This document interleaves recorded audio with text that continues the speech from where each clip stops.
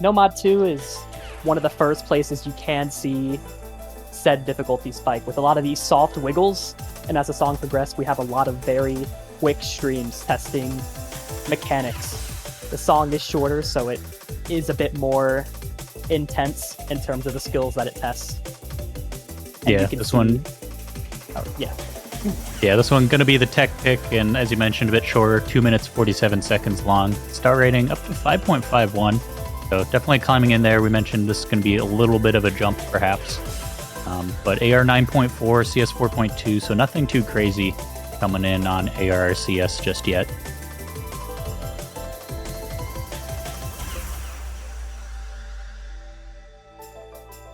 A few hyper chains in there as well. Nothing too intense, but it does end up speeding up your platter, so it is something to keep track of whenever they hit. As we'll see very soon, as these get blended into the streams a bit later on. Sort of keeps your platter at a very high speed as you have to wiggle your way through these streams. I just saw the replay name is Melly. I have to imagine that this is motion playing the replay and naming it Nelly, aka Kimitakari. That may or may not be a correct assumption. I know motion all too well. Or honestly, this would be a Rockma thing to do as well. Those two guys have a lot of fun with the replays. Is what happens when you get too good. Coming into this part, we have this little build-up section, which will definitely be very punishing to those who weren't able to keep up with the last section. Very necessary as we come into the final PI here. Things get a bit more dense, the stream's a bit more intense, as there are piano fills that are filled quite a bit with wiggles. So kind of a final burst to keep you on your toes.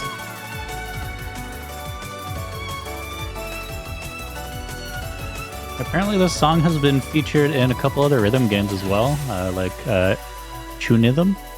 Is that how you say Tunithum? I think Tunithum and My My. My My is a lot of fun. I had a chance to play it at COE last year. Definitely worth trying out if you haven't checked it out before. Yeah, so that'll be Nomad 2. Up next is going to be Nomad 3, and it's going to be Ghost by Machine Girl. Finally, a song I can pronounce properly. This one's going to be a collab between Minium and Dika, and it will be AR 8.7, CS 4.7, just shy of 3 minutes long, so a little bit of a low AR gimmick map. Now, you can already hear from the song how kind of unique it is. A bit repetitive, you could say, but the mapping itself is very unconventional. There are plenty of things that are very wide and can be a bit difficult to reach, as well as these slightly far spaced streams. The map itself acting like a ploy to the other two, which are very meta-following maps, while this one does not do that and has plenty of unique things to test. As we'll see later, accuracy will also be tested with some of the patterns that are used. Yeah, it definitely looks like some funky mapping, which matches the song quite well, I would say. And 154 BPM, so a little bit low on the BPM as well, which helps make these patterns make a bit more sense. Same thing with the AR as well. This can definitely come off as dense if you were coming off from Hard Rock or Double Time.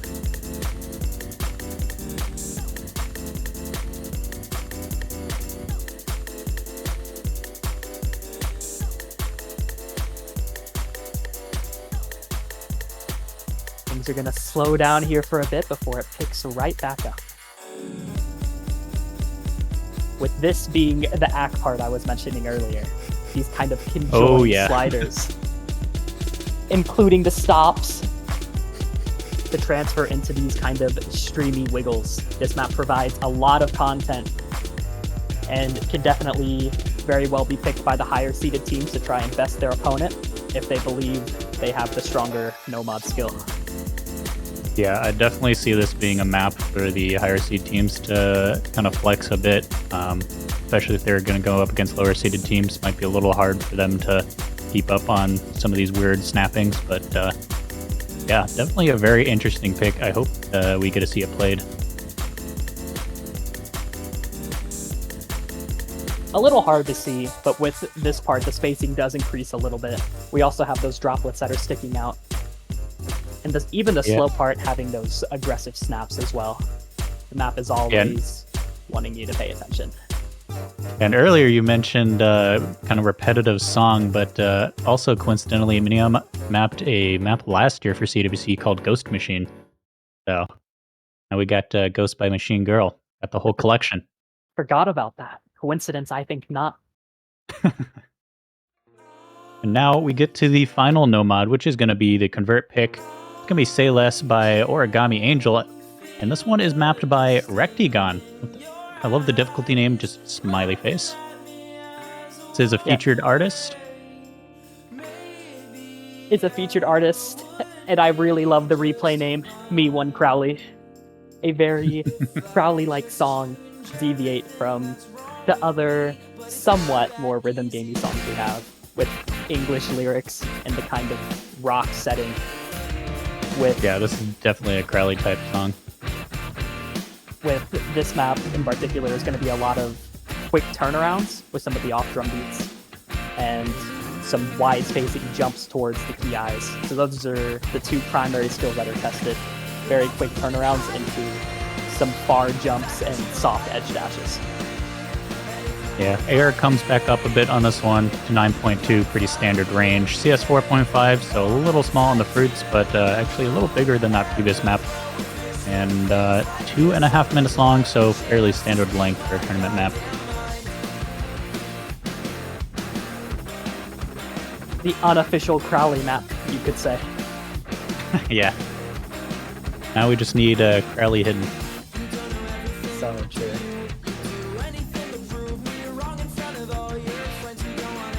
Maybe it'll surprise me with hidden one. Give me the famous Crowley HD one.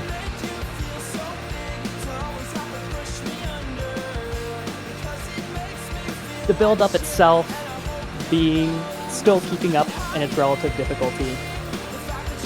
And as we move into the last quarter, you could say this does provide the most difficulty of the map. There are some difficult jumps that happen back-to-back along with set spacings.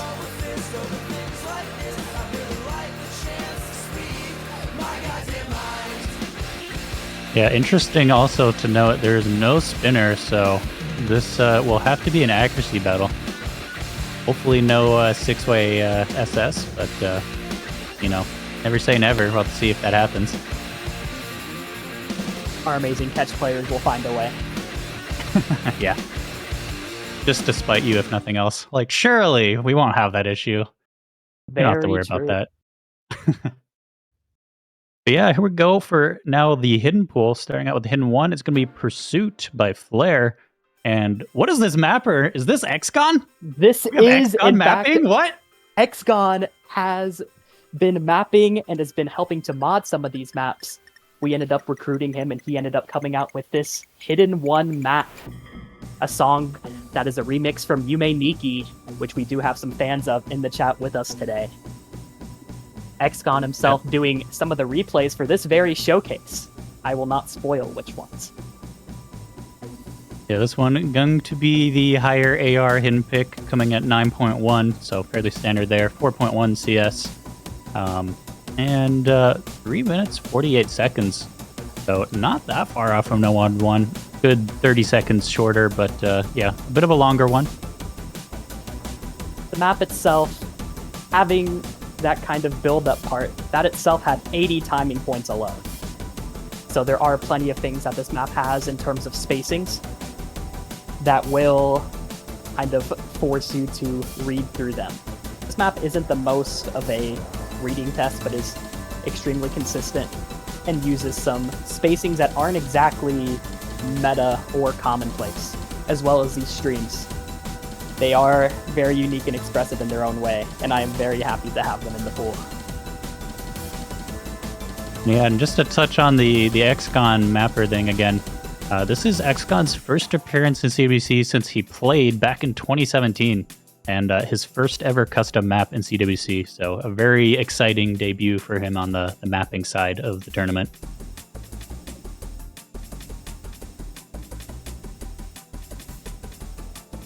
I can't express how happy it makes me to have him here. This is a map I personally really enjoy playing, even with my lack of skill as a hidden player.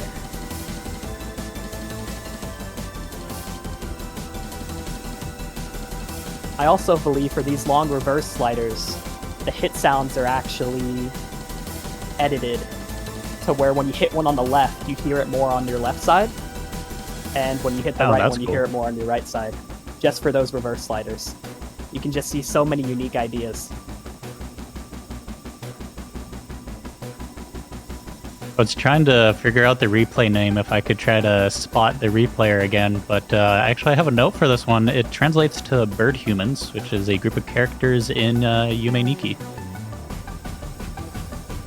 Does that give you a guess for who did the replay? Unfortunately, no.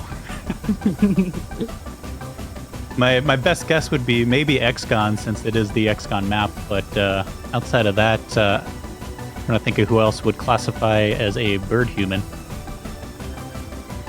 You know, Snow, I would classify as a bird human. True.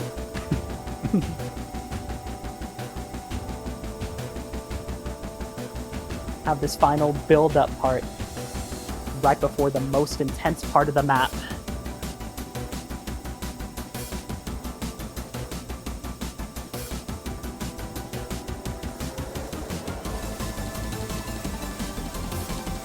Progression from this compared to the last part is a huge conjoined stream, slowly spreading out and getting a bit more intense as further spacings get incorporated.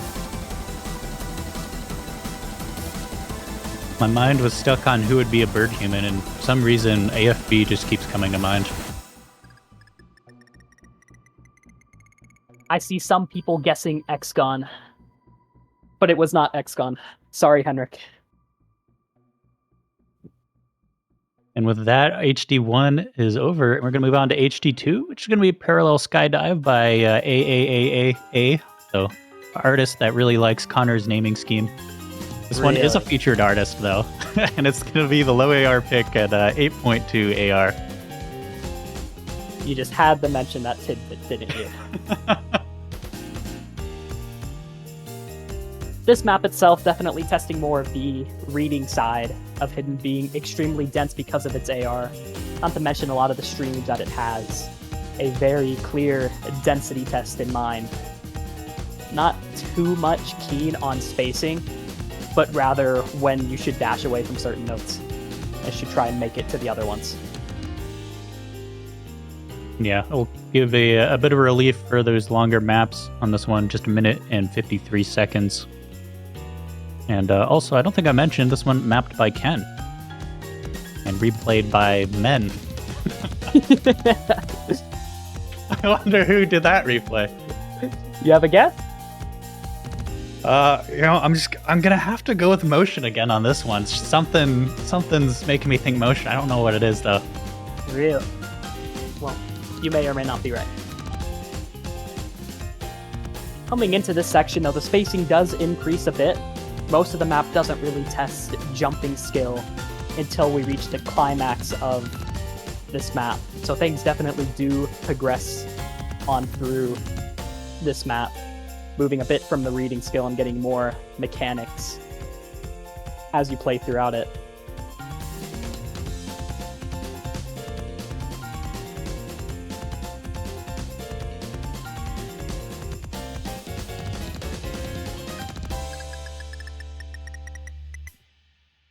Yeah, there we go. So that was Hidden 2, and unlike last weekend, we have 3 hidden maps. So we got one more hidden to go.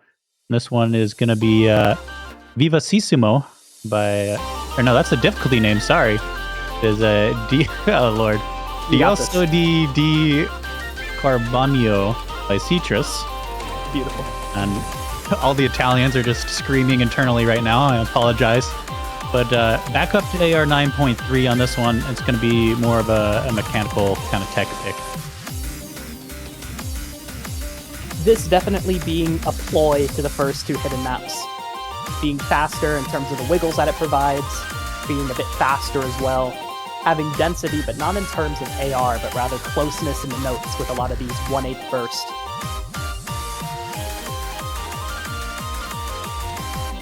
Now this one also going to be a bit on the shorter side, 2 minutes, 1 second long. And CS 3.9, so still right around standard range. And I don't think I mentioned Citrus, of course, is another featured artist. Always happy to see featured artist songs being used. Have any guesses for the replay name? A fresh berry. Sounds like 3 different words that start with the letter A, F, and D. But I'm not sure who that would be. I'll have to think on that one for a little bit. Okay.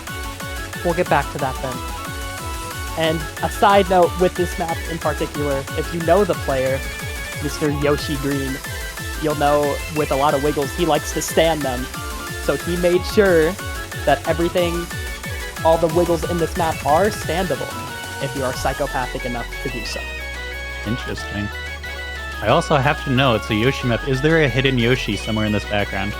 There may be one in one of the other backgrounds. Ooh, trying to trick us by not putting it in his own map. Maybe we already passed it. Oh no. And with that one, that will close out the hidden pool. So that was our 3 hidden maps, and we can move right along to Hard Rock. Hard Rock 1 is going to be Kaleido Parade by Absolute Castaway. This one, another featured artist, and this time we have Dave mapping for us. This one being the consistency hard rock, there are a few soft hard rock patterns in terms of notes that are widely spaced, or maybe even some notes in the middle of a 3 burst, like the slider note slider, with the middle note being a hyper. And I think the biggest thing to note with this map is the wide spacings that come to be in the Ki and such. Things will get extremely wide, which is the primary test of this consistency, being a jumpy hard rock map with sliders that can be really easy to overdash because of how wide things are with the map. Yeah, consistency indeed, with this being 3.5 minutes long, 190 BPM, and CS 5.46 being boosted up from the base 4.2.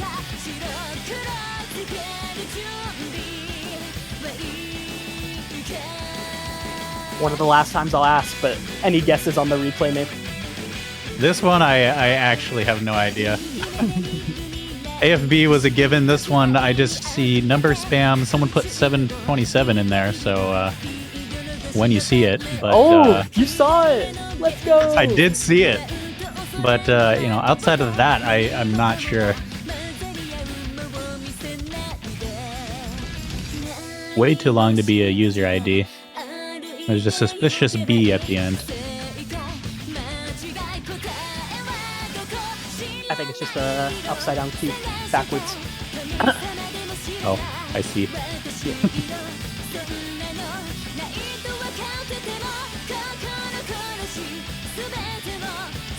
Almost looks like, I don't even know what the word for it is, but a character in the Cyrillic alphabet. It kind of looks like a lowercase b. The map itself is very consistent with its ideas, and will make that known. For a lot of teams, this map is just going to be if you can play it or if you can't. There are specific maps, you could even argue the convert, where a lot of the difficult patterns happen in bursts. But meanwhile, this one stays extremely consistent. Some would argue the most consistent out of the entire pool. So I can definitely see this being banned quite a bit for those teams that are very anti-hard rock.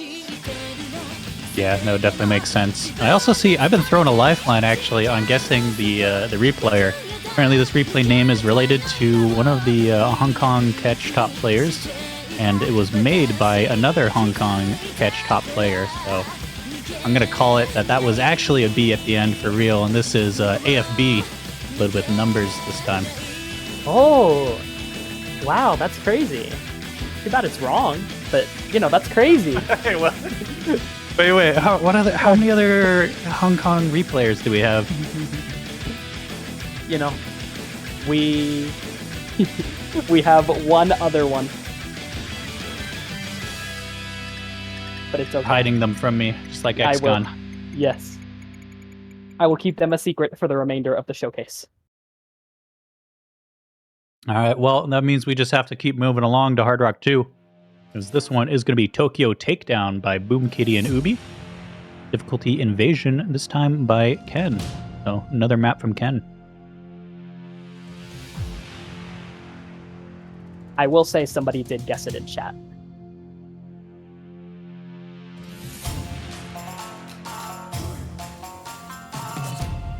Now this map being unique, being extremely low BPM, and having quite a few gaps. And these gaps are going to kind of test intuitive muscle memory, where you will hit a note on the far side and will need to turn around immediately despite not seeing any notes. So for Secretary those, typing immediately right now on the Map Pool feedback channel. I'm sure he'll enjoy this idea. The ideas themselves are very intuitive. So for those people that do constantly play Hard Rock, this will be an easy map to both learn and perform in because of the basic Hard Rock ideas that it implements. The CS itself also being a bit higher. Yeah, 5.85 going up from a base 4.5, so definitely on the higher end.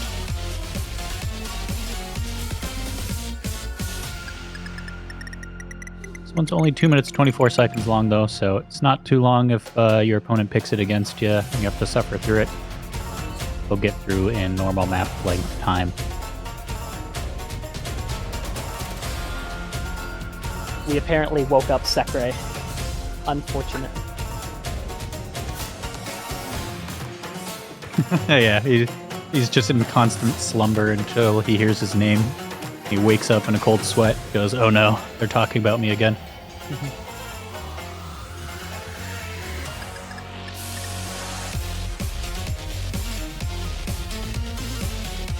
You can see a clear progression with this as well. The pattern's definitely being swapped up as we reach this final part with that kind of increase in difficulty.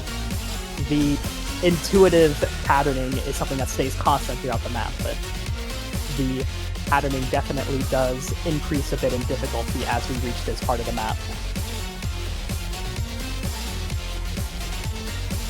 More trivia on this one. Last round, Ascendance map Nomad 2 and Double Time 2. This time we have Ken mapping Hidden 2 Hard Rock 2. So everyone's taking dibs on the 2s, it seems like. But we got one more Hard Rock, and that is going to be Polygon by Soto Fujimori. This one mapped by Rakma. Now, this map itself is extremely unique. The circles are a bit smaller, but the mechanics tested are very conjoined streams, the types of which that aren't really seen in meta play by any means. And you can see our replayer is trying his heart out, wiggling everything possible. You can clearly see that some of these can actually be stood still on, but this definitely tests short micro movements. And this map can definitely skill issue a lot of themes, considering how difficult it is. I'm just surprised that this is not a Toho map. How much did you have to bribe Rakma to not map Toho? $50. Best $50 I've ever spent. I see he took a little bit of revenge, though, apparently being quoted as saying, "By the way, this map is basically a convert." Oh. A convert with emphasis, you could say.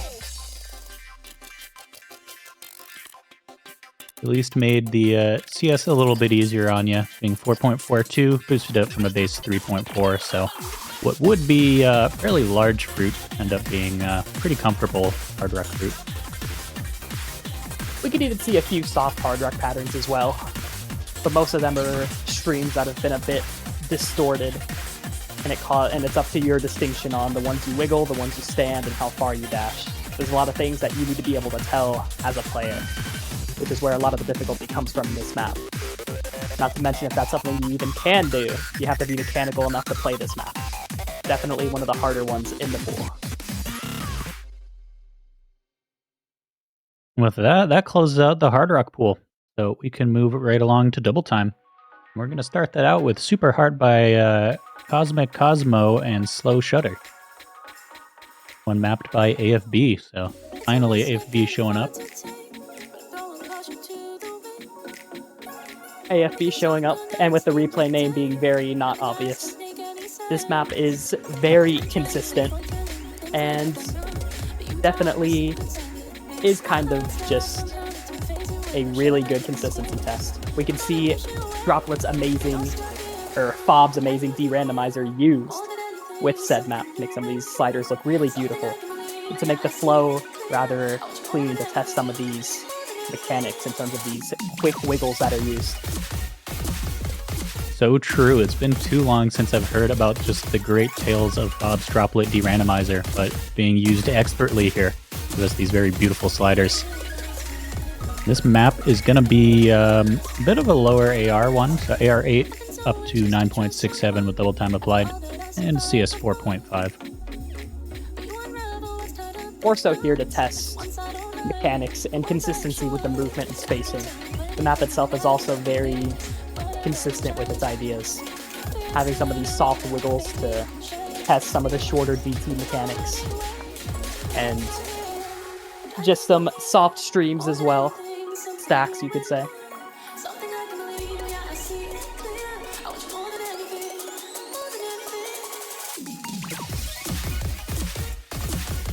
Yeah, definitely the consistency pick for a double time, though there's been some longer maps in this pool, so a bit of a break on this one. It comes out to just 2.5 minutes, or 2:23 after double time is applied.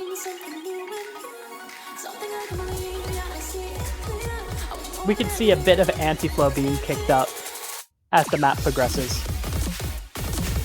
before coming into this slightly different rhythm section. The streams are a bit different. I think I forgot to mention, but this one is another featured artist, and actually one that I didn't realize was featured until now. So yeah, definitely check out Cosmic Cosmo and Slow Shudder if you're enjoying the music.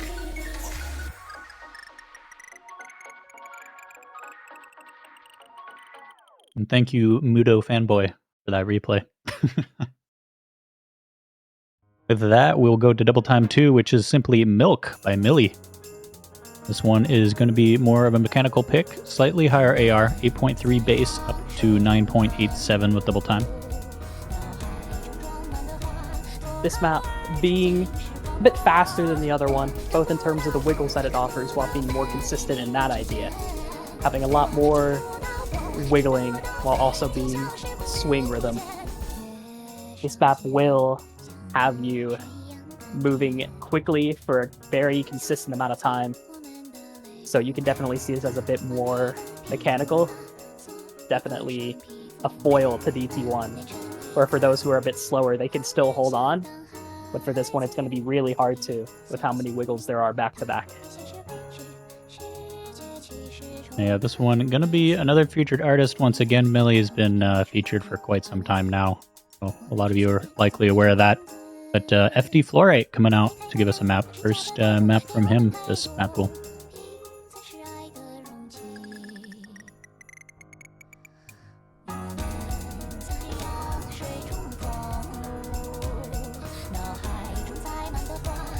Patterning is very consistent, but still tricky nonetheless.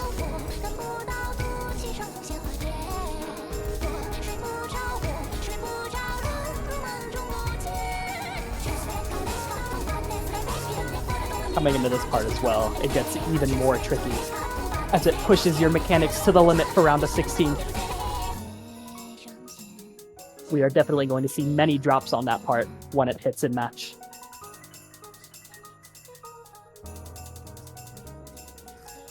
Interesting trivia on this song name. So the album for this song is Millennium Mother, and the previous album was Miracle Milk.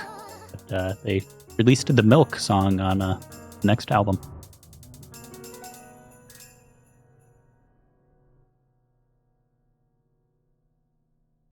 We got one more double time map coming up. It's going to be Journey by AR Forest. This one mapped by Ascendance. And another featured artist, once again, will be the highest AR for the double time pool this week. Coming in at 8.6 base up to 10.07. As you can see, the AR is slowly increasing along with the speed of each DT, this one being the fastest mechanically. It has plenty of stacks, and while the flow is somewhat intuitive, it can be really difficult to read it because of its density, along with its very high BPM. Yeah, definitely a high BPM, 300 BPM, which of course 200 before double time is applied. So very fast, dense map on this.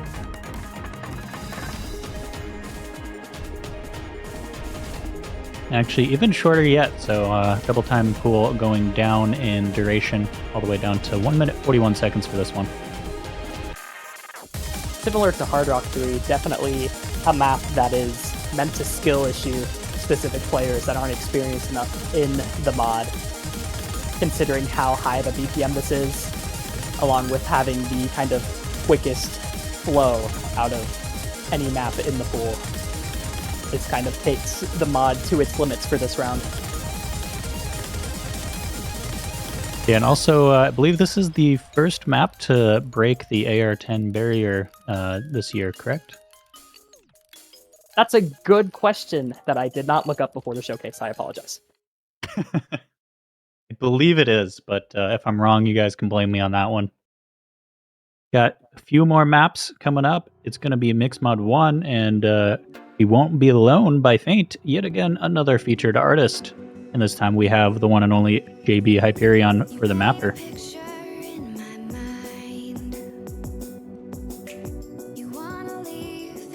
Now, for this map, we have had a lot of maps that are a bit riskier, ones that are difficult, Hard Rock 3 and BT3 worth mentioning.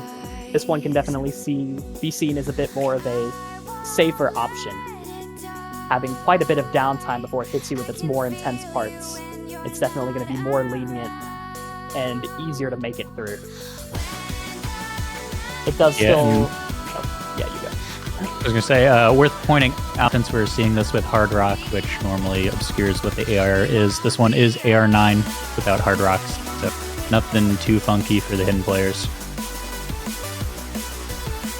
To kind of help a bit and try to alleviate the map for Nomad, there are a bit of wide spacings to kind of help with the Hard Rock and not make the displacement too brutal. You will notice a bit of the wiggles are wide, but I think that's the biggest change to notice.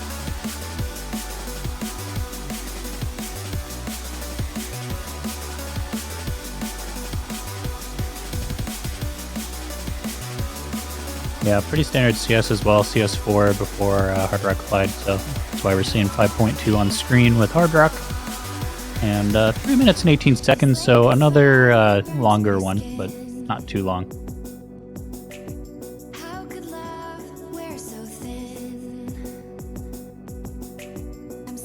Yeah, it's always nice to have something a bit more lenient, especially with a lot of some of the more difficult picks that we've offered. Help spike things up rather quickly in this round of 16 showcase. This map is definitely a lenient, safer pick for those that are against uncomfortable, scary teams. Yeah, always good to always good to have those still in something like a round of 16 where worth keeping in mind that all 32 teams are still in the tournament. Half of them are in losers bracket, but yeah, from your highest to your lowest seeds, we still have them all, so want to get a map pool that is viable for everyone.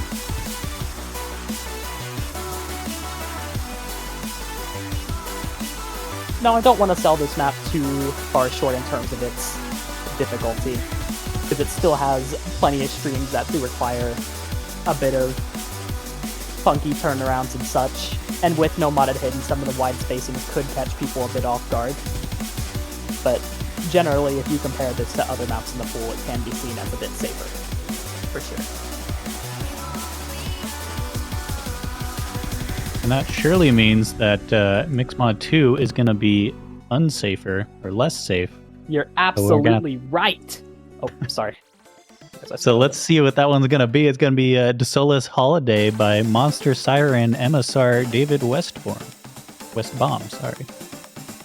The classic examination mixed mod pick. This is definitely a foil to Mixmod 1 with the gimmick that it offers. you will notice very quickly that I don't think there are any hyper dashes. I don't think there's any sliders either.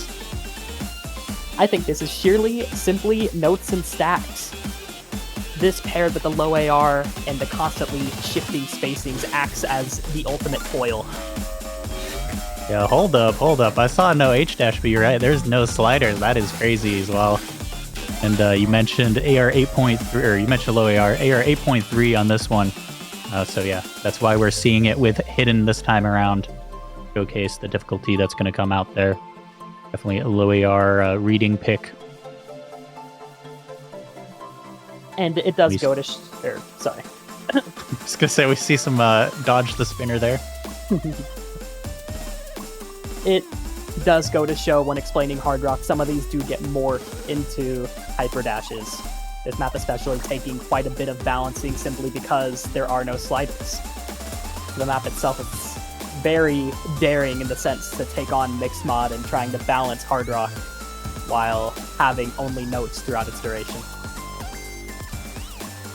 Yeah, it's also going to mean quite a lot of combo that can be gained in a relatively short time. 2 minutes, 3 seconds for this map.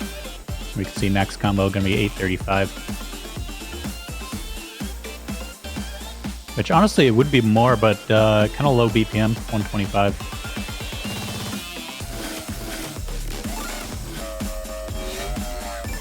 A few different shapes being used in this final section as well, while still remaining plenty dense. Yeah, really nice replication of sliders with the notes here. And that will be the mixed mod pool. So we only got one map left to go, and that is, of course, the tiebreaker, which is going to be Carmina by Canvas. This one mapped by Greeper and Yoshi Green, coming in at AR 9.6, CS 4.2, 6 minutes, 5 minutes and 27 seconds long. That is star rating of 6.15. And as we would expect from a tiebreaker, this is going to test everything. Just like Snow said, there are, if you know the song, you already know there's going to be a variety of things tested. Pairing that with our very subtle replay name, we can definitely see a lot from these two mappers. Not to mention the background actually being drawn by Vika, once again. I'd definitely like to thank him for drawing the background. Shout out to him. Wow, so you're telling me this is where the Yoshi is? You see a Yoshi? I do not, but what if Vika hid one in there? Gotta zoom in and find it. Yeah, you have fun with that. No, it is another Yoshi Green map, so you never know. Let us know in the chat if you find all the Yoshis. Considering both of the mappers that did construct this map, we can see a lot of symmetry included, with the patterns being very linear and horizontal. We can see a lot of sections that simply have some jumps and some dense 1/8 streams, along with sections with caps and very quick turnarounds, doing its best to have this be the kind of pinnacle if you end up making it the tiebreaker in round of 16.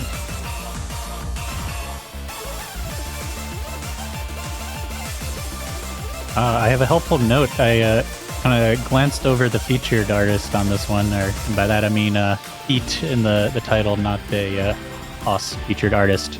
That's because I wasn't sure how to pronounce that word, but I have a note. It is Chimera. Wow.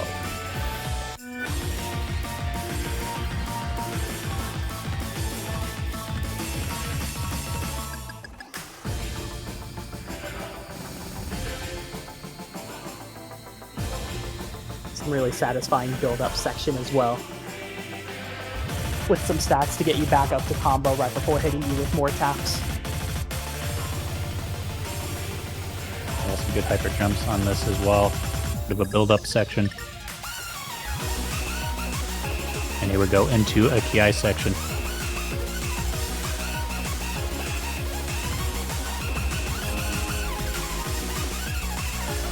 More fun trivia. The original 2-minute version of this song, this is an extended mix, was actually created for Beatmania, and Yoshi Green mapped it last year.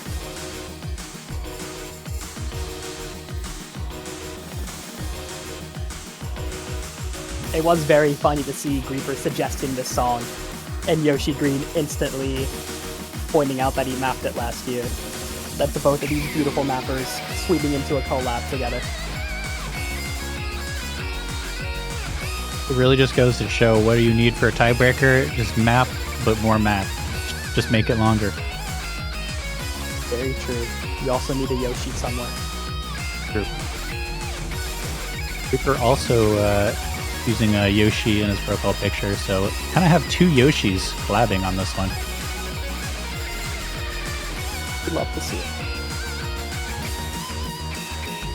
But I gotta address the elephant in the room. I gotta ask, who's the replayer on this one? We have Natsuko Nya. Yeah, AFB. Anyway, so the flow is definitely going to get a little harder in the last quarter.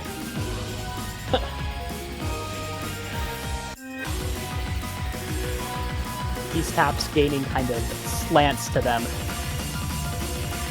along with more hyper chains and some of these one-off notes.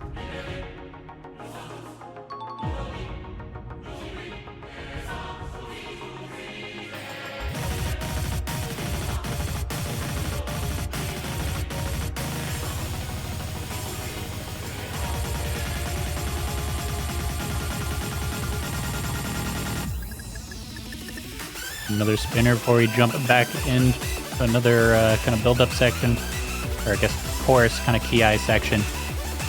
We're approaching the end now. It's up to 2,900 combo, just shy of 3K. You can definitely see some fat turnarounds in this ending section, along with some increased difficulty in its flow.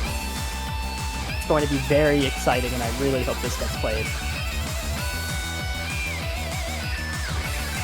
Yeah, you love to see tiebreakers for the hype anyway, but especially on a map like this, this would be a great viewing experience. I'm excited for it, and I really hope I get to commentate a match that goes to tiebreaker.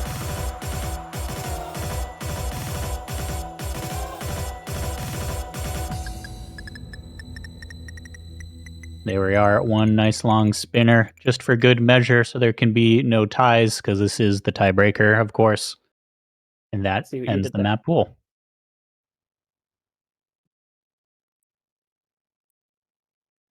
Now, I think the last thing I would like to address before we close out is I hope y'all can see why we went for such a difficulty increase in our round of 16. Having many picks that can be difficult for many players, trying to do its best to appease some of the lower seeded teams while also creating a fair and balanced experience for the higher seeded teams as well. We did that with our round of 32 this year, and you can see that the jump from round of 32 to round of 16 is also higher than last year. So definitely keep that in mind as you try and judge and play the map pool. And I think that is all I have left to say.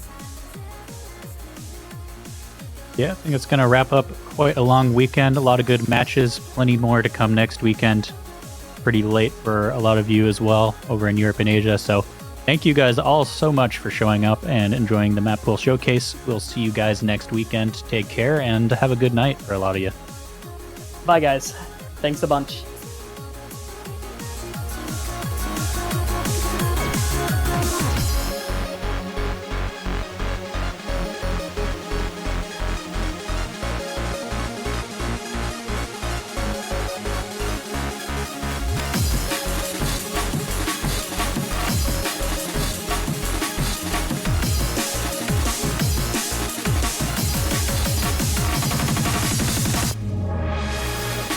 This is the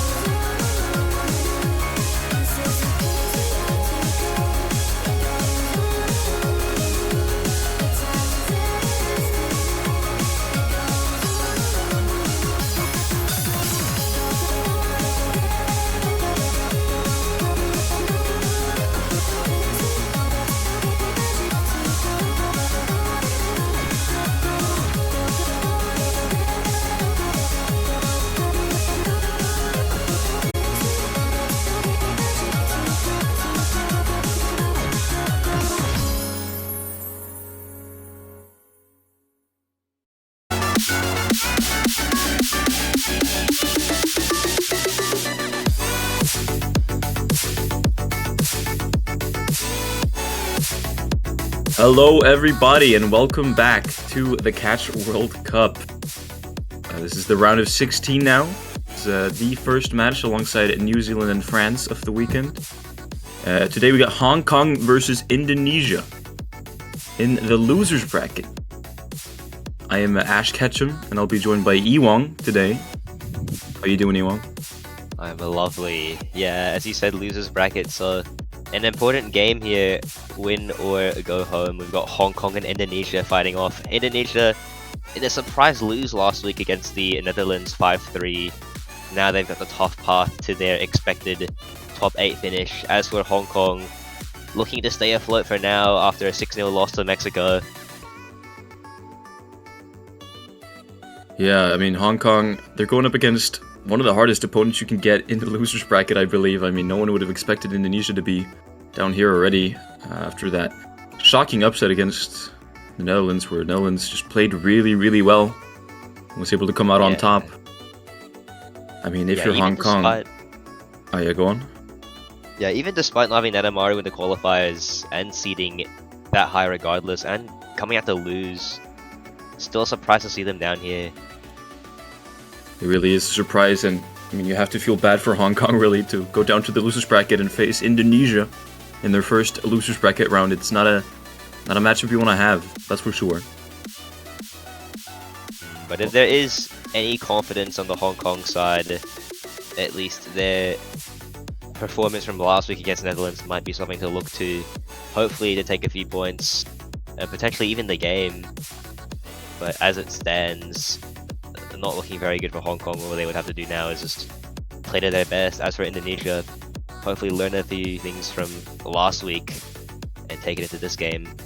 No more messing around. First to 6 this time, and it looks like Indonesia will have the first ban.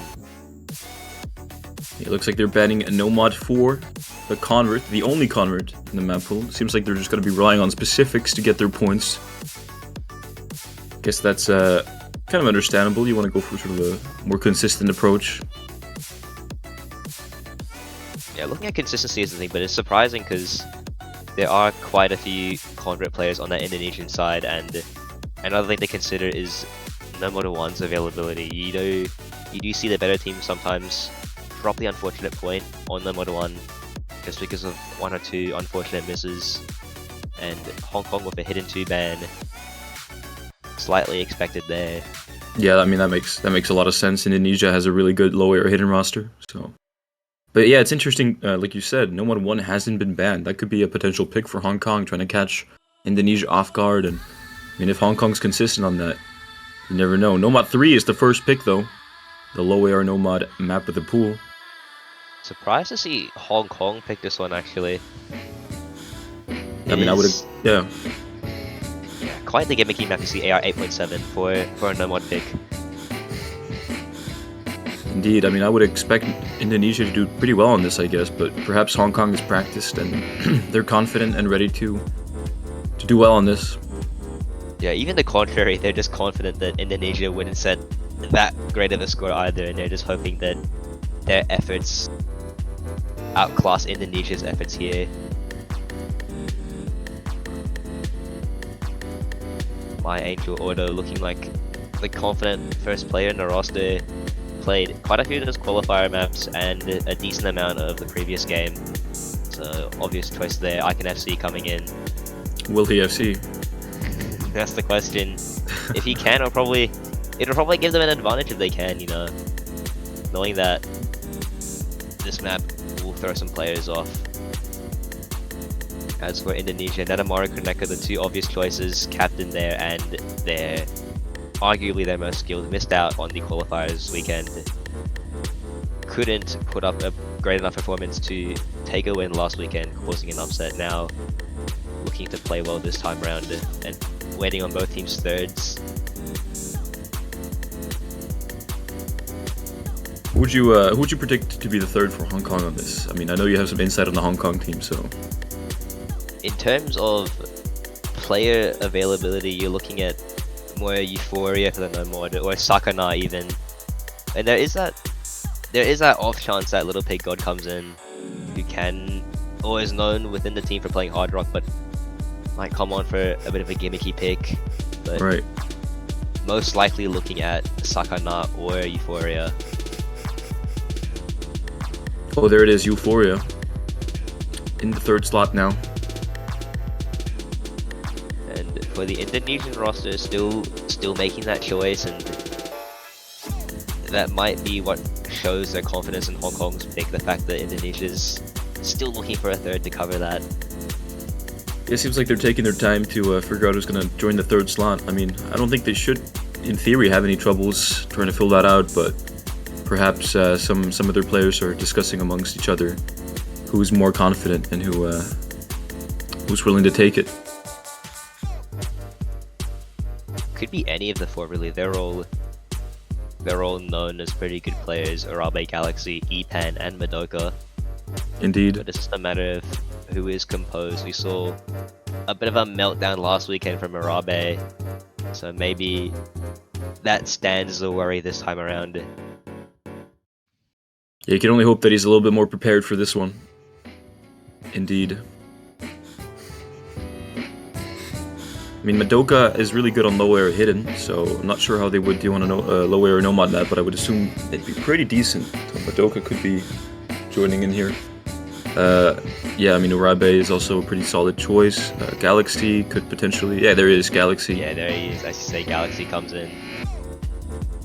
It is really, really gimmicky. CS 4.7, AR 4.7. It's true, I've tried it myself. You have to be completely focused to not mess up on this. I mean, there's so many small movements that you can do to just like slip off the correct flow of the map and you start missing. So holding combo on this is pretty tricky, actually. And with the amount of time it's taken to form these rosters, you really hope they're ready.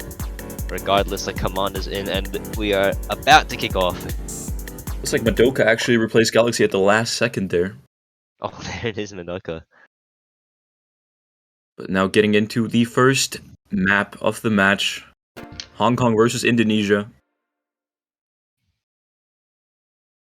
And it's Nomad 3. Look at that ghost smiling at us. It knows things we don't. And we're off. We can already see the patterns, but nobody's caught out by it. And Well, no, it's a double miss. 3 from Hong Kong. Just one miss from Kroneko already, but Madoka and Netamaru still holding the SSs. My Angel Auto as well, holding the full combo still, but yeah, I can FC and Euphoria found 2 early misses. Well, Euphoria found 2 individually, but I can FC just found 1. And Kroneko still in that 1 miss. Euphoria drops to her.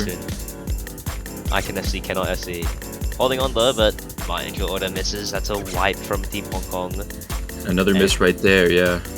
Yeah, Indonesia's looking like they're gonna have a huge advantage to begin. Netamaru finds a miss as well, so he drops the FC, but Madoka still holding on strong. My Angel Auto has found a couple more misses, so is Netamaru now. Yet another miss from Netamaru, but I can FC trades. Yeah, seems like Netamaru kind of starting to struggle a little bit here as as we exit the beginning of the map.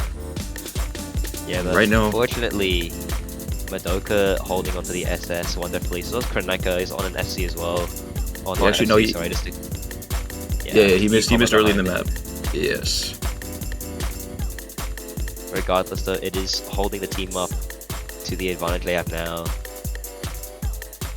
Euphoria finds another miss there. Netamaru trades as well. Still, the lead is highly in Indonesia's favor right now. About a million, slightly more. Madoka still with the full combo. Euphoria finds a drop on that part. So does Kroneko, actually, more than one. Then My Angel Auto trades as well.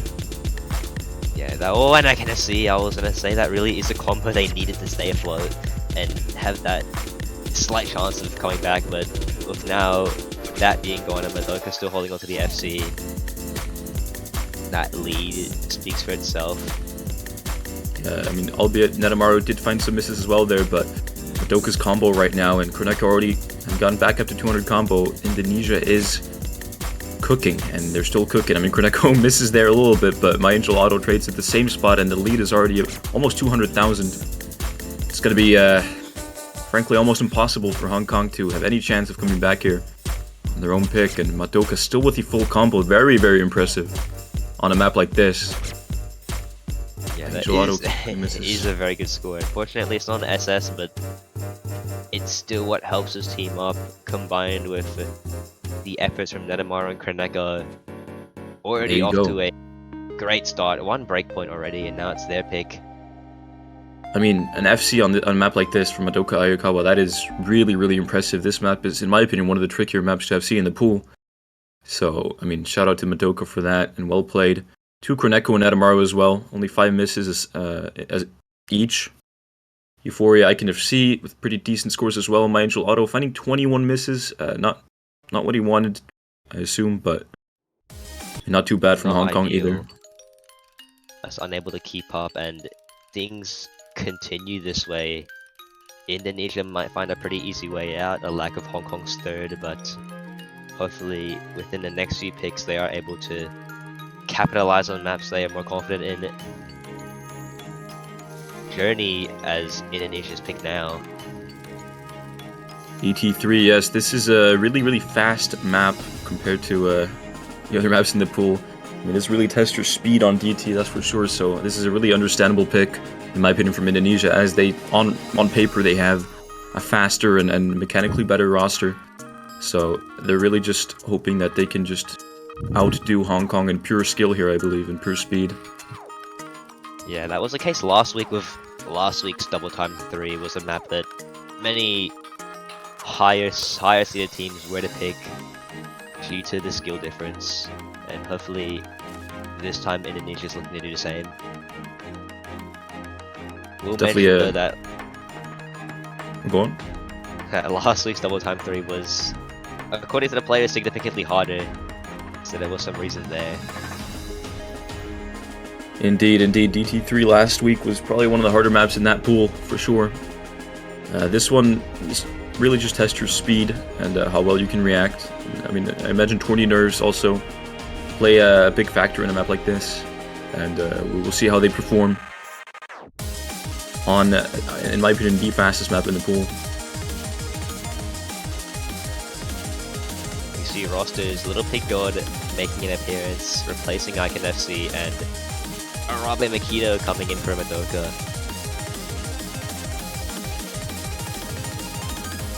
Kroneko and Adamaru still keeping their spots. It's quite understandable. I mean, the 2 start players on the team, you could say. And Euphoria and My Angel Auto also staying in for Hong Kong.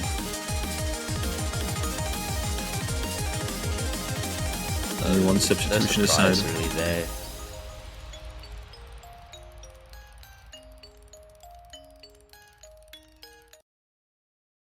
One thing that does surprise me though is the whereabouts of Sakana hasn't appeared yet this game, despite 2 maps in.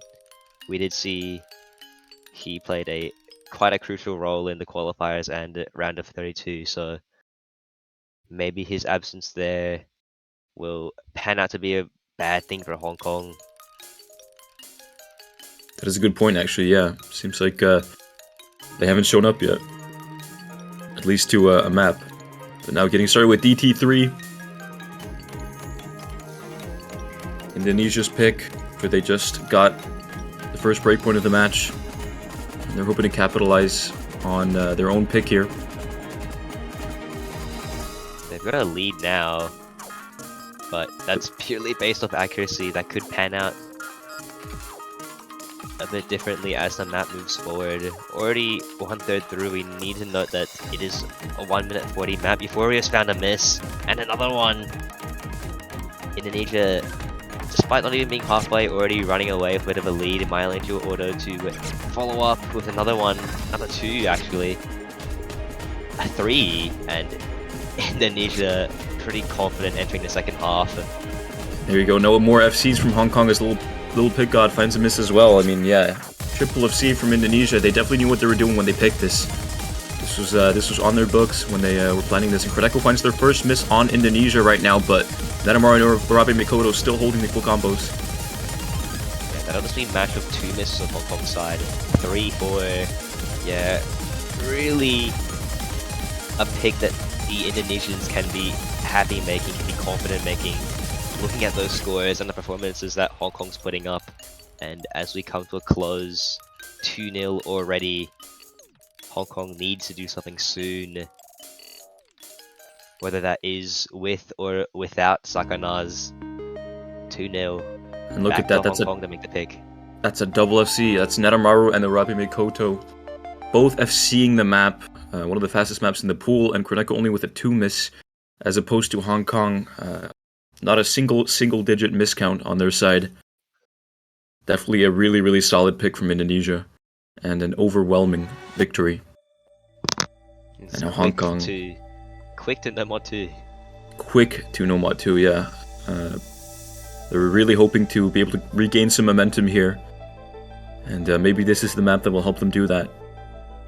Obviously, this map has a lot of wiggles, a lot of tap dashes. It's quite technical. So, if they have practiced this map enough, then you never know. Sakanaz is in. He's got the invite. And maybe with this pick, there is a chance that Hong Kong can flip things around before it's too late.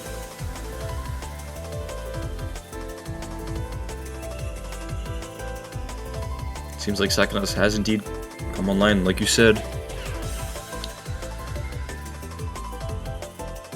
Maybe he'll be able to help his team in the position that they're in. Maybe it is the answer on no mod. We did see that third player issue in the previous no mod. Maybe now they do have a complete roster to fight against Indonesia's 3. A chance to take a few points and maybe from there work towards a win potentially, or even a tiebreaker.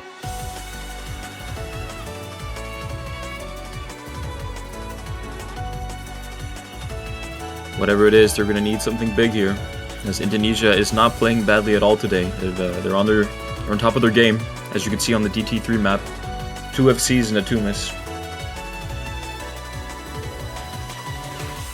Yeah, not looking for any nonsense like they found last week against the Netherlands. Looking to end it quickly this time and begin their storm through the losers bracket.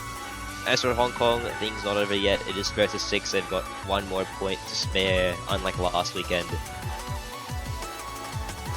Hopefully then they can find momentum. And we're off. No mod 2.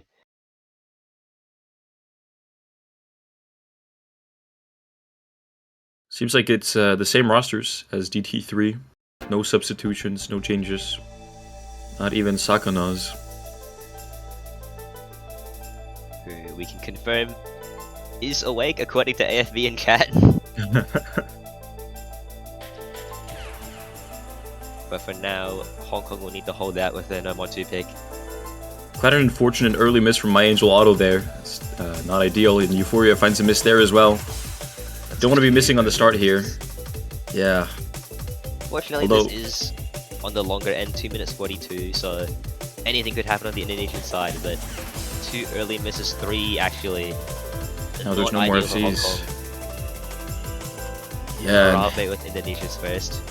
But Netamaru and Korneko still holding those combos. I mean, Korneko misses as I say that. My Angel Auto has actually built up quite a decent combo. I mean, this section of the map is, in my opinion, one of the hardest to combo, if not the hardest, so it's quite understandable that we see some early misses here now. The client, not on our side right now, but I assume we'll, there you go, we'll regain connection to that. When My Angel Auto drops his combo, that's not good for Hong Kong. He was the one. as well. Oh, and Yeah. Euphoria. Ooh, Pickout finding a lot of misses there. Down to 95% accuracy. Netamaru still with the SS. Yeah, as you said, the hard spot on the map, and Hong Kong not being able to hold on to that, combined with Indonesia's ability to perform there, really a bad mix for Hong Kong, and it's gonna keep crawling the blue side towards Indonesia. For now, halfway through, and at the speed that the players are moving at, with the combo Arabe, Korneko built up, combined with Netamaru's SS, not looking good for Hong Kong. They'll need to put up their best, but even then hope that Indonesia finds an unfortunate 1 or 2 misses there. Euphoria finds a miss there, and so does My Angel Auto. Ooh, they're finding misses on spots that they really can't afford to be missing on. And the lead is already so massive for Indonesia. Little Picot has actually built up quite some combo from the drops that he got in the start. Almost at an S rank again, in fact. Yeah, but that even then can't match the lowest combos from Indonesia's side, and it shows their dominance. Their dominance that they couldn't display last week now into place. Now teams might be a little bit scared. Only their third point, but they're already playing super well. Indeed, this is the Indonesia that you expected to see, I believe, from the start. And Nethermaru still holding the SS. Korneko and Robin Mikoto also having built up significant combos here, over 750. As Little Picot actually has built up quite the decent combo from the start. I mean, 680 now. But it is not enough. It is not enough. That's Nethermaru with the SS. And Korneko and Robin Mikoto with only 1 miss and 4 miss each. What an amazing performance from Indonesia on a map like this, and it's really hard to beat them when they're playing like this, especially if you're Hong Kong. I mean, fair play to them, Little Pickup with 900k and MyAngelAuto 868k, not too bad, but against Indonesia, you really gotta play at your A game. Yeah, and you can see Sakanaz sneak in before the pick is made. Hopefully now they can slow the bleeding a little bit. Hopefully take 1 or 2 points. That's a Hard Rock too. Yeah, this is this just makes sense, I believe, from Indonesia's side. I think they definitely have confidence on Hard Rock. If you look at their players on the roster, I mean, Nethermaru, obviously one of the best Hard Rock players in the world. Korneko, not too bad either, and maybe Robin Mikoto or Galaxy or Epanpan could fill in that third slot. They have a really good Hard Rock roster. And yeah, and like you said, Sakana's now stepping in for Hong Kong finally. Will he be able to stop the bleeding a little bit? We'll have to see. It's a question of whether or not it's too late, or if we have already seen enough from the Indonesian side to kind of prove that a lot more needs to be done than the presence of Sakana on Hong Kong side.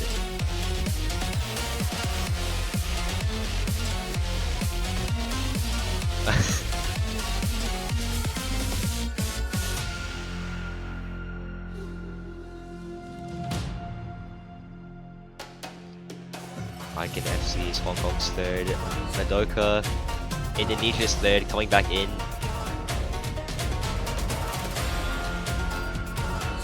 Madoka, yeah, filling in that third slot on Hard Rock too. I guess, yeah, I mean, their roster can really play everything at this level.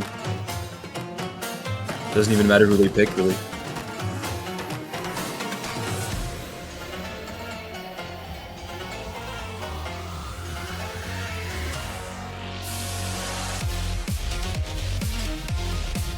This map does test your high CS skills a lot as well, being, I believe, CS 6 or 6 point something.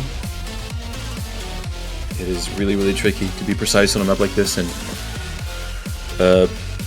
yeah, I mean, the way this map works is you finish a pattern, and then you see nothing on your screen, but you have to go to the other side to be ready to catch it.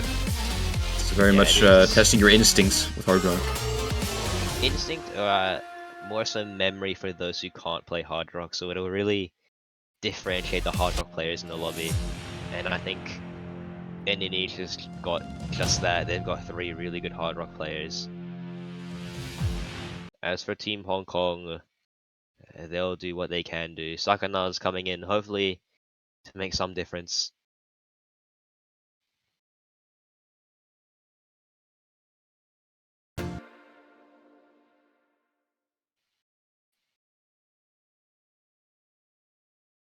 And now getting started with Hard Rock 2, the 4th map of the match. Indonesia's pick.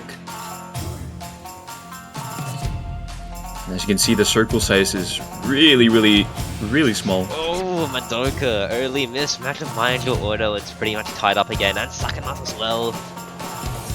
But Madoka finds another miss, actually. Madoka seems to be struggling at this beginning. Oh, MyAngelAuto finds a miss as well, though. Icon FC is the only FC on Hong Kong right now. Madoka finds more misses. FC, no, he cannot FC, and oh, you can just see those patterns, those back and forths, tripping up players. They're not able to beat the fruit in time. As for Kaneko and Nenamaru, nothing but a display of experience on their end. They're the two that'll be holding up Indonesia once again. They're really showing their superiority and dominance on Hard Rock right now. I mean, just flawlessly hitting these patterns, Nenamaru and Kaneko. I mean, I say that, Nenamaru misses, but Kaneko's still holding the full combo.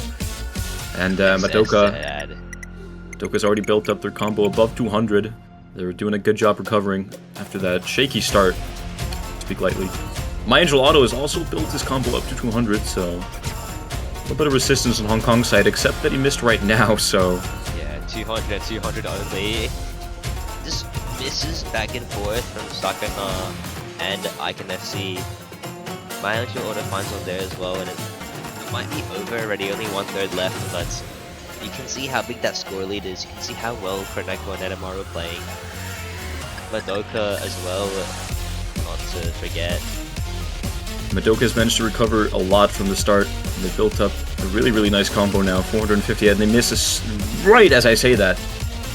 That's the commentator curse special from Ash Ketchum Yeah, just thank me later, Hong Kong, okay? here. But I wish I could help you more, Hong Kong. It seems like you are falling really behind here on this map. What a 700,000 point difference. Wow, that is just dominance from Indonesia. A dominance we didn't see last week, but now start getting worried about Indonesia as they potentially storm through, I should say. An SS from Kaneko. Not over yet for Hong Kong though, there's that extra point, not match point yet, only 2 more to go, and hopefully by now Sakainas is prepared to make a bit of a difference. Yeah, I mean, just look at the miscount differences on these sides. I mean, Nenamaru with 1 miss, Kaneko with 0 misses, and SS and Madoka with a single-digit miscount, but on Hong Kong side, no single-digit miscount to be found, and Sakana seems to have just woken up, according to chat. So, as much as we were hoping for him to be able to stop the bleeding a little bit, seems like he wasn't ready himself, unfortunately. Very impressive from Indonesia and Kaneko for getting that SS. I mean, easier said than done on a map like that, that's for sure.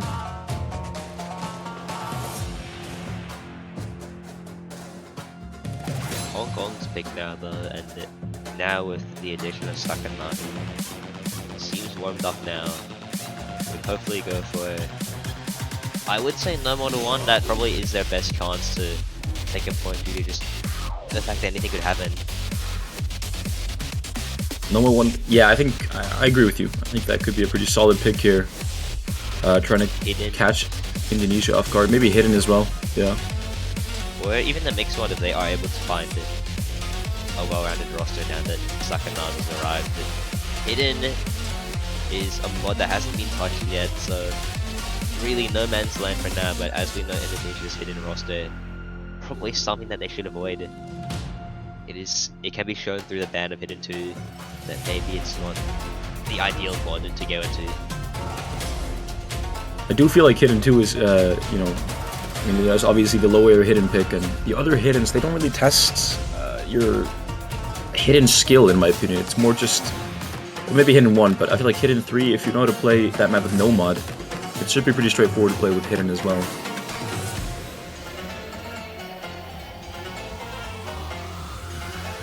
Timeout has been used. Maybe now with their full 6 available, they can plan things out. They could take 4 points. It's not impossible. This is a pool that everyone in this lobby should be comfortable with. So if things do pan out properly, they might be able to make the miracle happen. But for now, planning will decide whether or not that works or not.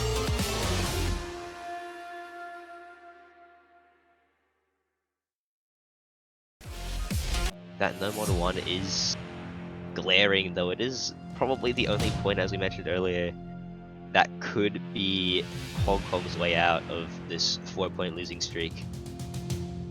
The truth is, if they do pick no mod 1, they're still, you know, they have to almost get a triple FC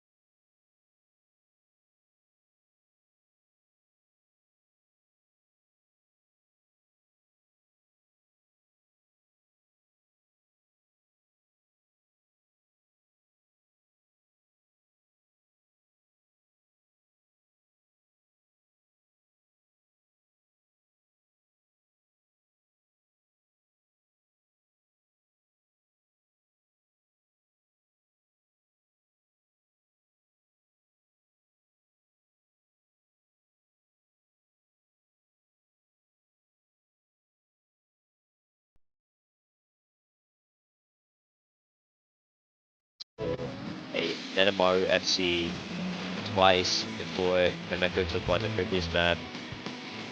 This time with this being the mode 1, expect them to have the double FC. But then again, you never know what happens. This is the mode 1. Probably the best chance that Hong Kong has to take a point now. And if they don't, it'll be looking grim on that match point. Indeed, Hong Kong needs this, and they have to hope for some misses on Indonesia's side to catch them off guard. But that also means that Hong Kong cannot afford any misses, or at least not many. So they have to be on the top of their game, have to be full focus mode, and just try and combo as much as they can. Hello, everybody. Welcome back to CWC 2023 round of 16. We're going to be seeing a match between Spain and Vietnam. I'm Snow Leopard, and I'm here with Luminite. Luminite, how you doing? I'm good. It's always nice to be back in the booth for this mode, so I'm always happy to be here. And I think this is a rather interesting matchup that we're gonna see today. So it makes it all the better to be here for that. Yeah, I think this is going to be one of the closer ones. I would say Vietnam may be the favorite here, but could easily go either way. We got Spain with Captain Patatita and Vietnam with Captain Shu. And I think we're getting the lobby ready.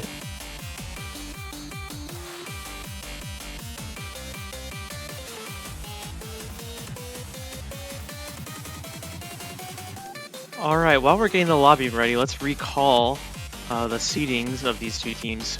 At this point, it's a little bit different. The seedings do kind of give a path forward for the entire tournament, though. Let's see here if I can find the seedings because I'm uncultured. Ah, here we are. Spain at 27, Vietnam at, let's see here, 22. So yeah, by qualifiers results, these are definitely a close matchup. But that being said, you know, after the round of 32, seedings in the qualifiers, they become less and less important. And what matters more is their performance in the week prior against all sorts of different teams who are specialized in all sorts of different abilities. So we have an indication of how close these two teams are, but exactly how close it'll be is what we're going to be able to find out. Yeah, we're going to be getting started with that in just a minute here. It looks like Vietnam has won the roll 84-52, so they get to choose if they want that first pick second ban or second pick first ban.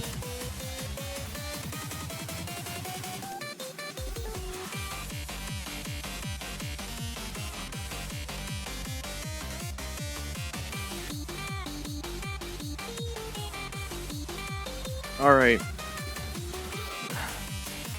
You know, it's always interesting how, what and how these teams and even players on smaller tournaments when it's like a 1v1, how and why they choose if they want to pick first and ban second. It's actually something I've been seeing more often is a lot of times people choose to pick second because they don't have to, they get a read on the opponent's or try to get a read on what the opponent is going to do in the match. I don't know. The few times I played in a tournament, I was always a pick first kind of guy. Because if it does end up going back and forth, even if it ends at tiebreaker, I'm just waiting for the enemy team to slip up, and as soon as I get that slip up, we're good. Smooth sailing. If I don't give that break point to them back. Yeah, it's an interesting question. I find a lot of times if a team is a lot stronger than the other, or at least feels they are, they go for that second pick. But otherwise, first pick is kind of the way to go. But we have some bans coming in, and it's going to be HD2 and Mixed Mod 1 getting banned out. So now up to Vietnam to make that first pick. They did choose to go first pick, and it looks like it's going to be No Mod 2.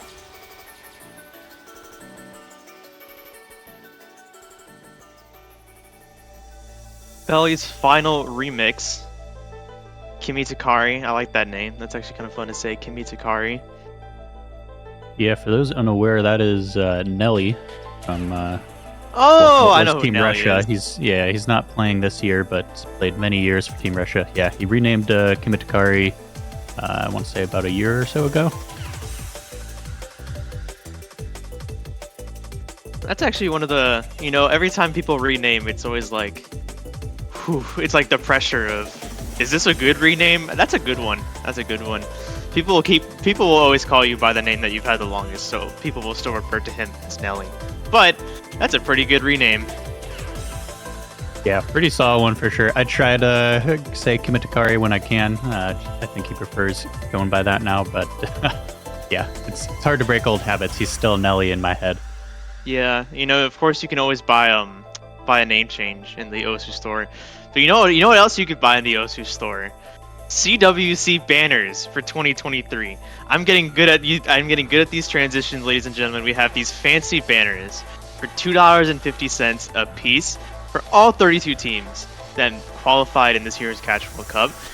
No teams have been it is Saturday, so no teams have been eliminated yet, I think. Don't quote me on that. I think there was a few matches earlier today. But $250 for all 32 teams, even if they're in the tournament or not. Show your support for the World Cup. These also go to supporting the players who win the World Cup. I have one for Team Mexico. I always buy mine from Mexico and CWC, so I highly recommend finding that $250 if it's in your couch. Sacrifice some fast food for a day. Promise it's worth it. They do look pretty nice. I got myself the USA banner on my own profile, so yeah, give those a look. But back to the match, it looks like we're ready to start with Nomad 2. So this is going to be the kind of more technical Nomad map. 2 minutes, 42 seconds long. Let's see if Vietnam can pull out that first point, or if we're already getting an early advantage to Spain. According to the predictions, Vietnam favored to win. Vietnam using Shia, Stardust Prism, and Primakin. And then Spain pulling in Sprint, Alipay, and Amoade. I'm probably saying that way wrong, but it's fine. All part of the experience. Exactly, yep.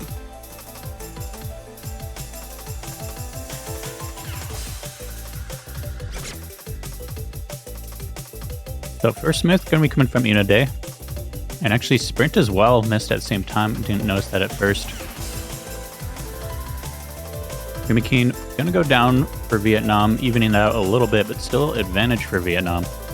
Dia finding a drop now, though.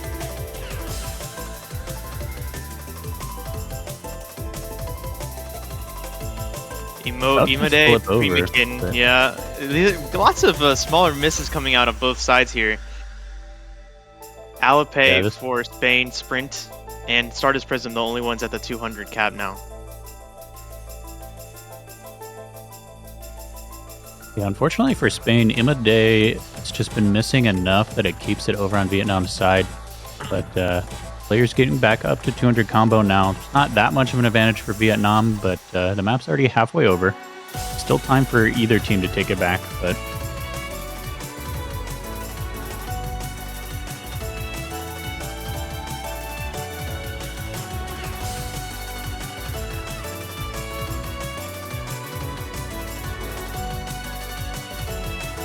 Stardust Prism and Alipay not bait. Primakin finding a miss. And another one. Emo's gonna trade one of them back, but still only one combo.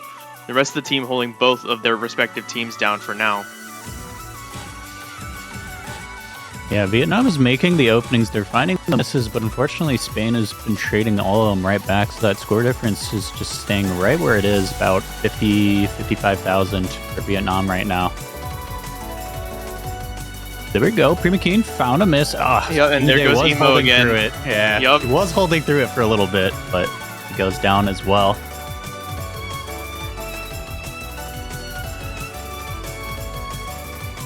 As long as none of the... And there it is. Oh, Sprint and Shia missing.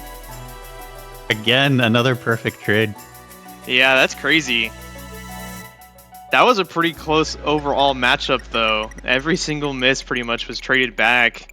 Except for a few that Spain found, giving them that's almost about 86,000 points of a difference.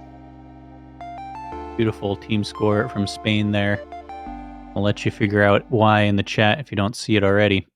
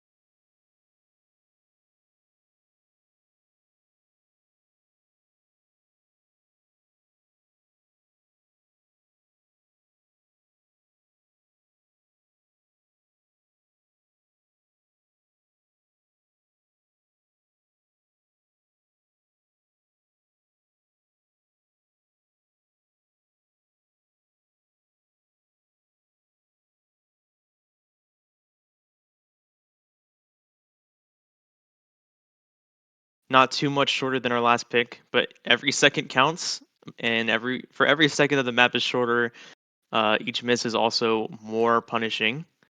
So that's always an interesting dynamic.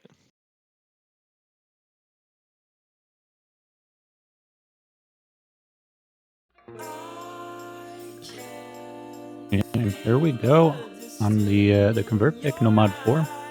Spain hoping to secure their first point. Vietnam hoping to get that first break point and get a lead.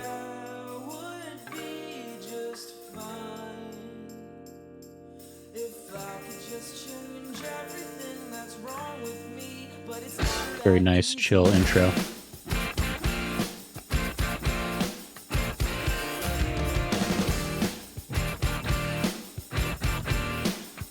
Ooh, these sliders are ugly. Amo and Stardust both falling prey to them already. Oof, those are rough. Got a little funk going on already. Mother Nature now falling as well. Stardust finding a second right behind him.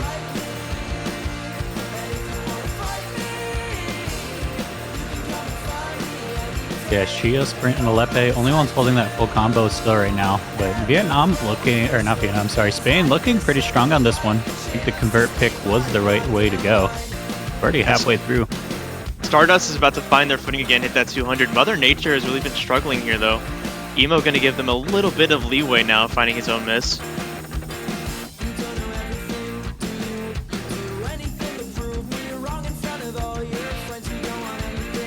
Yeah, this seems like a bit of a classic situation that a lot of teams find themselves in, is where they have the two main players that are like pretty solid for most of their picks, but then they struggle to find that third player. Sometimes that's in general, sometimes that's just for specific mode or mods, but definitely seeing that a bit here with Vietnam and Spain. Dia dropping now on Vietnam.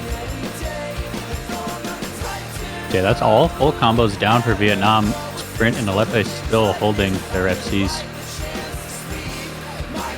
Stardust has risen from the ashes, reaching 500 combo now. Now becoming the anchor for the Vietnamese team, but there's not enough time left. Spain definitely has this one in the bag, and a really good counter pick, and definitely getting them on the board already, 1-1.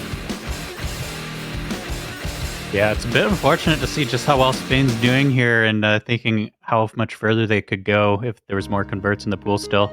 Because, yeah, really nice win there. Just shy of 300,000 score advantage for Spain on their pick.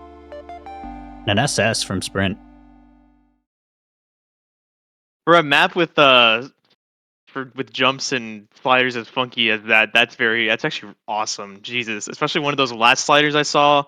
Looked like all the droplets were just like not obeying the laws of physics, so that's pretty cool. Yeah, and Alepe getting the full combo as well, just missing a few droplets there. Looks like 3 droplets missed, so really great convert performance from Spain. But fortunately, that is the one and only convert, so they're going to have to figure out something else for the rest of them. And Vietnam's taking us to Mixed Mod 2.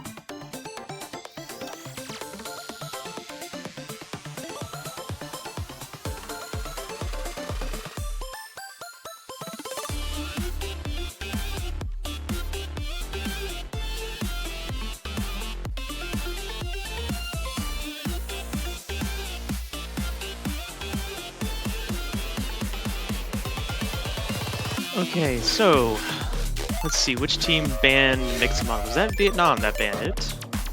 I think so, actually. It's interesting to see them picking it now. Yeah, definitely very interesting.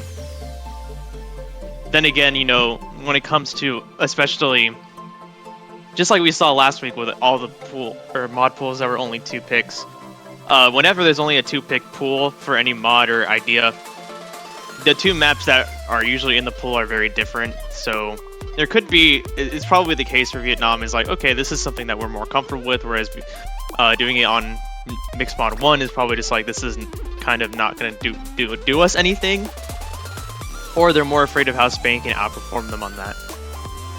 Yeah, I imagine the AR 8.3 on this one is probably part of that decision there. So this is going to be a low AR hidden for that hidden player. We see Patatita coming in, captain for Spain. as well as Shu coming in. If the shoe fits. In this case, he does fit in the lobby. I didn't. Oh, I'm sorry.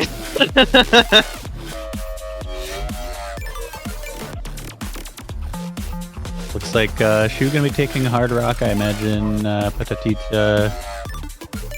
Well, shit, I don't know. Yeah, probably Petatita Hard Rock.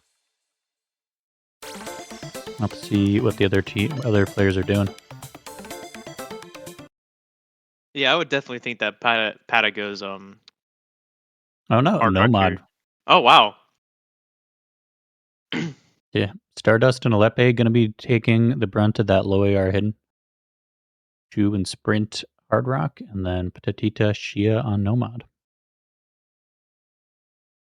So no mod advantages in play here. Oh, that's right. That's not a thing I think in CWC anymore, is it? Right? Yeah, there is no score advantage for Hard Rock players. Multiplier is 1 for everyone. Yeah, that's the one I forgot. I knew hidden, but I forgot Hard Rock is now included in that. Yeah, Score V2 got changed a couple months ago to try and even things out a bit. Mixed mod.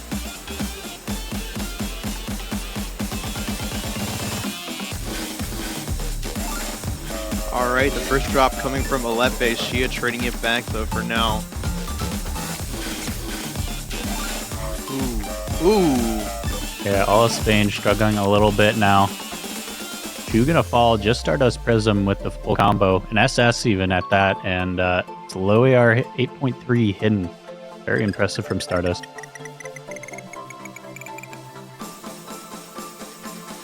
Yeah, those denser sections look pretty brutal.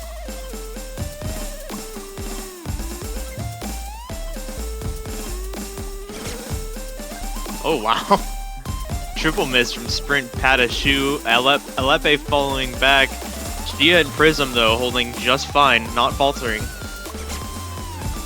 Yeah, seeing how Stardust is playing, I totally understand the ban of Mixed Mod 1, but pick a Mixed Mod 2 now. Stardust is killing it on that low AR hidden, which is just so hard for so many teams to have someone that can fill.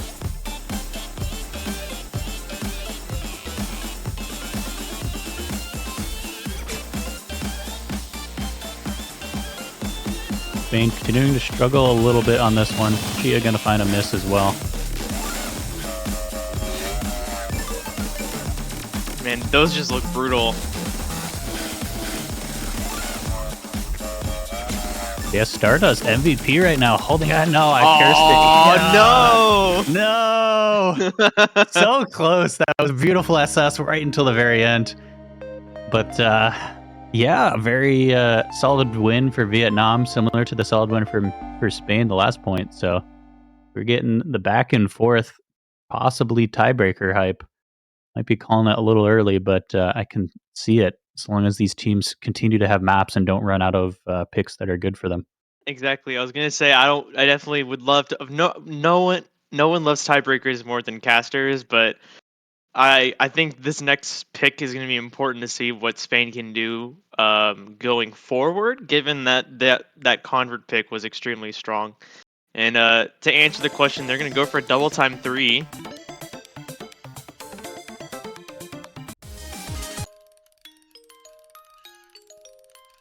Oh yeah, Spain. I forgot Spain banned hidden too, or yeah, HG2. So it all makes sense now.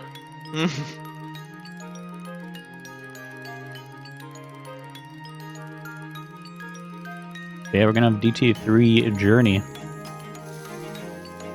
And like you said, yeah, I think this is going to be a very interesting point. If Spain can win this with pretty good margin, then I think that bodes well. But if not, then it may just be, they had the one convert pick up their sleeve. That's always like the most interesting thing about any team's first pick, whether they pick it first or second, is are they picking from what they're most comfortable with, or are they actually going to save those comfortable picks as like, okay, this is our last resort, we have to get this. It just depends on the order in which they want to take. Do they want to take on the challenge first and be competitive, or do they want to start off with a more comfortable lead? It all just depends on so many different things. Yeah, a lot of different strategy that can go into your pick order and your ban order when there's more than one ban. Only one this week, though.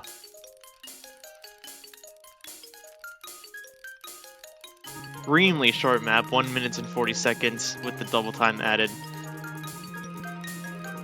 Stardust opting to add hidden.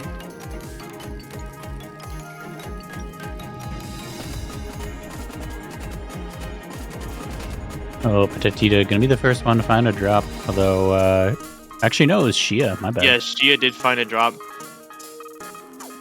But Emo found now as one well. too, yeah.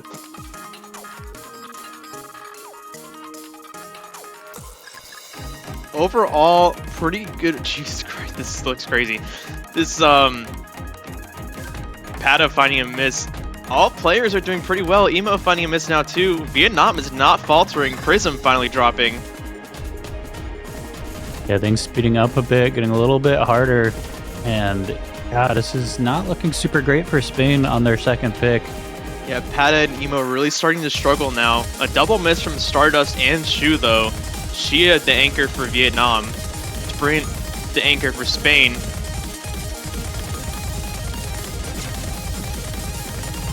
Shia and Sprint now dropping. Pada at 200. Shu at 200.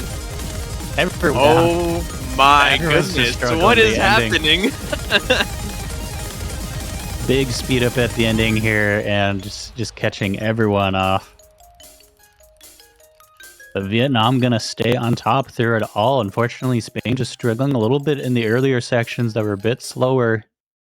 Well enough that Vietnam was able to get some points. So first break point of the match, 1-3, and back to Vietnam's pick. I just have one question. What was that at the end? What? Listening was to the the journey. song is like listening to the song at that tempo, and then seeing just like all the fruits in the rapid movement. I felt like I was having some kind of like. I felt like my life was going 50% faster in that moment.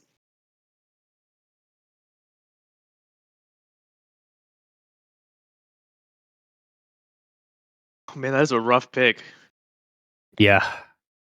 Wasn't going super well in the beginning for Spain, but rough for everybody at the end. But Vietnam now in the driver's seat, they have the opportunity to start closing things out. They're already halfway to the win, and we're gonna see a Hard Rock now. So only hidden left that we haven't seen picked as a mod.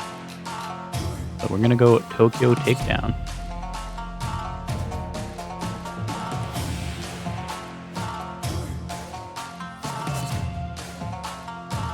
Theo wants to go to sleep, it looks like.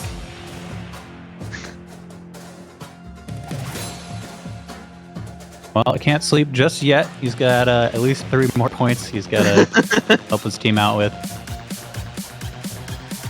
It's halfway to the nap time.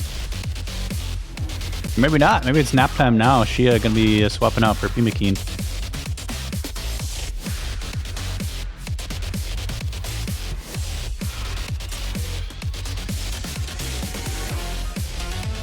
Got some FA sponsorship here, Boom Kitty. And what sounds like a really cool song. I think is Boom Kitty a more recent FA edition, I want to say? I would say recent-ish. Actually, no, I think... it depends on your definition of recent. I think they became FA shortly after Taco World Cup 2022, so... Okay, yeah, I'd call that recent, at least for my my old mind. Time flies now. I'm an old man.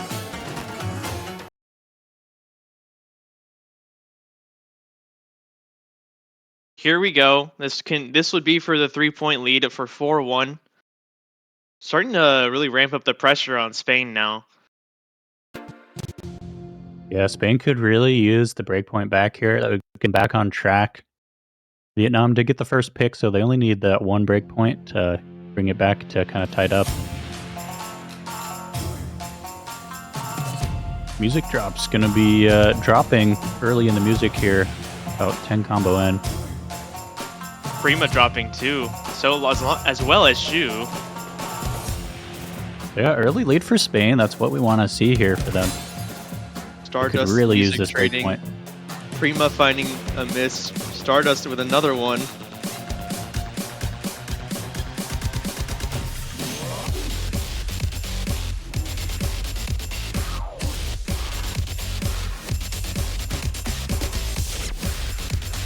Oh, that's a Music team and miss Pata, yep. for Spain. Here's Vietnam's opportunity to bring it right back. Prima falling though. It's gonna slow it down a little bit. Yeah, it did flip right over to Vietnam, but now growing just a little slow. But continued drops from music drops and now Tatita as Oh. well. And Prima and Stardust with a double miss there at the end of the section before the spinner. Shu and Sprint, sort of the anchors for their team for now. Sprint hasn't got up to 200. Getting there now. Music dropped and Pata now dropping.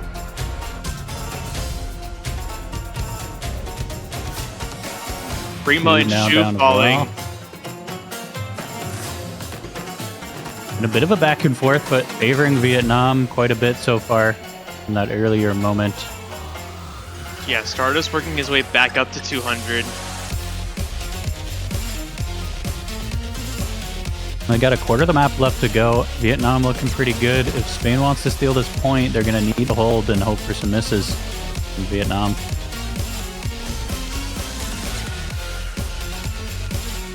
It's not looking like at this point, though, unfortunately. Prima Keen finding some drops, but Sprint music drops still struggling. Yeah, this definitely seems to be a really technical pick. All 6 players struggling with it a good bit. But the favor does favor Vietnam by about 223,000 points. Wow, I mean, Yeah, there's Shu something MVP there.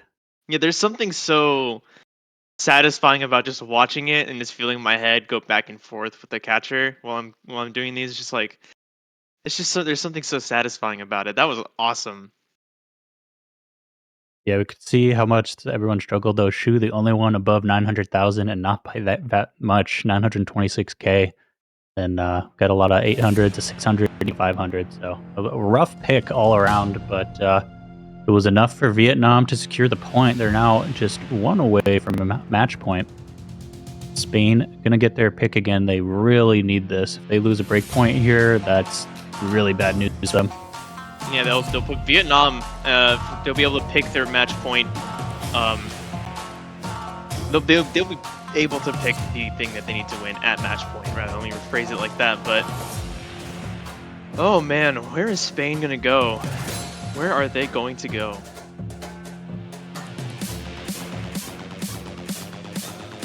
Or maybe something like Nomad 3, possibly.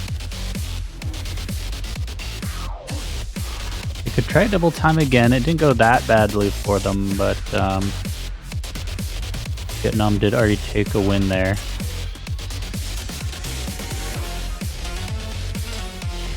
Imagine probably it's going to be like Nomad 3 or one of the double time, but let's see. Nomad 1. I'm going to go for the consistency map.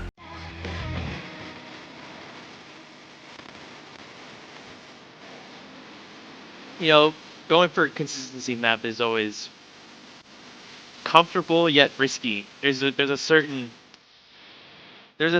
comfort in picking the consistency map in any pool, in any mode, for mod rather. But it's kind of always also very high pressure because the first one to miss tends to be kind of at a disadvantage because that whole time now you're thinking, especially if you don't have the scores to play, your display, you're thinking, oh crap, I gotta make it up, and then having that pressure, it just builds on top of itself over and over again, especially when the map is 4.5 minutes long. Yeah, really long map and plenty of pressure to build for Spain with them being as far behind as they are right now. Like I mentioned earlier, this map is going to be kind of do or die for them. They really need this point, or they put Vietnam in a really good position to take the win. Oh, yeah, on the board.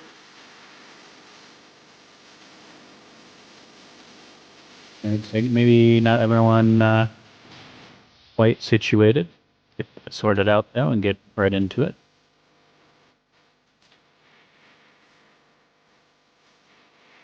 Yeah, someone left. Might have been a disconnect. Hmm.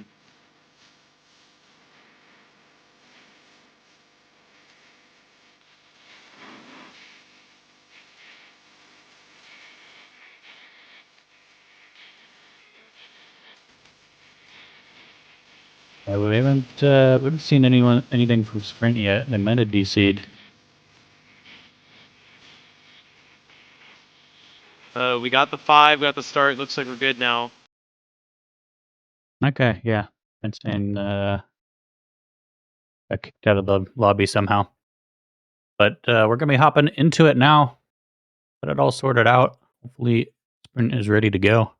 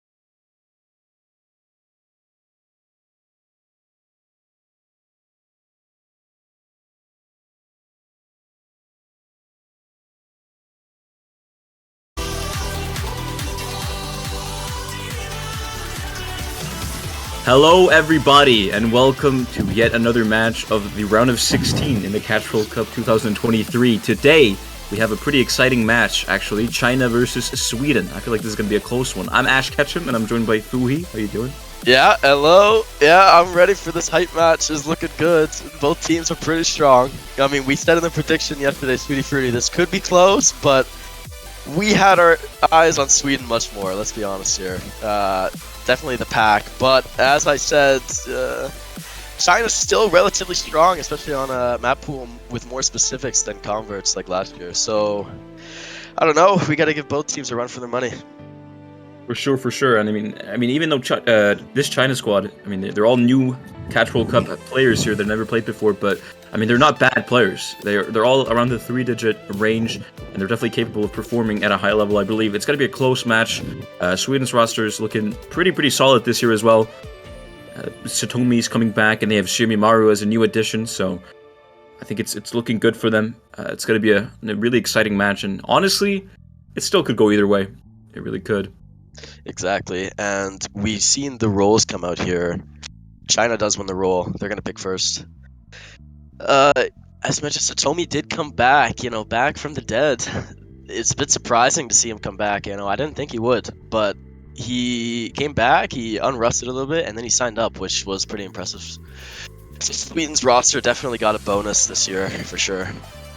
I heavily agree. Indeed, and now it is Sweden's first ban. Would maybe expect something like hidden, perhaps, because Sweden's hidden roster has historically not been always too good. But although they do now have Shimimaru and obviously Aseon and Satomi for assistance on that, it's going to be interesting. I'm actually not confident in what they could ban here against China. Yeah. I'm not sure either. I don't know if they have a certain mod in mind. They probably do. It might just be whatever one they underperform the most on. Which could easily be the case, but they're taking quite a while, as you see. It's been about a minute now. They haven't banned anything. So obviously, it's not so sudden as as seen here with their ban. Oh, and they do pick Mixed Mod too. Ban, yes, they do ban Mixed Mod 2 indeed. I'd say this is one of the hardest maps in the pool if you add Hard Rock onto it. With Hard Rock, it adds a lot of edges. Some would say even pixels. It's really tricky with Hard Rock. And perhaps they don't have a Hard Rock player that they feel confident in putting on that. So in that case, it's a smart ban. Agreed. And Mixed Mod won. Mixed Mod is entirely out of the pool. No Mixed Mods being played this match. I did not expect that actually. There goes the Mixed Mod pool. No Mixed Mods will be played in this match. Which I find interesting that they get rid of the Mixed Mod, because I mean it creates a much bigger diversity of the mods for each player. So whoever's good on what can go on that slot, and so they get rid of it entirely, and they pick immediately into Hard Rock 2. So the confidence level here is probably a lot bigger compared to Sweden. I mean, Sweden took a while to ban Mixed Mod 2. Could have been contemplation. Could have also been exactly. Could have been substantial. Yeah, or ban for leg as well. Yeah, you're right. But yeah, Hard Rock 2 is the pick.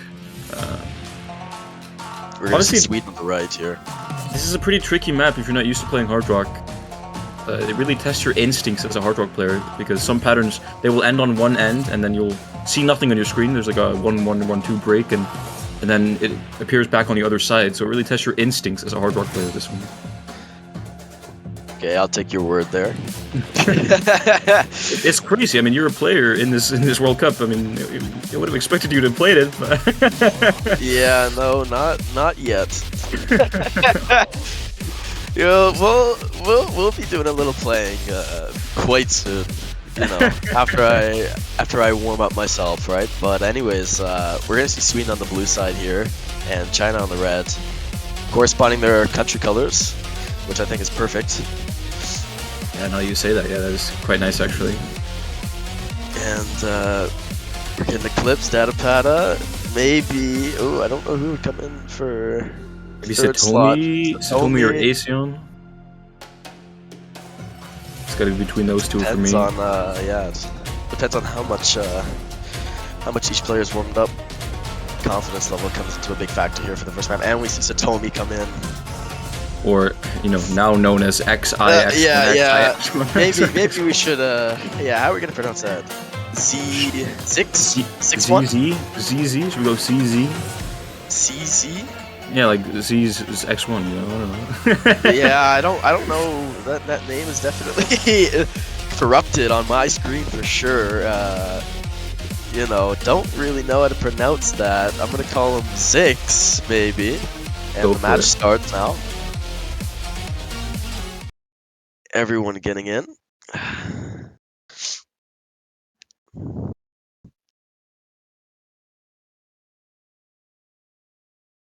And there you have it. On China's side, we have Shina Minatsu, Kafu Chile, the captain, and Yui. And for Sweden, we have Data Peta, Eclipse, and Zix, or Satomi, whichever one you want to refer to him as.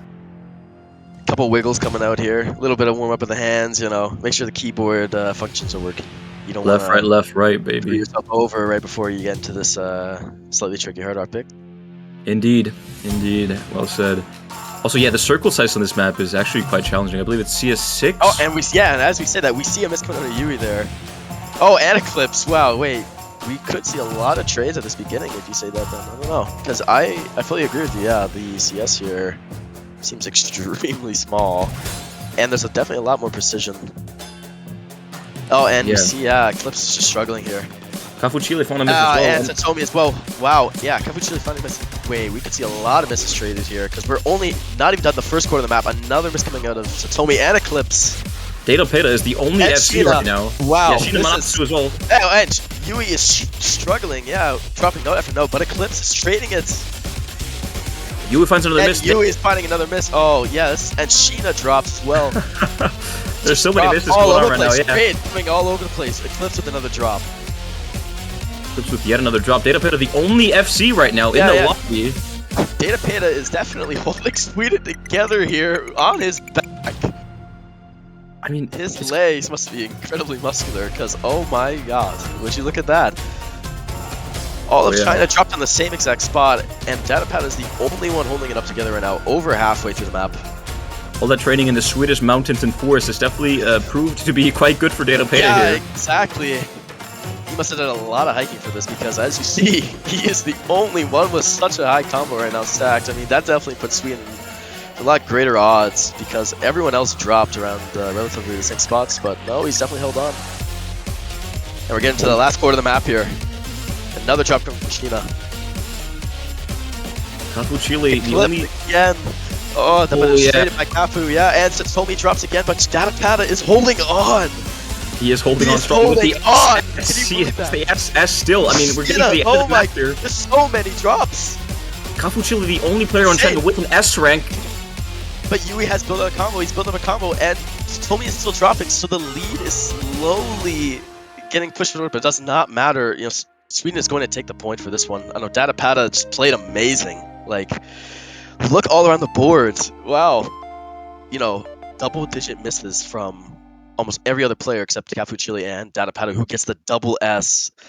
Definitely yeah. respectable for your team. You want to kind of keep him in on that, you know. Oh yeah, His I mean, confidence level is definitely skyrocketed for sure. I mean, seeing you're the only person in the lobby, USS. also the only player on his team with above 800k score, and it's an SS. I mean, Data Peta has to feel proud, and the other teammates on Sweden, they must look at him right now like he's some sort of god for carrying that match. I mean, they have to. Exactly. I mean, I don't know if you realized, but we had the colors of Sweden there. Maybe it was meant to be. You know, we got the full-on bright yellow and the blue. Datapata representing his country pretty well.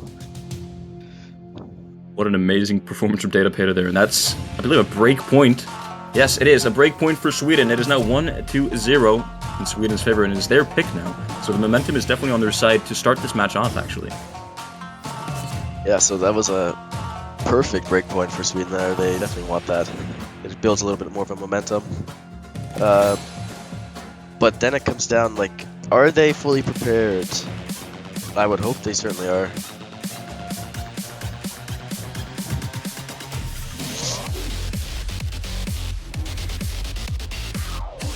Are they fully prepared is the question indeed. Yeah, because it did take a while to ban Mixmod 2. It's the... I don't know, it could be Bancho League as you said. Oh, and we're gonna get Hard Rock 1. They're gonna pick back into Hard Rock here. Straight after Hard Rock 2 and that SS from Data Peta. Yeah. They might notice a little bit of weakness in China's picks there. So they're gonna kind of go back in and see what's up, you know? We'll see what's going on there. They're definitely hoping to capitalize on that last Hard Rock map and how that went, and going straight into Hard Rock 1, a bit more consistent than Hard Rock 2. You need just more Hard Rock consistency in general on this, and You're able to focus and hold composure. You're able to perform well on this. I expect Datapata to do well on this. I expect Satomi to do better on this than Hard Rock 2, if you ask me. So I think Sweden, this is a good pick for them, especially after Hard Rock 2. We see Yukiteru Amano actually replacing Eclipse there. Yeah, I did not notice that actually. Yeah, he comes in there. One of the older players. Yeah, one of the veterans of the team, veterans of the game in general. I believe with this year he has tied Sak's record of consecutive World Cups. This being his 10th World Cup consecutively. Yeah. That's insane, actually. Props to him. Sticking around that long, that's incredible. Incredible is definitely accurate. Now we see Shinamanatsu and Yui still on China's side. It'll be interesting to see which third player will fill in that third slot. Yeah, it seems like they're not exactly sure right now. Kafuchile Or it could be taking a while. Yeah, I mean, I was gonna say Kafuchile didn't do too bad on Hard Rock 2, so it wouldn't be a bad decision, I think, to play him here, but we'll see. Yeah, exactly. Actually, I'm curious, do we have the pick'em predictions? Do you have it pulled up anywhere? For like percentages? Yeah, exactly. I'd be curious what it is. I have it right here with me, actually. So, for Sweden and China, there's 85% on Sweden and only 14.2% on China. Wow. Wow, actually, that's a... Okay. I would expect it to be like maybe 30-70 instead, but okay. A lot more confidence on Sweden here. I see. And I'm sure the people that voted for Sweden on the pick'ems are happy after seeing that Datapata SS on Hard Rock 2 in the first round. Yeah, that was incredible for you guys in there. We are seeing a little bit of something going on here. Yeah, this it's not really starting up. Don't know what's happening. A little bit of a ref issue, maybe. Yeah, a little bit of maybe a ref issue. Oh, maybe mistyped the MP start. Yeah, there we go. Now she's starting. Okay, yeah, that'll do it. Okay. Hey, that's as human of a mistake as you can get. I mean, no worries about that. Exactly. I mean, like, these guys aren't AI robots, so you gotta still respect your refs like that. I mean, they're the whole reason why your lobby is up in the first place and running. Indeed. Don't think you would want a player, picking out each map individually and to run the match. It just wouldn't really make much sense. Anyways, we're getting into the map now. Oh, and immediately a hit from Yui there. Oh, it seems like a common theme here from Yui to drop so early. It really does. Yukiteru Amano actually trades. I was gonna say, I wonder if he missed the first note or if it was just an act drop that miss. I couldn't really see, but he definitely had lower accuracy at the start. Yeah, I think it might have been both. I think you dropped a note and he missed a drop. And he actually, speaking of which, Yui does miss again, and Kafuchile. Oh, and Datapata drops 2, so we see no FC. Another FC coming up from Datapata. He is human after all. And we see, wow, triple miss from Sweden here, and China actually takes the lead because of that. Yeah, Shinamanatsu still with the full combo for China right now, being the carry. They'll get together for sure. Oh yeah, for sure. And Yui and Kafuchile both building combos now. Yeah, but Yukiteru Amano drops again, so the wall of China actually keeps climbing up. Oh, and he misses again. Oh, it's not good. Yeah, not good for Sweden. This is definitely not what Sweden wants to happen right now. As Kafuchile finds a miss for China though, so there's still hope for Sweden. There's definitely hope for China, but Yui and Sheena have held combos well over 200. And Datapata and Satomi are actually just going to be 202, so the thing will stop for now. But we're already up halfway in. As Yukiteru is slowly building his combo as well, almost up to 200 now, so as long as he holds and doesn't find any more misses, there still will be a lot of hope for Sweden to take back the lead here. Max combos on the side of Sweden. We should see China pull max combo 2 for all 3 players, but anything can happen as we see. And as I say that, oh, unfortunately, Cafu Chile does not hit the 200. But Data Peta And trades, Yui, but Yui, wow. Yui also finds a as miss. well, finds a miss. And Yukatero, wow. Trades Oh. all around here. So China still holds the lead here, actually. But just barely. Tomi is the only. Oh no, Tomi and Sheena are the only ones here holding like a much bigger combo compared to the rest.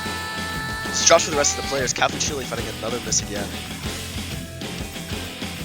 Indeed. And now Yukitero obviously found a miss there as well, so he has to build up combo and then hope to hold a little bit longer this time. Data Peta now up to 185 combo. He's gonna be hitting the max combo mark here. We should see the same with Yui. Oh no! Maybe not, actually. Maybe not. I'm so sorry. Yeah, commentator curse coming out there. But Sheena Minatsu, look at that. Oh, Yukitero wow. modified some miss, but Sheena And Minatsu Sheena must dropped. miss too. Wow. That is a Wait, hold on. That is a curse for me. I'm sorry. I'm so sorry, Sheena Minatsu. I shouldn't have mentioned your name. That You is. know, but hold on. It's going towards Sweden. Look, and the wall of China's falling, and it's gone over to Sweden. If they can just hold it together for the last corner of the map, they will take this. But it all depends on the nerves. What a comeback this Afford is. miss. Yeah. Yeah. What a comeback this has been, though. I mean, China was Chile leading is- for the majority of the map just until the end now, and Sweden is now taking the lead. Is it? Is it true? It's just Is it Sweden true? May really take this point. Yeah. Satomi now has built up such a and they good all have combo. 3 max combos. Oh, and Cafu Chile found another miss. Oh no, it's not. Yeah. It's another point to Sweden for sure. 2-0. Rip the wall of China, like you said. They had a very consistent lead over them for like almost 3/4 of the map, and then at the end, like just like that, things can switch up, right? So it's incredibly unpredictable. There you have it. I mean, that one miss from Satomi definitely also helped Sweden there. He was able to hold on after that early miss. Sheena Minatsu also held a full combo for such a long time of the map, but unfortunately, they found a miss just before the break at the 3/4 mark. And Sheena Minatsu's teammates were not able to help them out there. So Sweden, with their performance, are going to be taking their point there on their pick as well. No consecutive breakpoints. And that is 2-0 for Sweden. And now it is China's turn to pick. Yeah, exactly. Shino Natsu and Satomi have almost the same exact score, pretty much. Just different combos and different miss points, but overall, you know, two really well-performing players there. And they're gonna ET3 is the immediately pick. DT3.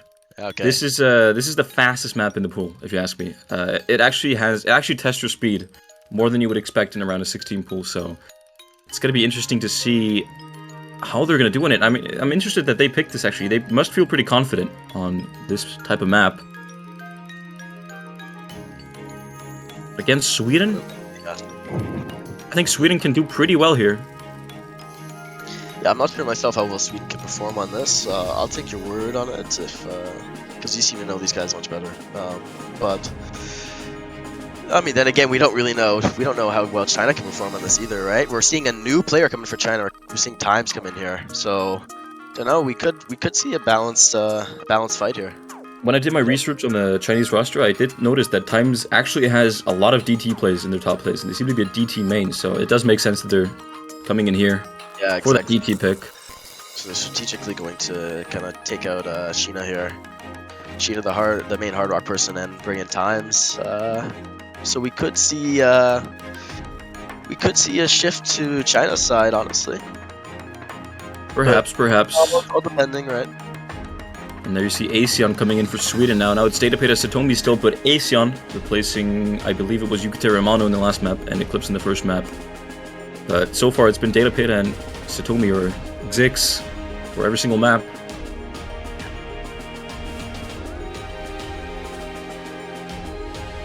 And Asean, the captain, I believe. Definitely the Making captain of the team, making his appearance. You know, captain v captain right now. That is true. On their corresponding sides, you know, Cavatelli to the very left and Asean to the very right. Seems like it's a perfect match for me there.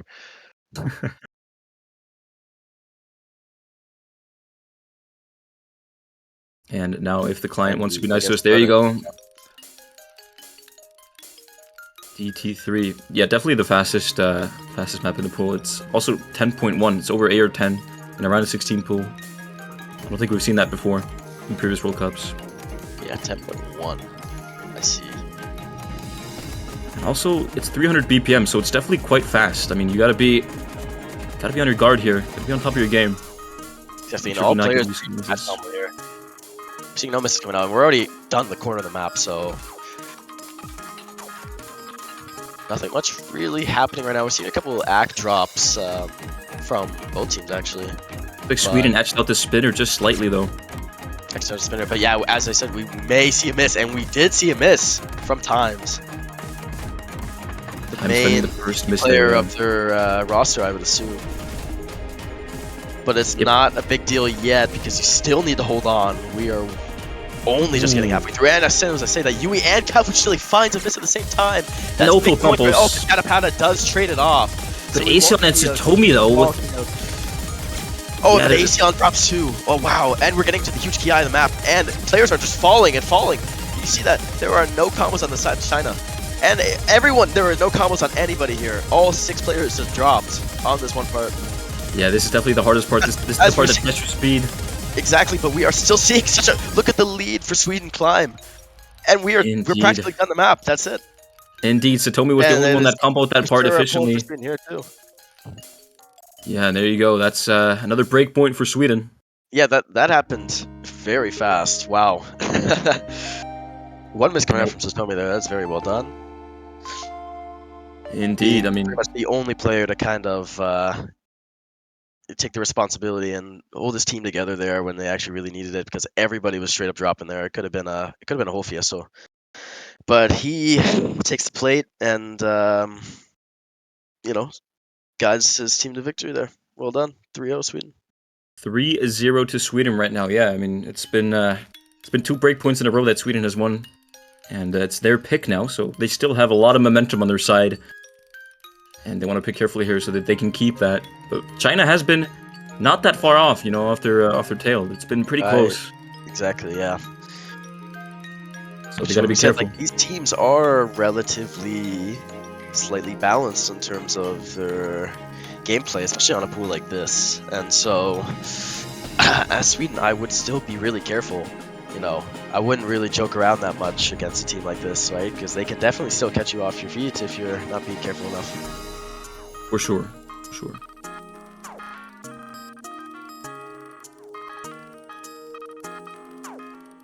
And now Nomad So 2. we are seeing, Nomad 2 pick here from Sweden. This map actually has quite a few wiggles and tap dashes in it, so you kind of need some technical skill to be able to perform on this.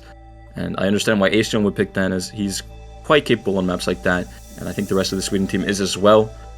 This makes sense for Sweden if you ask me, but it looks like Aesion's not even going to be playing, so maybe... Really interesting, yeah. Maybe not feeling it, or maybe another teammate is more confident than he is. We'll have to see, Well, okay, looks like Data Pit We're actually... seeing a lot of changes here. Yui is going to be staying in, but we're going to see Time swap out for Flood here. Yeah, Paul Flood making their first appearance in this match. Welcome, welcome.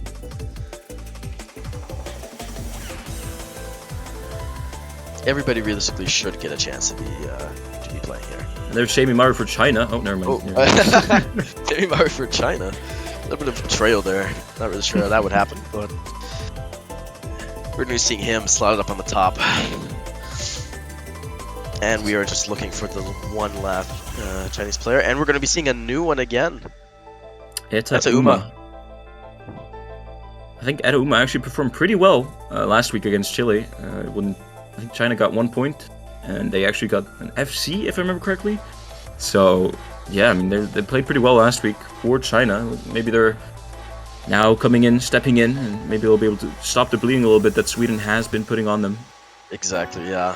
We're seeing definitely a much bigger roster change here. 2 players swapped out, and we're only seeing, we're seeing 2 players swapped out for Sweden as well, right? Shamie Maru, yeah. Yeah, Yukitaro didn't play he did not play the last one. My apologies there. Yeah, so we're going to be seeing a double player swap here on both sides. I believe this is Shamie Maru's first appearance in the match as well. If I remember Exactly, correctly. yes. The new and upcoming Swedish prodigy, if you will. Like last year, he was like ranked 1,500. Now he's ranked 200-ish. He's Definitely climbing a lot, yeah, putting a lot of work in. He's been climbing, and for sure.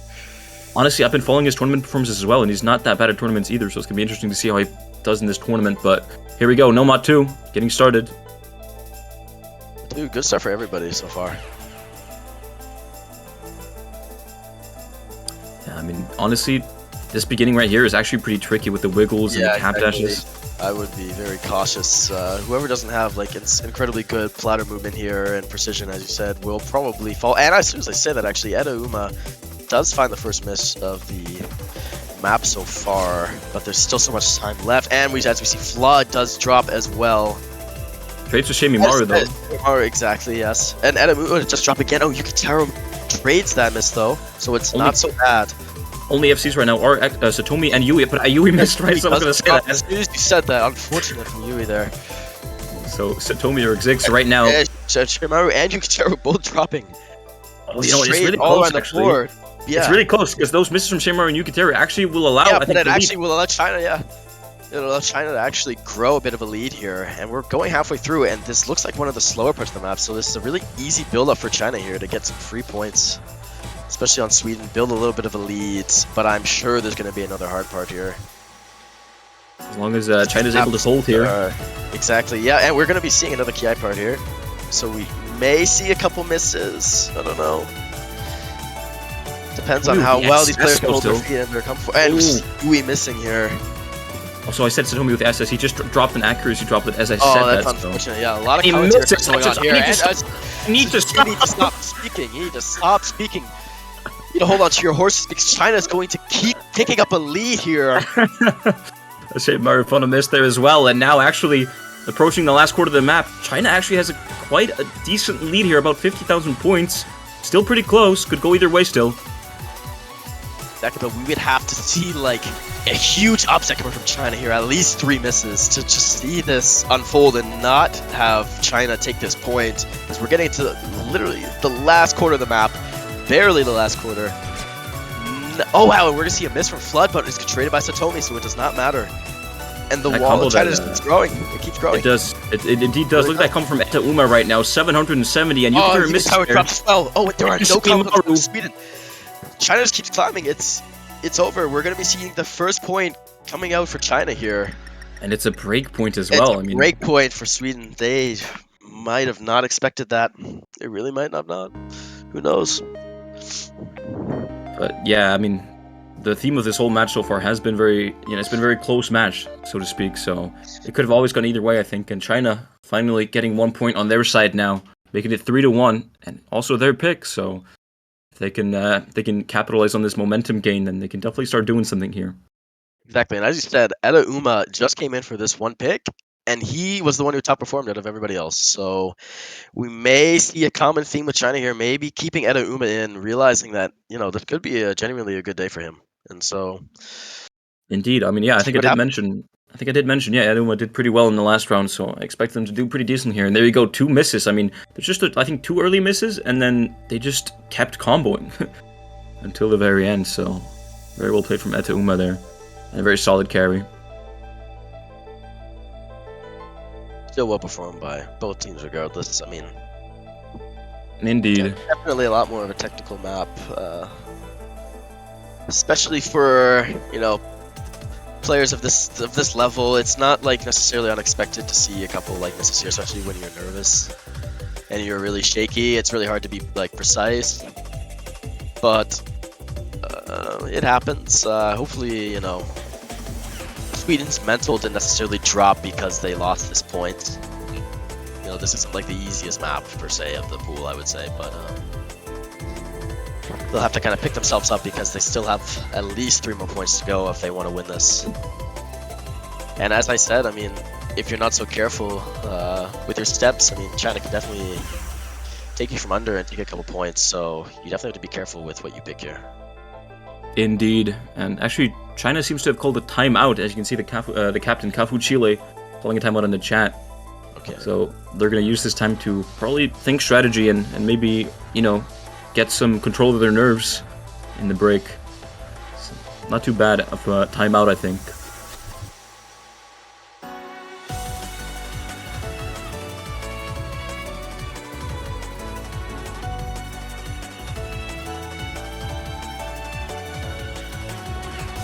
Exactly. let all players rest up here, rest their nerves a little bit. Take their hands off the keyboards for a little bit, you know, go for a break, maybe go for a little brisk walk if you need to, if it's really getting to you that much, but 2-minute break here, plus the 2 minutes to pick as well, so... Maybe do some jumping. Uhi, my co-caster here, you know, get jacked in the break, go to the gym. Yeah, I definitely wish I could, but yeah, I still am sick, so... if Maybe, I would definitely capitalize on this break right now if I could, you know, I would definitely be doing a couple 100-meter sprints and a couple of weighted push-ups, but it's okay. It's definitely okay. We will get that when we get to the grand finals. oh yes. Every single point that a team takes, I'll do 10 reps of a certain exercise. Sounds yet to be amazing. decided, yeah. Quote that, guys. Quote Fui on that, please. Yeah. Okay.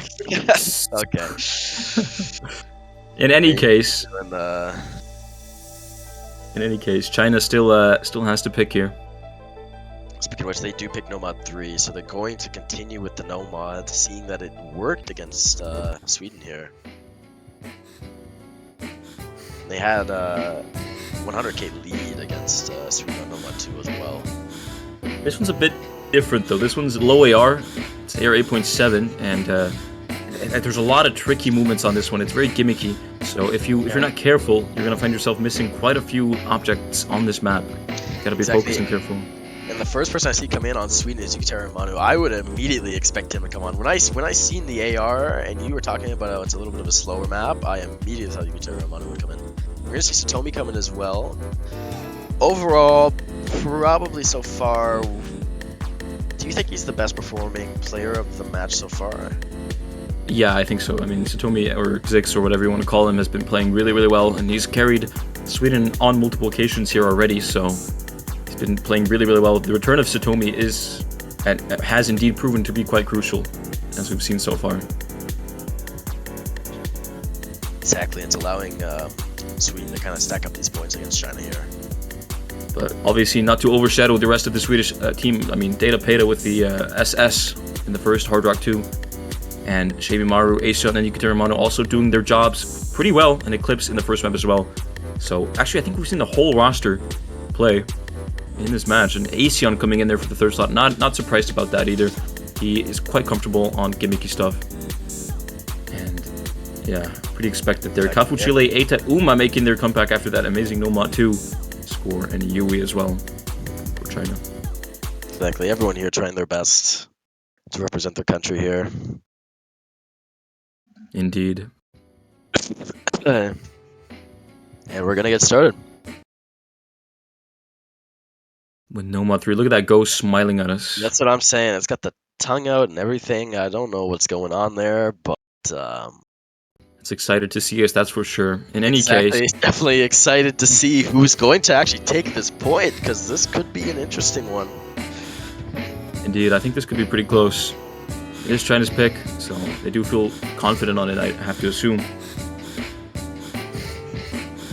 Here we go. We're gonna be seeing a couple of little warm-up wiggles here. Everyone fidgeting with the keyboard, and we're getting into the spinner. Seems like Sweden takes the spinner here, spinner lead, and Yukiteru immediately drops out the lead. Oh, now and it does not go to China. Sweden holds their lead. Yeah, that instant trade After from a Heduma double there. trade there, yeah. And it seems like Kafuchile may have missed really early on in the map, or maybe there's just some client sync issues or anything, but I think he has a little bit lower combo. Asion misses Yeah. there as I speak. But Kafuchile trades right after, yeah. Trades after trades, and we are seeing trades after trades on this map. Quite Will we literally, see there's a trades couple coming from miss. China, though? There are no trades coming in from China for this. Or no, Eda Uma to trade, but Yukiteru misses again. Yeah, and Satomi And there are finds- no trades coming out from China. Oh, and never mind. As soon as I say that, 3 misses coming from China. Nobody's holding on here. That's a team miss, and now Nobody. Asion. This is a struggle.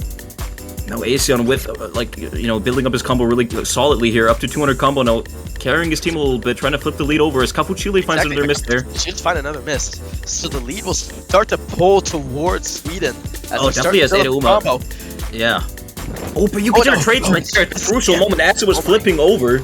Oh no, that's painful to see. The bar is so unpredictable right now. with Uma the map. misses there as well. But And, you can another remember, miss. misses there right after. Why is Oh, it and every that's time Tomi missing again, dude. Miss after miss coming in here. I don't know. Who miss would after this go miss, to? trade after trade? We're gonna see China build up a little bit of a lead here. About 40,000 points, yeah, in China's favor here. There's so much happening though, so many trades, so many misses. Exactly. Still could go either way. But we do see Yui and AC. Oh, and as soon as I say Aseon's name, But yeah, Aeson traded there, but Yukiteru Amano missed, but it was traded by Cafuchile, I believe. Cafuchile with another miss there, but Aeson as well. yeah. No, but it's slowly going to Sweden. It's slowly going to Sweden with Yui missing again. You do not want to be on China's side here with all these misses. You need to hold on. Yui Said- cannot hold on, but it's traded by Yukiteru. But Satomi now with 330 combo. Now he's actually built up quite a big combo here, and now Aeson and Yukiteru Amano just need to keep holding as well if they want to flip the lead back over. I think it's still in China's favor actually, as Eta Uma has built up quite a good combo, and Cafuchile as well. It's really in China's favor. It's barely holding on though, and you're going to see another miss coming out. So, Almost trades. It's trading. Oh, it's just it's barely inching towards Sweden. It's like a tug of war battle here, but. Well, yeah, I think they're with that gonna miss from find- Yukiteru Amano, I think it's going to be really, really tough for Sweden to take this now. Yeah, exactly. We may be seeing a second point coming out from China here. For real this time, yeah. They found a little bit of Sweden's weakness, and they'll capitalize on that. 3-2 leading for Sweden still.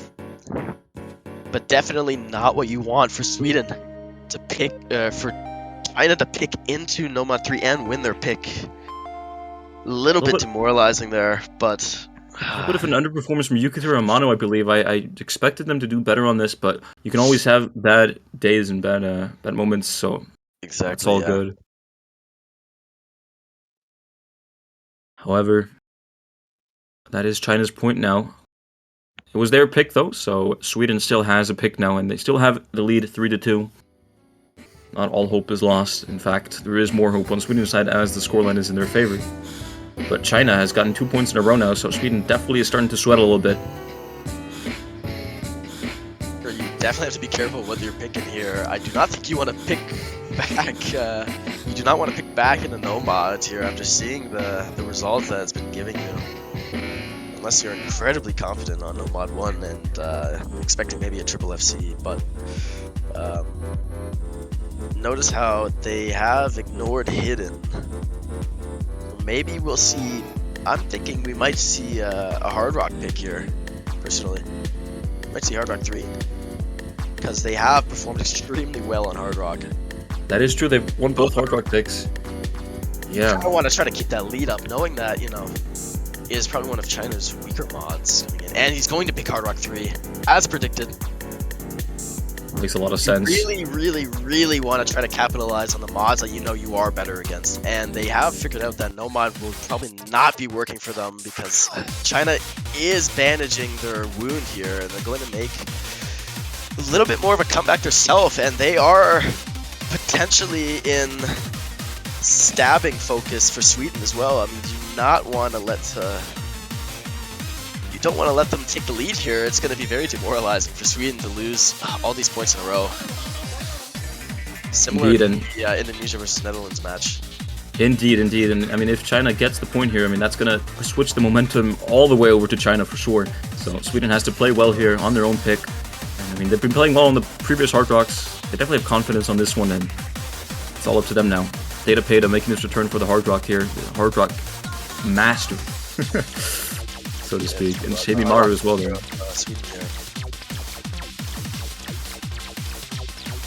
Shamey Maru, the new and upcoming prodigy of Sweden as well, making his appearance there for the Chinese side, never mind, for the Swedish side now.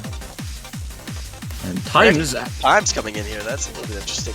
He has not played, and Cafuchile as well. Okay. Cafuchile, Times, and Yui. Yeah, I mean, Times is a better players, right? Yeah, I mean, if they can play DT well, they can probably play high air as well. And this is air 9.9, not air 10 actually, which is kind of funny, but like air 9.9 something.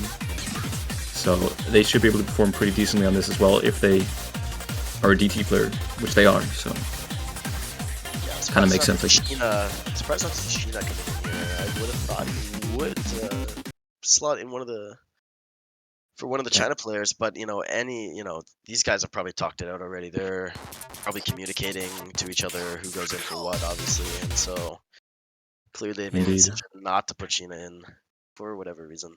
But anyways, Indeed. the map does start. No early misses on the first wiggles. Actually, Titus went early miss there. That's fun. Yes, yeah, exactly. So now, early on, it is in Sweden's favor, but it's very, very early on, and this map has some really, really tricky wiggles that anyone could miss. Sometimes there's a second miss there, and a third one. not Jamie good. March And raids. still, oh, yeah, exactly.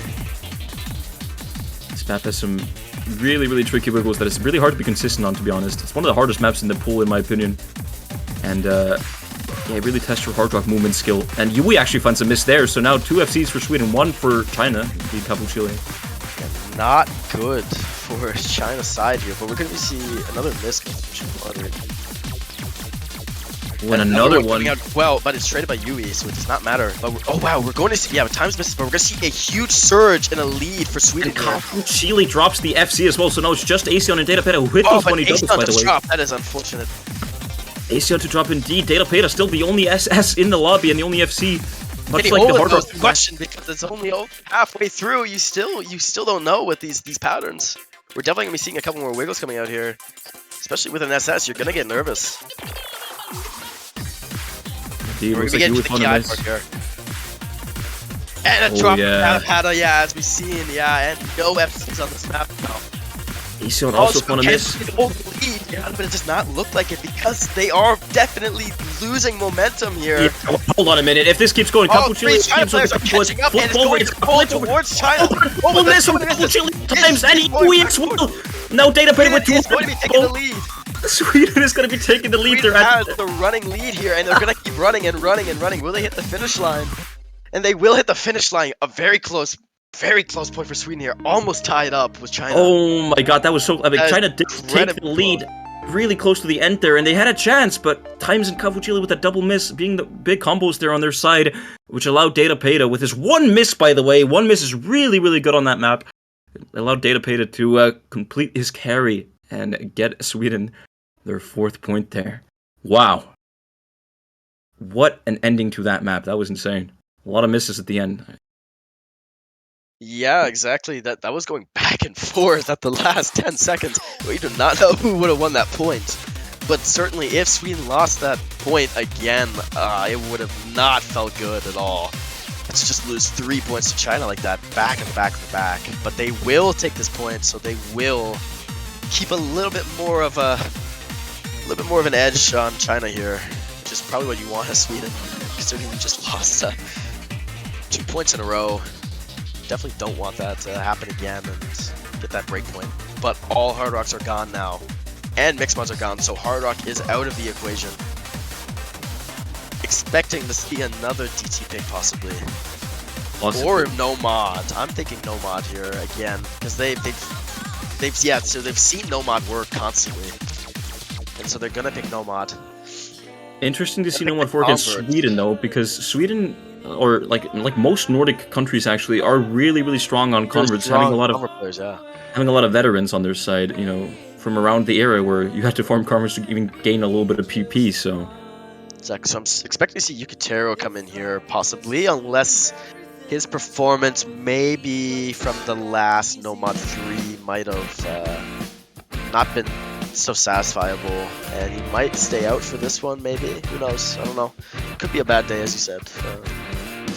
But we'll have to definitely see. This is Shaimaru coming in here. Oh yeah, again for China. It's like he always starts off in China. Well, yeah, you gotta start off in China, take the plane to Sweden, because you have to play for your team here. You cannot be betrayed. You're not gonna be betraying your team like that. It's okay to do a little bit of visiting to China, but you have to remember that you are playing for Sweden, after all. Indeed, indeed. So you have to switch that VPN over, because you cannot be seen like that. But we're going to be seeing Sheena come in as well. Another appearance from Sheena. Haven't seen him in a little bit. Indeed, after those amazing performances from Sheena on, I think it was Hard Rock 1, exactly. And Eclipse actually filling in that third player slot. Interesting. So it's going to be Eclipse and Shamimaru, two relatively new players to the scene. And Aseon, a veteran of the game. So Against- probably one of the stronger combo players on the team for sure. One of the far more stronger players compared to someone like Shayamaru, who is more definitely like specific focus, but he is improving very fast. So it'll be interesting to see how he performs. Indeed, and on China we see Kafu Chile, the captain, Shina Manatsu making a return, and Yui. Yui has been playing a lot of the maps, I believe. Yes, exactly. He's one of the core players, it seems. Going to be seeing the similar lineup to what they had on Hard Rock 1, I'm pretty sure.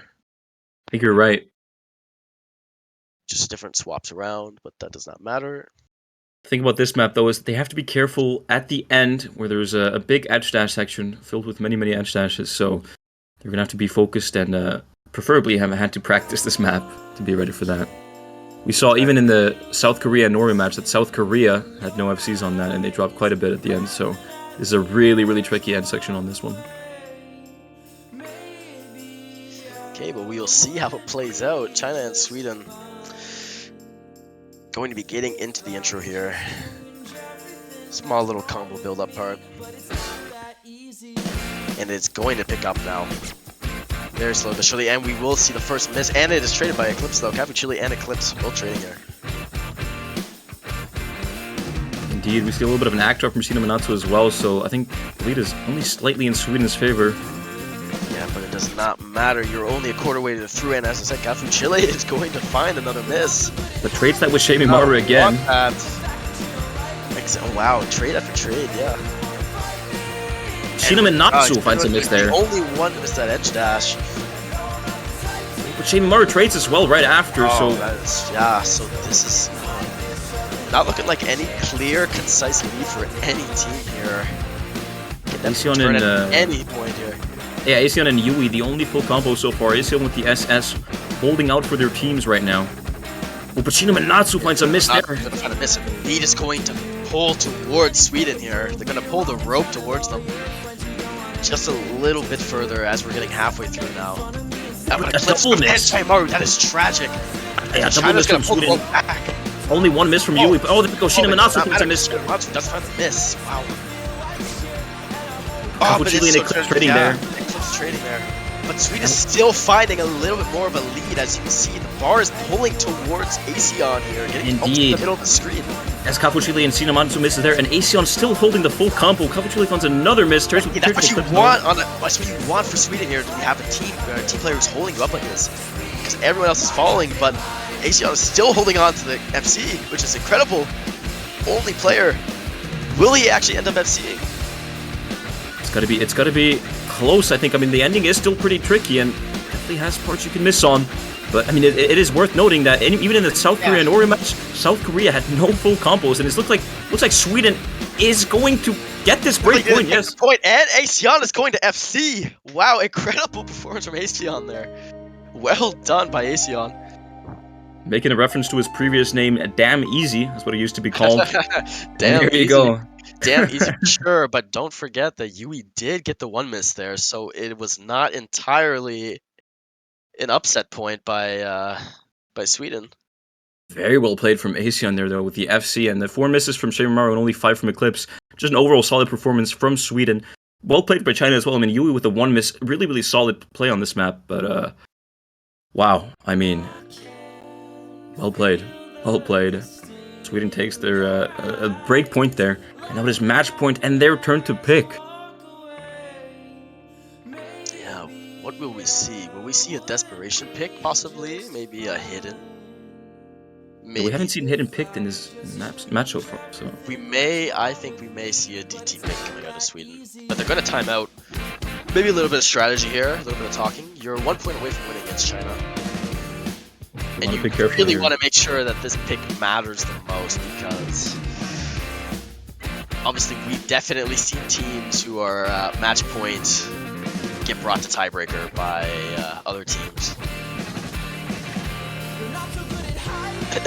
So will be interesting to see. But I do think that seeing Sweden's performance overall, they will want to try to pick something like DT instead.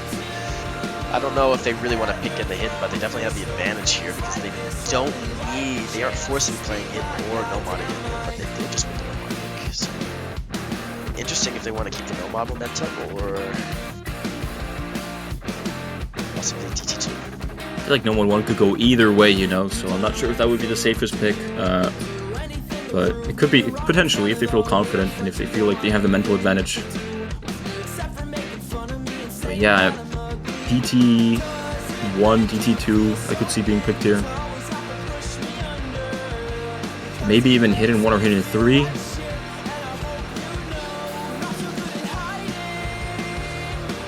I guess Hidden 2 is a possibility. I don't exactly remember how China performed on the wire Hidden last week. I think they did pretty decent though. I think Yui almost FC'd or even FC'd, and they had pretty good scores all the way throughout the roster as well. We will have to see. So we are seeing the final timeout of this match here. Both teams using their timeouts. Surprisingly, did any teams use their timeouts for round of 32? I'm not too sure. I don't think I remember seeing one. Neither do I, which is interesting, but I guess as you get further into the tournament, you obviously want to have a little more strategy.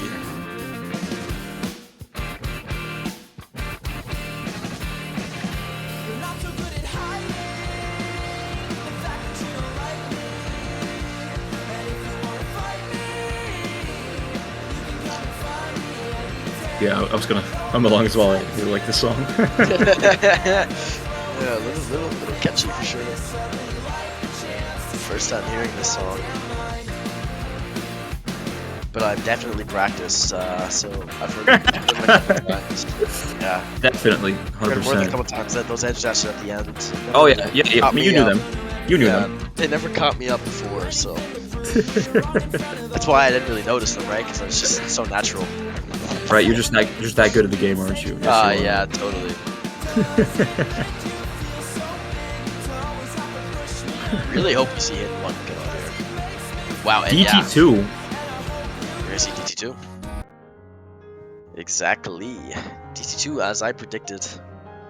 mean- They're gonna want to close off here, or they could be signaling maybe some opinions from me. See what they want to pick. Looking on the stream. Listening to I'm Fufi the talking about Prophet, DT2. Yeah. the almighty prophet from Knows. Canada. You know, they did lose DT3 against China, but although, I mean, I think DT3 is a lot speedier than this one. This one's a lot more, you know, mechanic skill, just control, and how well you can move your platter on DT, so... Yes, but I'm pretty sure they didn't lose DT3 against China because remember Satomi one miss and ended up holding his team together there. Am I wrong there? Yeah, Sweden ended up winning DT3. You're right. Satomi holding it all together with that one miss, pulling the lead towards Sweden. But You are still, regardless, it's a new map. New map, bit of a longer one as well. Slightly Well- lower AR. Actually, you know, if what you said, I mean, yeah, I mean, they did beat China on DT3, so DT2 actually makes a lot of sense now. Yes, exactly. We're seeing. Is this the same roster on Sweden's side though? I think they had Shimaru come in for DT3. Could be wrong. I don't necessarily remember. This match has been too chaotic with all these trades and drops. I don't really know anymore. I think it was this roster. I think it was this exact roster. Because I do think I remember DataPay also playing there, but I'm not 100%. In any case, China now with the Chinese song here, so perhaps could be a bit of a song buff, or Could be. or perhaps they're you know, they understand the lyrics, so therefore maybe their focus will be more on the lyrics than the actual match. Yeah, who knows? could see a little bit of a sing-along coming here from China. Hopefully not. You have to remember, you are 3 points down against Sweden. If you want to win, you cannot afford to lose your focus. Indeed. Definitely a little bit hard for China though, as they definitely can't understand these lyrics. I don't know how deep they are, but we sure hope that they are not discouraging. Oh man. But here we go. Satomi getting a little bit of a head Wait, start getting here. a little bit of a head start, a little unfair, clearly. A little bit of bias there coming towards Sweden, and we're going to be seeing the And sync Sheena up floating and there a we're little going to see bit. a Oh, Sheena yeah. miss though, and wait, and a Cafu miss. Wow. Wow. Oh, it looks like Sheena didn't even miss. It was just a client bug. But Kafu Chile looks like indeed has found Oh a miss wow. there. Oh yeah, exactly. Wow. Did find a little miss at the start there, not that big of a deal. It will put the lead to Sweden though. Indeed. Triple FC from Sweden right now. Only a droplet from Data Peta, but the rest are SSing. Yui and Sheena Minatsu still holding the assets. Data Peta Yeah, no, misses but there. it does drop, but it's traded by Sheena. Indeed. Sheena Minatsu trades there right after, so the lead is going to stay in Sweden's favor. Yeah, no. Yeah, but hold on. You're definitely right, and the lead will climb to Sweden because Cafu does find the miss here as well as Sheena. Now it's Asean and Satomi or Xix for Sweden right now with the full combos. Yui, the only full combo on China's side. Yui's been playing really well Yeah, for China. but expect a couple more misses as we are getting into a harder part. And as soon as I say that, Satomi and Yui both drop at the same time. A little bit So of trade does there, but Data Data Pata as well. So the lead for Sweden will start to slowly fall behind. China will catch up very slowly but gradually if they hold their momentum. Indeed, I'm not sure if they're able to flip It's the a lead longer round. over though, because Asean still has that full combo. And Sion definitely holding his team together here. But we are getting into a little bit more of a harder part from the looks of it. And Asean will fall. I think Asean that does trip. Does I think that could mean flip the lead over. I think that really could flip the lead over, you know. I really Yeah, but it depends. We'll try to hold the combo. They're all over 200. Oh, Cafu Cafu Chile Chile just find the miss. That is so tragic. on the Sweden slow will hold triplets their lead. and Yui as well. Oh, I think that's And it. the I think velocity, that's the velocity for Sweden. Oh, but Satomi does find the miss, but doesn't matter. It does not matter. Sweden will take the point. Congratulations to Sweden for winning 6-2 against China. There were a couple points there that were definitely closer, especially one like this one here and DT3. But it does not matter. Sweden will take the win against China here. Good game and well played to both players. Both teams here. Coming in and representing their countries. Much appreciated. Well done. Indeed. Well played to both teams there. As this is a loser bracket match, unfortunately China will be leaving us after that loss, but well played to China, and they had big shoes to fill, and I think they did pretty well for considering they were a team of 6 newcomers to Catch World Cup. So well played China. We'll hope to see you again next year. And well played to Sweden as well. GG. Congratulations on the win. And Sweden will be moving on in the losers bracket. And we'll be seeing them next week as well. Good game. Well played. Yeah, good game. Good game by both teams there. There you have it. Sweden on the screen right now. Team Blue managed to come out on top there. And that is it for this match. I do believe that we have another match coming up pretty soon. The schedule screen comes up. Yeah, there it is. Starting an hour from now, we have Spain versus Vietnam. Another match that could go either way, to be honest. It's nothing confirmed there. It's another losers bracket match, so make sure to join us for that in an hour. It's red versus blue, the mysterious teams. Oh yeah, red versus blue. I mean, Very inconspicuous. I don't know what's gonna happen there. it's a battle of the ages. Yeah, you don't know who's coming in there. It'll be a little interesting for sure. Red versus blue could be anybody. Could be all stars fighting it out on round of 16, or could it be various players from other countries? Not really sure. Well, it's going to be a show match nonetheless in any case, and it's going to be exciting to see, so make sure to tune in for that one as well. But I think that's it for us. I've been Ash Ketchum, and I've been joined by Fuhi. Yes, thank you. Thank you for very having much. me. everyone.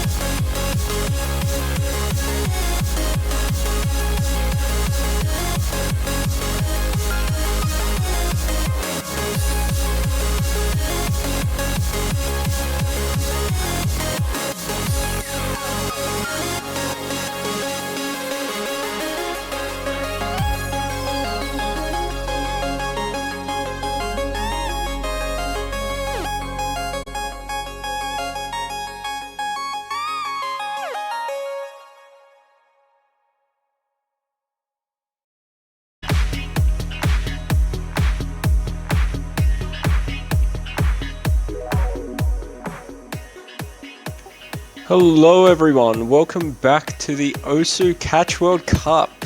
First match of the round of 16, or perhaps simultaneously first and second.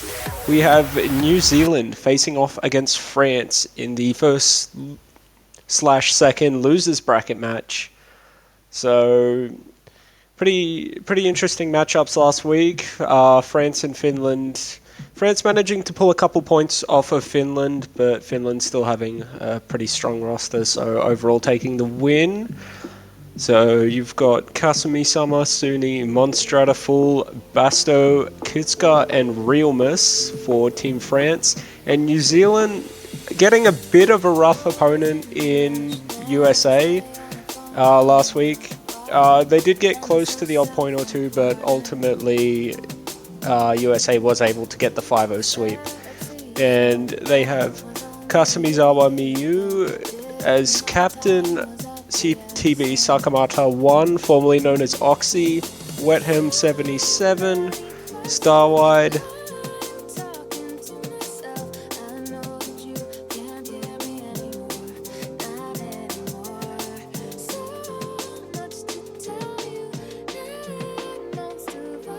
and Sips and Nashiro. Sorry.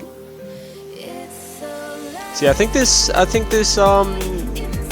might be an interesting match. I don't think I've ever seen New Zealand face off too much in previous World Cups, as they didn't really have like a full-on team in prior years. They had a team last year, but unfortunately weren't able to qualify. And we know that France has had quite a roster transition from last year as well. So seeing a bit of New Zealand, they seem confident. So maybe they can pull a couple points. Who knows? You know, you could even see an upset, but France is going to be quite a tough opponent for them at the same time.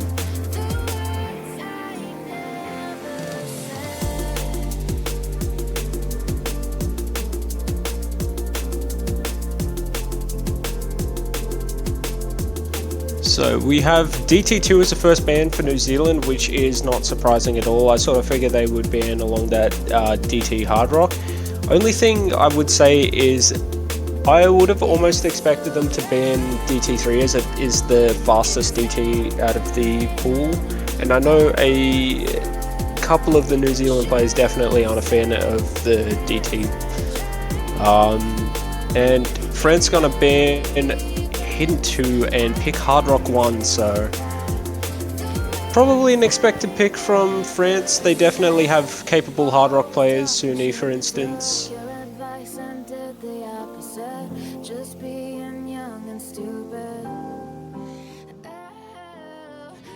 So yeah, it'll be interesting to see the lineup for New Zealand. It seems like we've got our lineup set up. It's just a matter of the third France player. My guess is that we might see, Monstrata. And so you've got Suni, Monstrata, and Basto for France, and Kasumi, Nashiro, and Sakamata 1 for New Zealand. The clash of the Kasumis.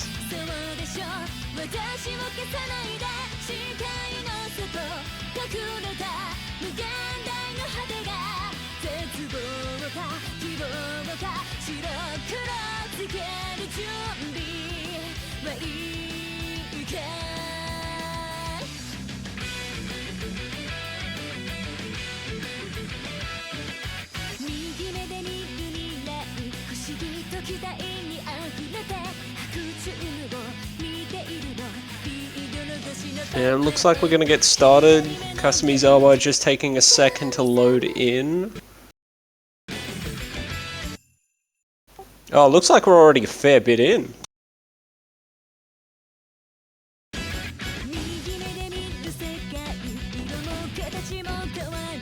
So yeah, no one missing in the early game. A little bit of act drop from Nashiro, but yeah, the maps. Oh, Sakamata 1 did miss actually. 20 combo in from the looks of things, or about 40 rather.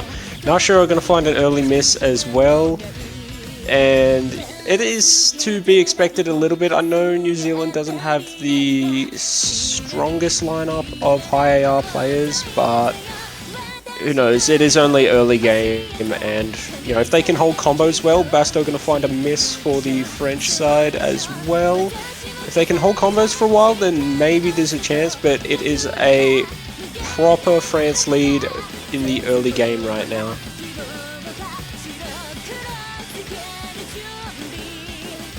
And yeah, Monstrator and Suni gonna hold FCs right now. Sakamata, last combo for New Zealand, has just gone down, which is quite unfortunately.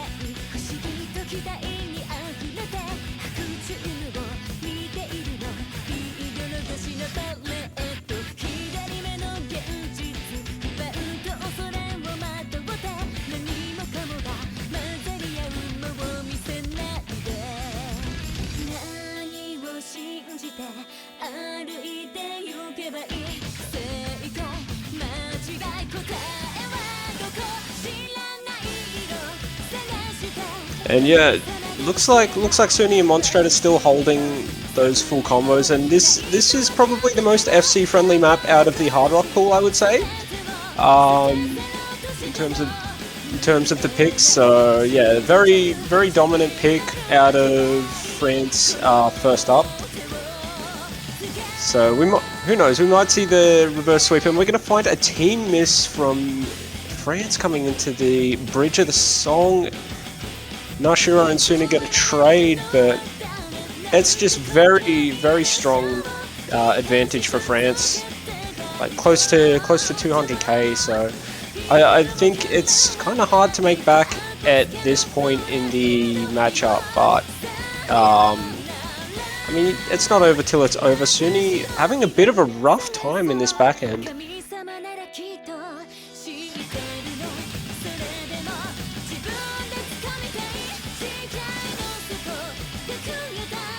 Yeah, not too much to say for this back end.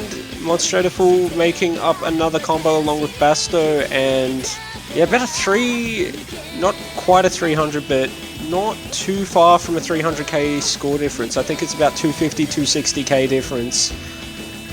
And yeah, France just able to run away with this first pick, but it is only the start of the match, and we might see something out of New Zealand in the next pick. I mean, they do have pretty much all of the no mod pool open, and they still have 2 hidden picks, so we might see them go no mod, we might see them go hidden. I would probably predict a no mod pick out of them first up. And yeah, very strong performance out of France to start with.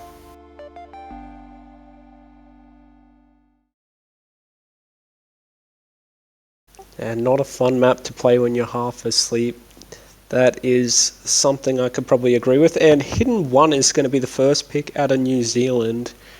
So this one, the XCON custom map. And I believe it's the one, possibly the first XCON map to be in a Osukatch World Cup. So yeah, seeing an old legend come back.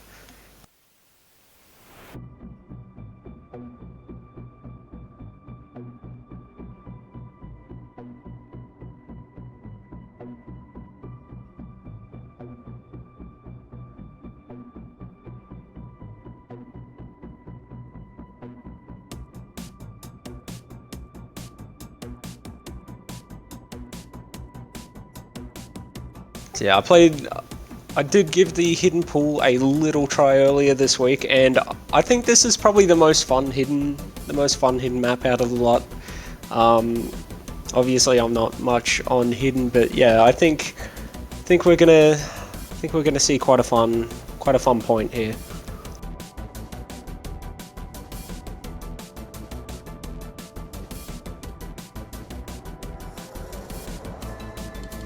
We should be getting it in. We should be starting soon. First good locks are in the chat, so we might be starting now.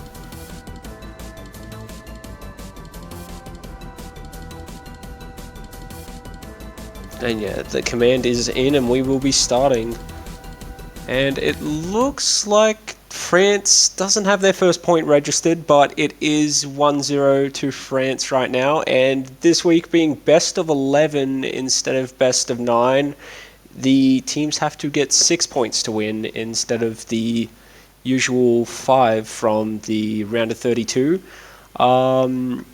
Which means we do have expanded pools on Hidden and Hard Rock this week. Yeah, maybe we see this sweep happen. I am seeing a lot of sweep. And I was quite scared of this map when I heard that bell first time playing, because the last map I played with that bell was quite terrifying with Hidden. But this one wound up being very fun. Yeah, everyone's stable for the first 100 combo, and this is all notes, so no act to drop yet unless there's misses.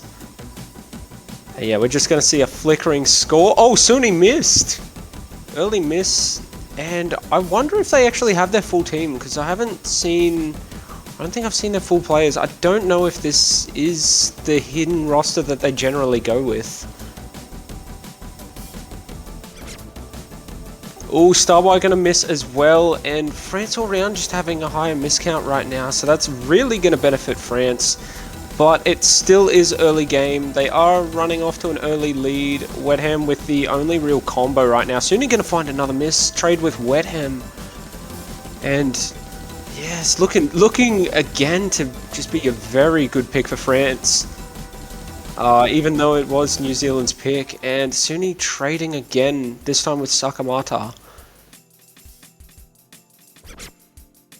Oh, another miss out of Starwhite as well. Wetham, the only one with combo right now, and double SS coming from France right now. Monstrator and Basto are popping off a little bit. And yeah, more misses out of Starwhite as well, so bit of a rough start here. There's still a chance, but with those 2 full combos, that chance is going to evaporate pretty quickly. Little act drops, but maintaining the FCs, both with the 99.89%. So, oh, Basto's going to find a miss, but they need quite a few more misses at this point, as it is about 150k point difference. And with Monstrator maintaining so well, with Suni's combo back up above 400, and Sakamata with the only combo right now for New Zealand side, France is looking very poised to take this pick. And yeah, double miss out of New Zealand again. And that's just the thing, sometimes when you find yourself out of rhythm on Hidden, it can be so hard to get back into the swing of things, so hard to build those combos back up, and we might be seeing a bit of that mixed with, you know, the odd nerves or two. And yeah, it can give you a really rough time, especially on Hidden. And Monstrator looking very strong, still maintaining that FC, 99.92, just the single droplet miss. And yeah, this has become very quickly unreachable for France, as with 200k point difference this far in, they need to see a disconnect to actually take this point, unfortunately.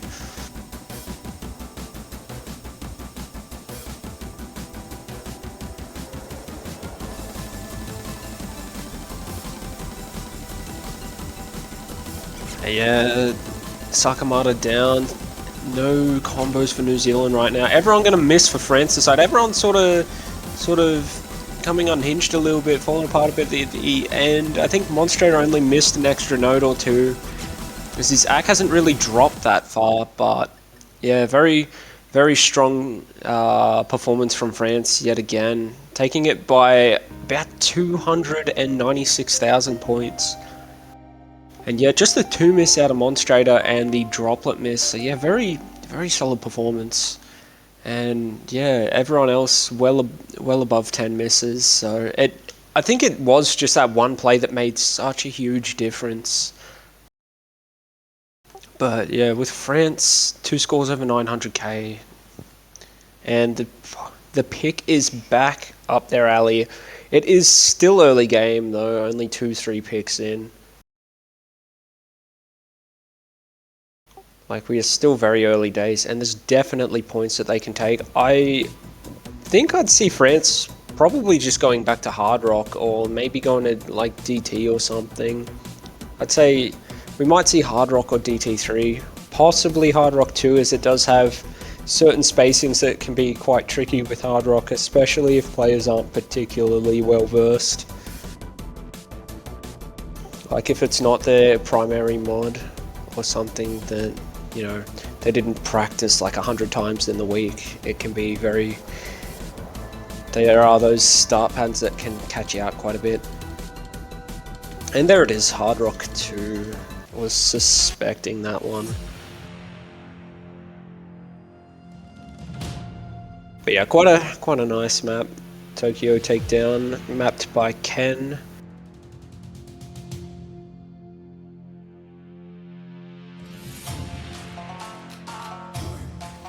And yeah, misses on this map are going to be very punishing, as the map's only around 800 combo, so yeah. And there are quite a few memory notes here and there, quite a few things that you have to time properly. So, you know, you can find yourself missing 100, 200 combo in, 400 combo in, 500. And then you can still safely get a fair few combos, but definitely a lot of practice to be, you know, to just sort of eliminate those forgetful misses.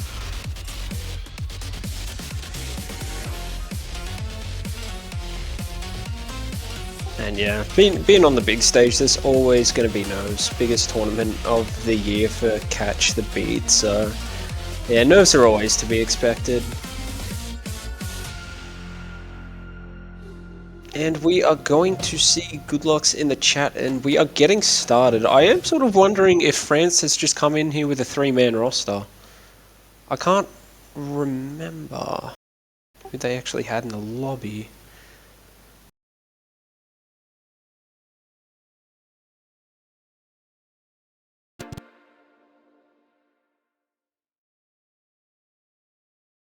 So it seems like they've got everyone except for Kasumi-sama. So they are currently performing without the captain. So I suppose that's why we see Suni as the surrogate captain in this instance. And yeah, we'll see if there's any of those misses. I can tell there's a little bit of nervous movement. Misses out of Monstrator, Kasumizawa, and Nashiro, and now Sakamata 1. And yeah, this part in particular, very, very missable. And we're gonna get into the first sort of combo section, and we'll see how players go here. There is the odd thing that could be missed here a fair bit. Mainly the sort of stacks, I think, but the rest of this shouldn't give players too much trouble, I think. Nashiro going to miss again. So yeah, a little bit of struggle out of the New Zealand side, but I know they're not massive Hard Rock fans, so that is fair. And yeah, Suni's still with the FC. Oh, he dropped just before I finished that sentence. Basto maintaining the double S, so yeah, France definitely having those 1 or 2 players just performing really well, and that being a massive difference maker throughout the song.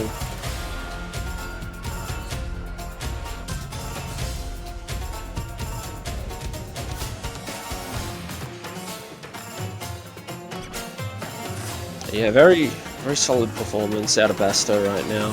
Basto and Monstrator both doing well. Suni getting his combo back up. Sakamata at a 400 combo now, fighting for his team. And yeah, it's just very, very unfortunate. And no FCs left for the France side, but yeah, Hard Rock picks like this can be especially tricky sometimes.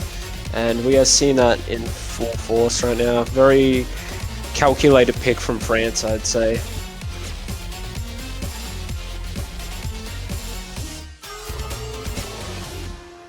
And they will take their 3rd point on this pick.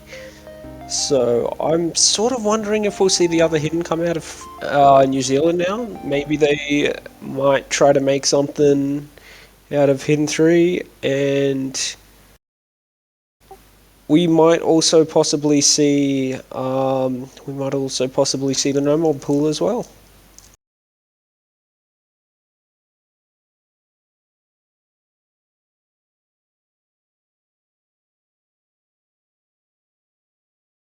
Yeah, very solid performances out of Basto and Suni, only missing 3 times apiece.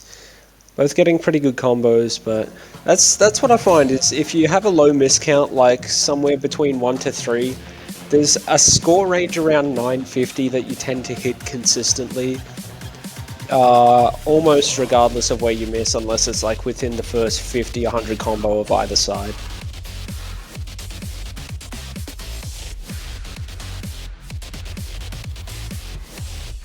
I suppose there's even a chance we might see a mixed mod come out, but I'd imagine New Zealand probably feel a bit more comfortable towards no mod or hidden. Maybe no mod, considering the first hidden was a bit rough, and mixed mod 2 is what we'll see come out. The low AR pick, Monster Siren with Dosole's Holiday, and I think this is an Arknights. I think this has an Arknights background.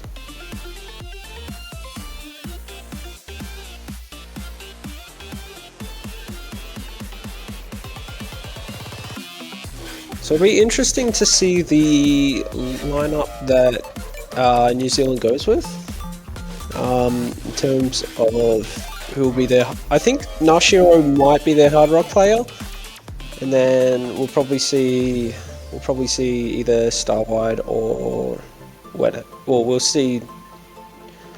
I'm not 100% sure who the hidden pick will be. I'm half thinking they'll probably go maybe Wetham on hidden and Starwide on no mod. And we will see Realmus come in for the first time. I'm guessing Realmus come in to fill that void with the low AR hidden, perhaps, or maybe the no mod. I'd imagine we'll see Suni stick with Hard Rock, as he is quite a good speed mod player, if memory serves me right. Well, memory of the last pick anyway.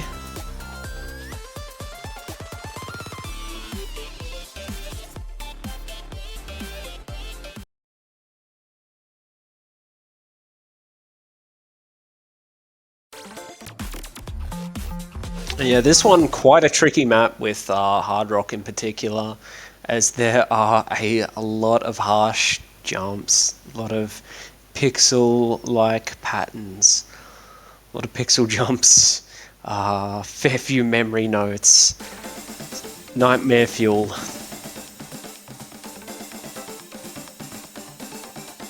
So it'll be very interesting to see how the Hard Rock players go on this. I think this is the one I'm most interested to see teams play out of all the maps. And Suni and Nashiro are both going to trade there. Looks like Nashiro had the odd miss less out of that one, actually.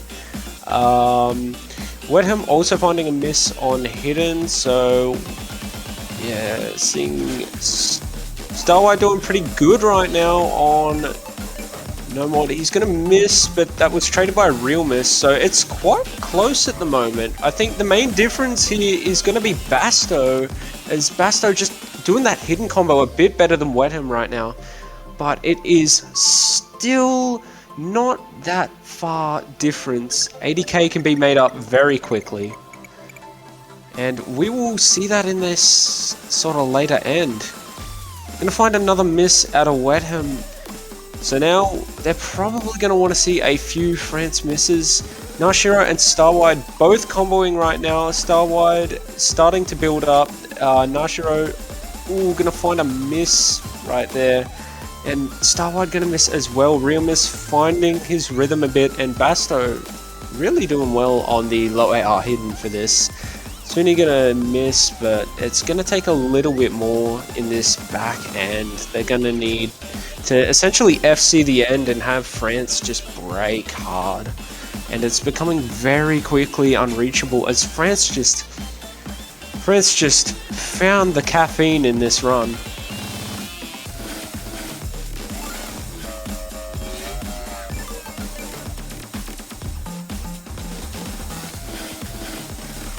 And yeah, this one a very tricky map, especially for Hard Rock and hidden.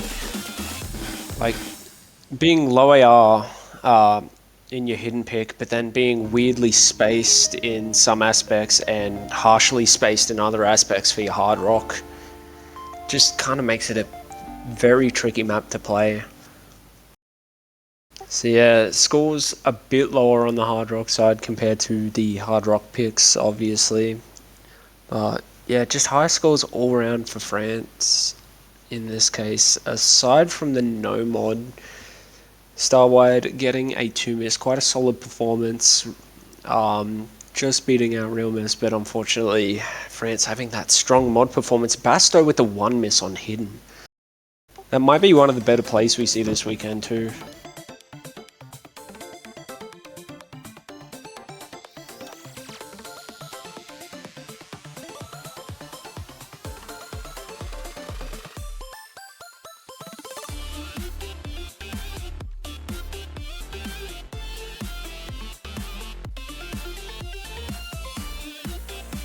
And yeah, it will be interesting to see what France goes with now. I think they have like a fair bit of open pool ahead of them.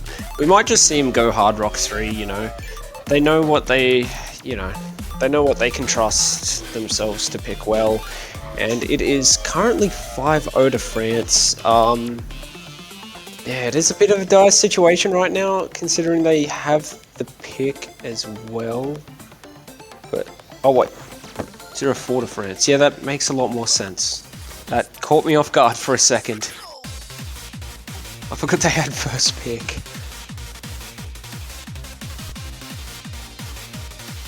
Oh, that bamboozled.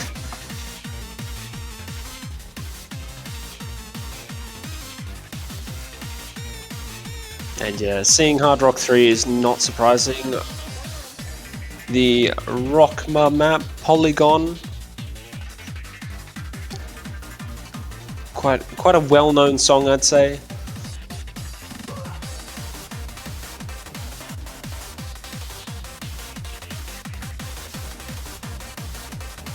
And yeah, it's hard to say whether this one or Hard Rock 2 is trickier. They both have elements that can kind of catch you, like there are the doubles in the middle that are sometimes very easy to just slightly move off of and miss.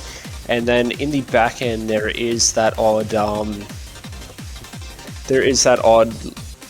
anti-flow with that slight hyper jump in the middle of them, which can sometimes be a bit weird to try and hit, can throw your catcher off a little bit. And then you've got the funny wiggles at the start, but they're not really what I'd say the funny wiggles at the start aren't really all that challenging. I'd say they're more fun than anything. It's just kind of a cool way to see, you know, wiggles mapped out.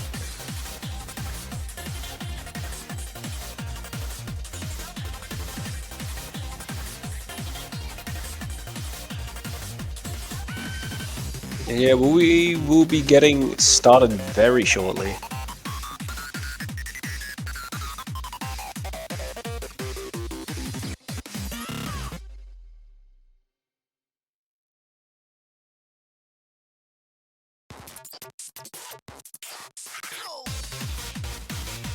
Yeah, here we go, we are getting started. And who knows, maybe this could be the start of a comeback. You never know.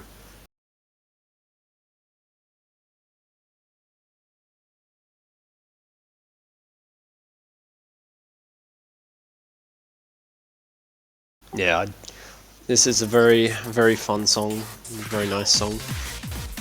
And Real Miss with an early miss. I think Sips and Nashiro. Just Sips actually had an early miss as well. Sips going to elect to go hidden on this as well. Sakamata 1 gonna find a miss there as well. And if you're nervous, wiggles are very, very tricky to play sometimes. As we all know what happens when you wiggle with nerves. You get the shakes and then the notes start flying away. Yeah, France looking pretty good in the early game. I'd say they're pretty relaxed at the moment, having quite a large lead at the moment with the 4 points. And yeah, here will be interesting to see who does and doesn't miss, and Real Miss going to find a miss on one of the doubles, because yeah, it like I say, it can be quite easy to miss the doubles there. And Real's going to find another miss there, but Suni and Monstrate are playing very well right now. And yeah, just proving, you know, it's not a good idea to underestimate France. They might not have their 22 roster, but they still have a strong roster this year. And yeah, three-way miss out of New Zealand in this backhand. Yeah, having a bit of trouble with some of these anti-flow patterns.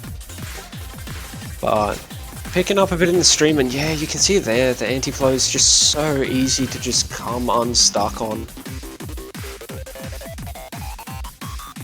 And yeah, no FCs left on France's side.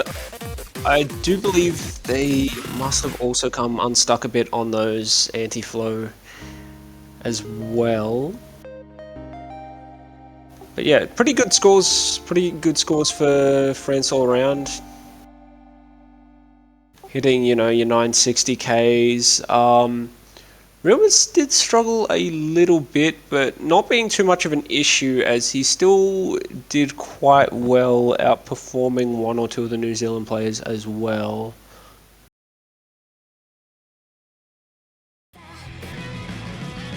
And we will see the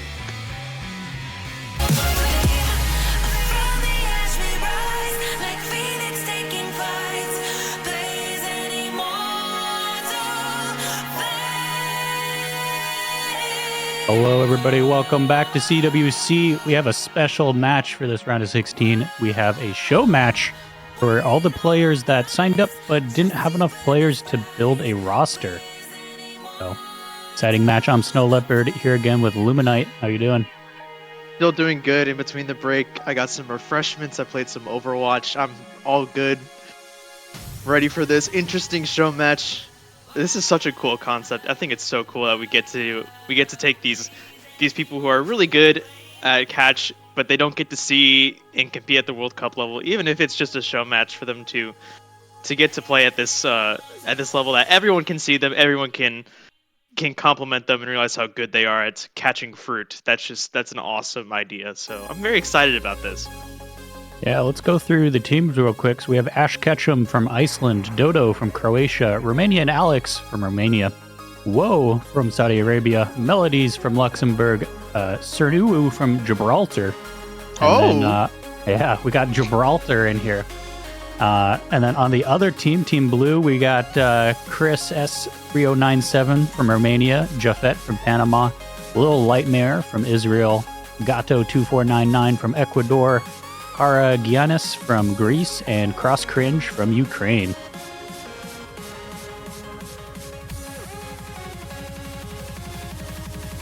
All right, they're going to be competing Team Red versus Team Blue, an assortment of some very cool players.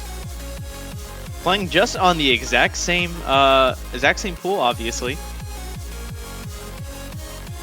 Yep, same round of 16 pool. And looks like Team Red won the roll. Ash is voting against his own team. Let's go.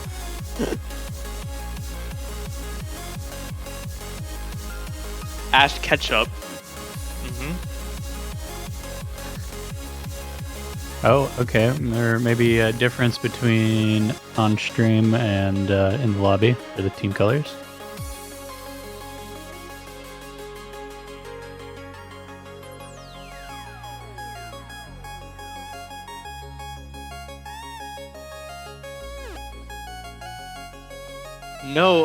No intense commentary from us today, or this time. Get to just see these wonderful players, just have fun, enjoy being forming these two faux teams for us to enjoy some beautiful fruit catching. There just does seem to be a lot of confusion about red or blue, though. All right, yeah, so we are going to go with the lineup as I announced earlier. We're going to go with stream. So, yeah, Team Red going to be the team with Ash Ketchum from Iceland, and they want to pick first, so we're going to see a ban from Team Blue.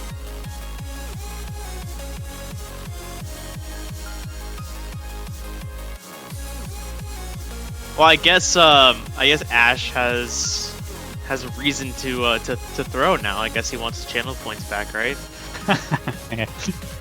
It's match fixing at its finest. Been exposed. It's gonna be Hidden One banned out by Team Blue.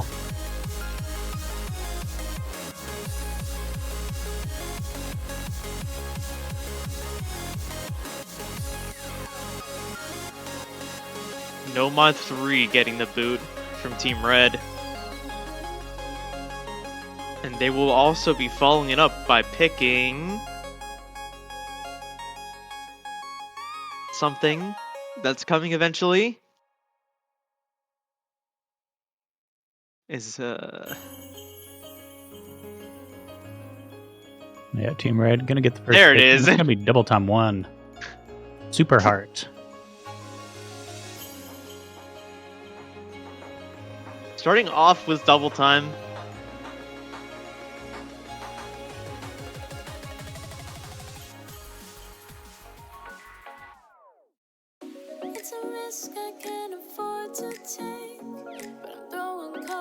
Yeah, I'll get the custom map from AFB by Cosmic Cosmo and Slow Shutter.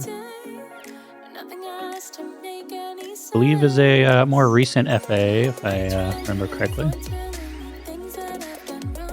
We love sponsoring our FAs. Yeah, it's one of my favorite parts about seeing the map pools from CWC every round is, well, I guess all the World Cups, but CWC included is you get to see a lot of songs from some featured artists that maybe you're not familiar with. There's just a ton of them. Keeps growing all the time, so definitely check them out. Really cool stuff, and you know, or just keep up with the map pools because you'll see plenty of future artist content. Even if you do know some of these artists, a lot of times I find like with Boom Kitty, that's also in the pool. I'm very familiar with Boom Kitty, but I didn't hear that Tokyo Takedown song, so I thought that was actually pretty cool. Yeah, definitely a great way to find some music, and search out there on Spotify. There's actually a playlist of featured artists, at least I think all the ones that are on Spotify, like 4,000 songs. It's not an official playlist. I forget who, some player made it, but I've used that before for background, actually the background music for the Sooty Fruity streams. So give that a search if you're interested.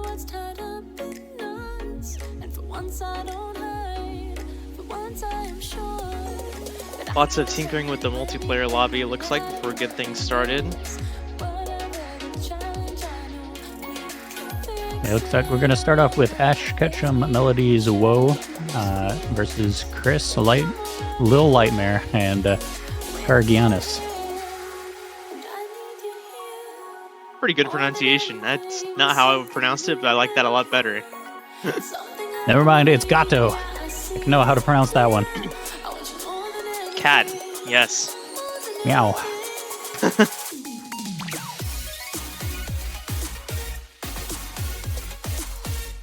Alright, looks like we're about to get stuff underway here.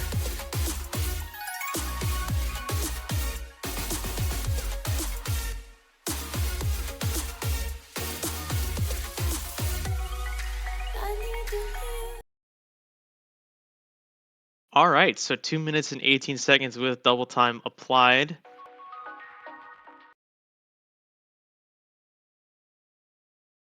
Gonna have to do the sync up. There we go. All right, we're off.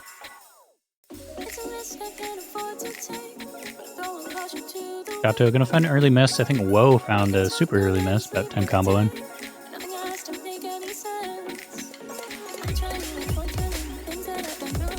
Ooh. Gato messing up on those really clustered hypers, Storm Melodies, and Woe now. Yeah, Gato struggling a little bit on double time, it seems.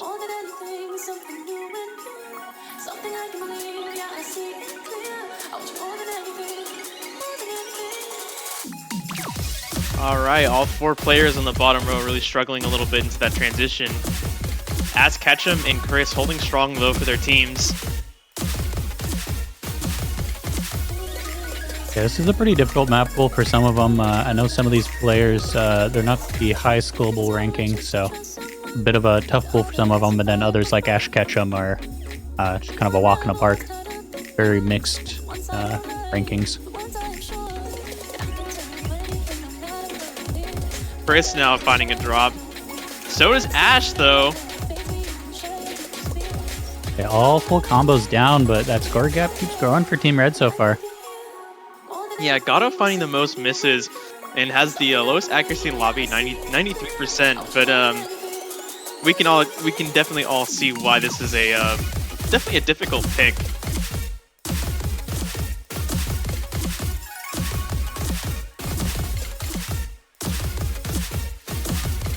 The precision of some of these transitions. Gotta look up to remember what rank Ash Ketchum is, but he's pretty highly ranked, and if even he's struggling a little bit, then totally makes sense. Yeah, he's a global rank 38, so if Ash is struggling a little bit, makes total sense for the rest of these players to also have a little bit of a tough time.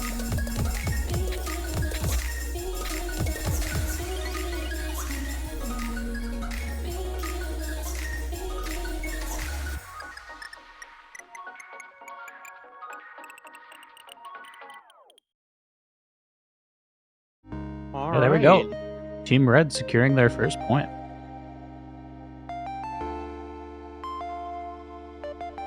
Definitely a rough pick. A lot of those patterns were actually looked like they required a lot of precision in regards to how you're moving. So pretty nice plays across the board, that considered.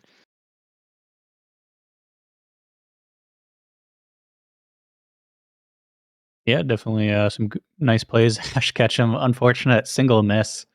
Had a little bit of accuracy drop as well, but yeah, Chris not far behind with that 4 miss.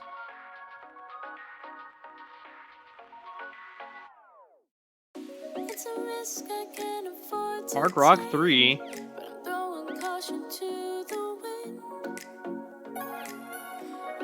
All right, we're gonna see Polygon.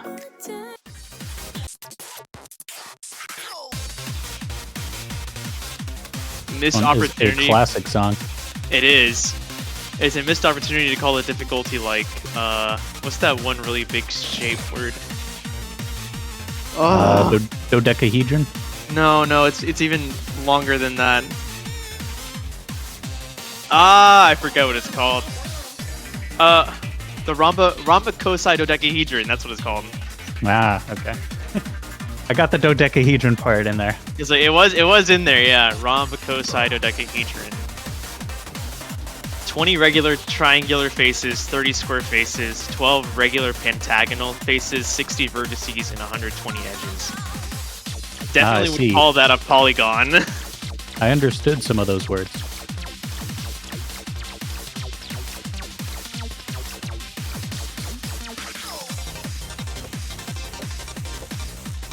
Yeah, but unfortunate for Team Blue. Seems like Jafet might not have been able to make it, which is actually a pretty big loss for Team Blue. Jafet, one of their stronger players that they would have had.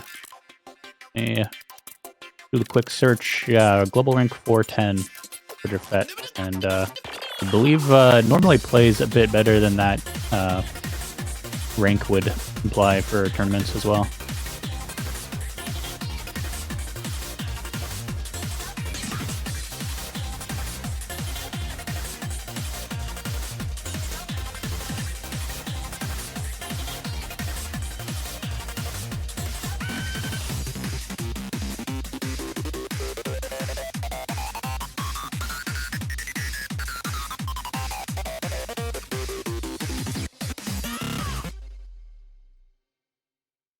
Oh, that's the end of the song? Oh, I'm kind of sad now.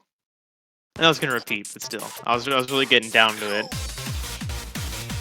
Yeah, this song is a classic. Impossible to not like vibe along to it.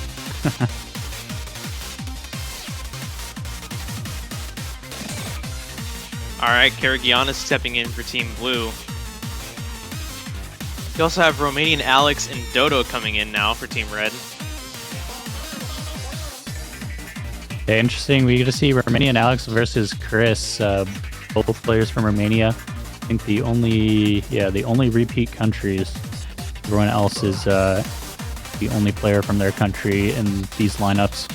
Gonna have some friendly competition between these two players for sure.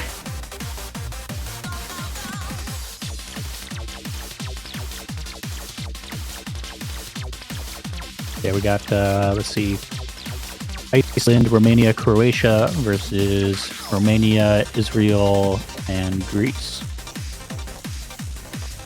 for this map.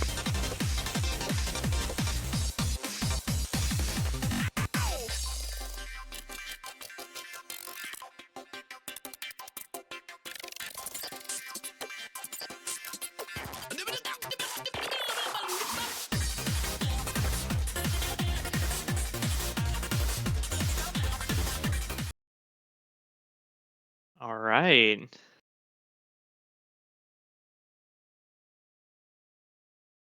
Romanian Alex and Karagianis choosing to do Hidden Hard Rock here.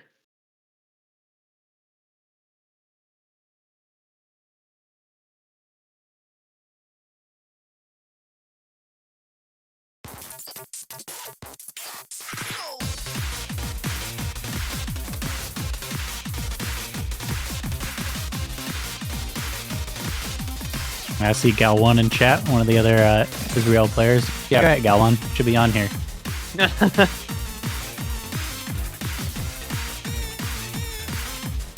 Two slight heavy, well, one very heavy miss from Karagianis as he finds even more.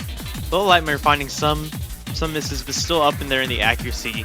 99. Romanian Alex now finding a miss. Yeah, Dodo holding the FC along with Chris and Ash, but other than Dodo, again, kind of a similar story. Ash and Chris leading the way. The rest of their teammates having a bit of a struggle, but Dodo really showing up as well on this one. Oh, Ooh, Ash Chris and dropping Ashfall. now. It's Dodo. Yeah. Dodo MVP, let's go. Ah! Didn't quite make it far enough over for that hyper, and yeah, you miss a hyper, you're just doomed. Very unfortunate there.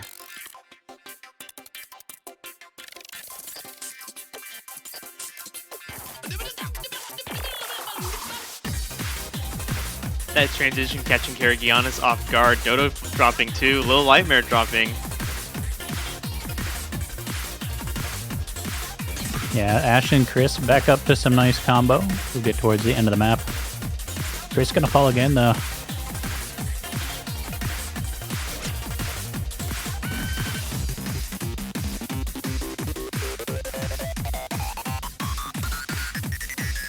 Everyone getting their last misses in right at the end of the map. Takes no survivors. Hard till the end. Romanian Alex, no! I think that was the very last fruit. He was the only one who was still holding combo at the end. Yeah, some pretty nice plays all around. Team Blue is unfortunately struggling to find that third player for some of these maps. But they are down a player and down one of their stronger, higher ranked players, so that does make sense. It is unfortunate though.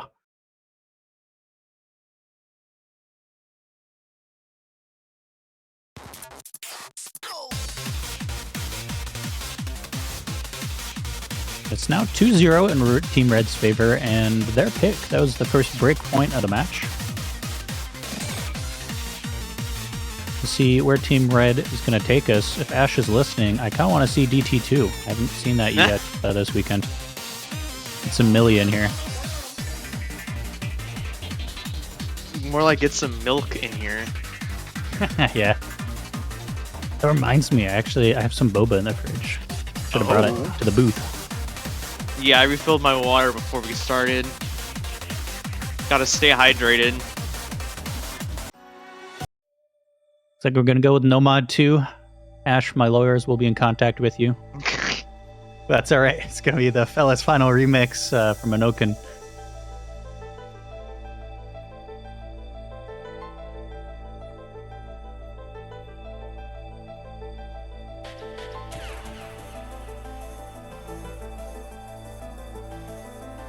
Alright, Team Blue looks like, for now, no subs. Romanian stepping out, Ash staying in, of course. Dodo shifting over one spot to the left.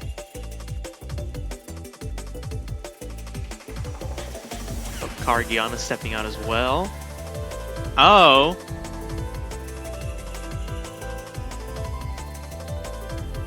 There we go, Romanian Alex back. Alright, so Dodo and Romanian Alex just switch spots. try to keep us guessing. We saw Gado's Romanian Alex back in. make a run for it, trying to join Chris on blue team for a minute there. Fortunately, they must face each other down. Romania versus Romania.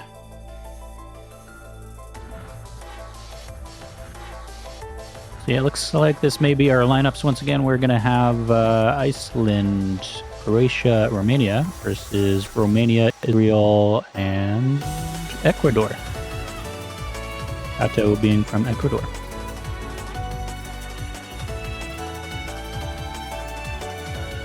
Wiggles are terrifying.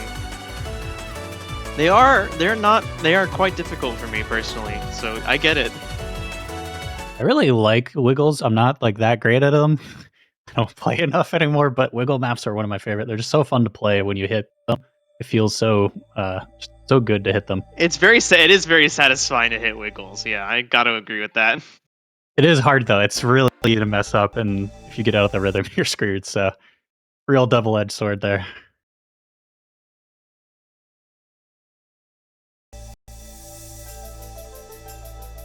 Here we go with Nomad 2.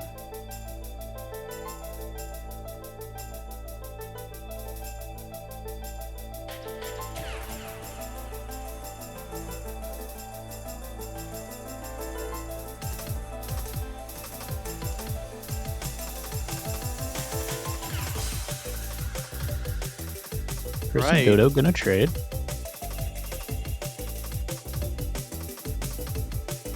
Romanian Alex and Gato gonna trade. Chris finding a miss. Yeah, Lightmare down as well now. Just Ash with that full combo, and with Dodo missing, there's not really any combo but Ash on the board.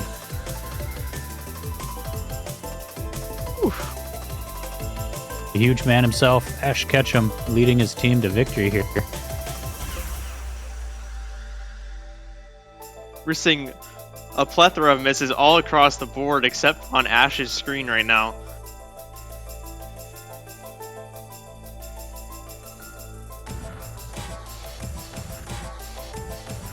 Where's the Nomads go? This is one of the trickier ones. It is the technical pick, so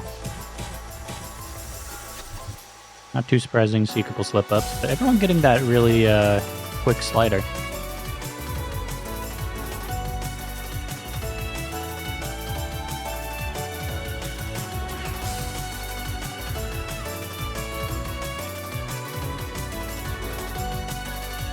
Team Blue continues to find misses. Gato missing earlier. Chris finding a double miss now. Everyone on Team Red looks like they're stabilizing right now. Yeah, Lightmare is pretty stable as well, but fortunately Gato and Chris just not quite getting into it. Gato's getting back up that 200 combo. Chris still a ways off. Ooh. Now Gato's the only one with combo for Team Blue. Roles have reversed. Dodo dropping now. Yeah, Dodo found a couple misses there, fell out of the rhythm a little bit, but has recovered.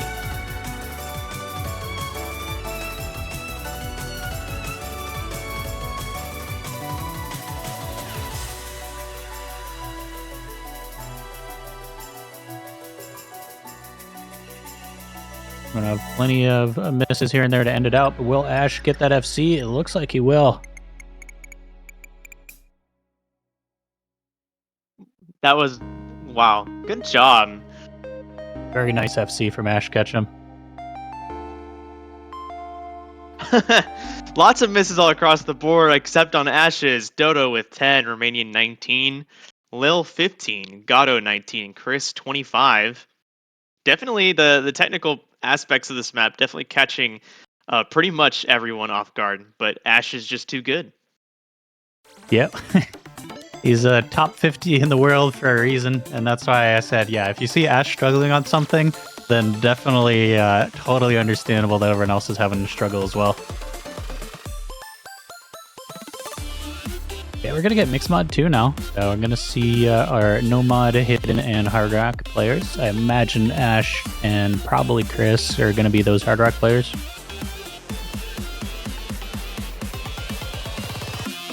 Although, well, actually, I don't know. Never mind. I forgot. This is the AR 8.3, so someone has to do low AR hidden.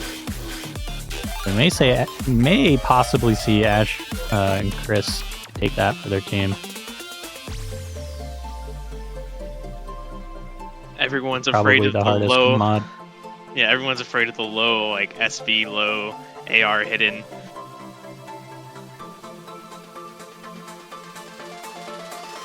No one wants to have to be that guy. Yeah, it is a very tough role to fill. See Cernu coming in though. Maybe a hidden, secret hidden powerhouse, perhaps. Hope to see.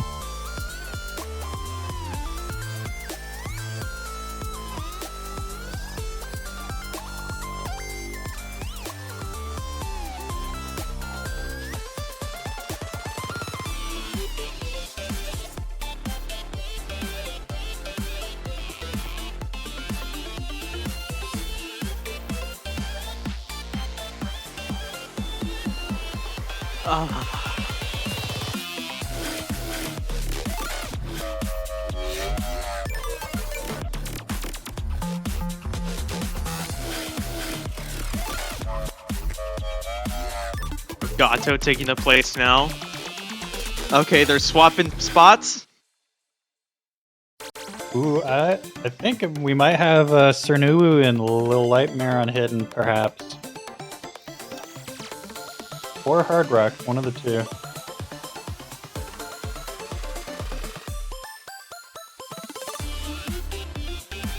Alright, here we go.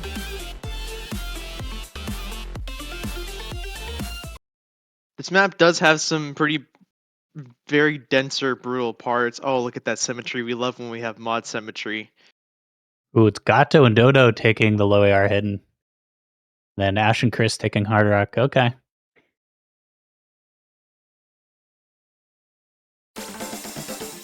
Yeah, it's going to be an interesting one.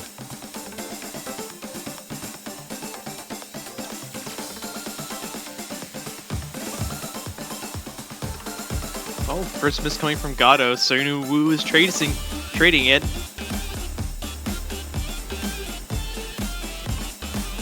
Yeah, Chris found a miss as well. And actually just another one as I mentioned that. Ash and Dodo holding strong with Lightmare.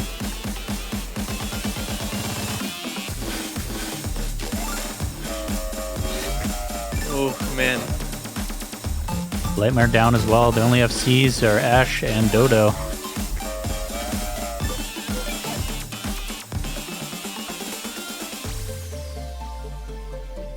Very nice performance from them. 2 SSs as well. Those really dense parts on hidden, I just feel like are awful, man. They're brutal. Absolutely, yeah. Especially with the streams, you gotta try and listen for when they end.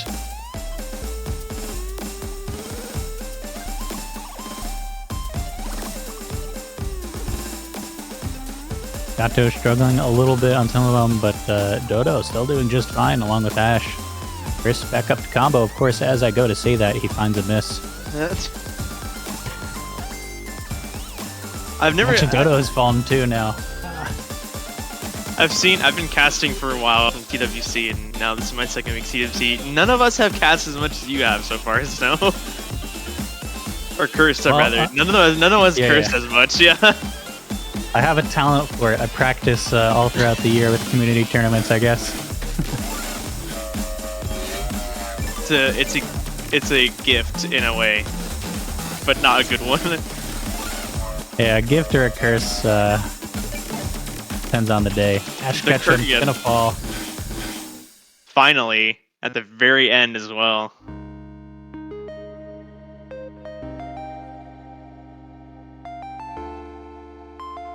Yeah, Ash 4 miss, but I think that was just one cluster of 4, so really a 1 miss cluster.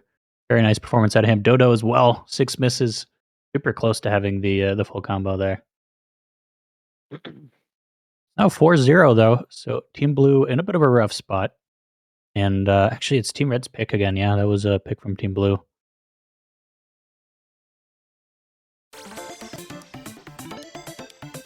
So far, Ash has really just been kind of. He's kind of like the force driving Team Red right now. He's got the backup for it, but he's definitely the person in the driver's seat. Gonna go to the convert now. Nomad 4. Ooh, and I see we're gonna get some roster swap ups. Yeah, we pull up the convert in mod 4, and when a convert comes out, you're gonna see some kind of specialty players coming out to play them. And it looks like we're gonna have Woe from Saudi Arabia, Melodies from Luxembourg, and Cernuwu from Gibraltar.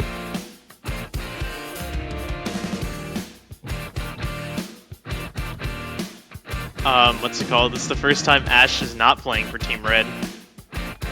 Yeah, he got his team to 4-0, so gonna take a well-deserved break. Let some of the other players on his team get some plays in.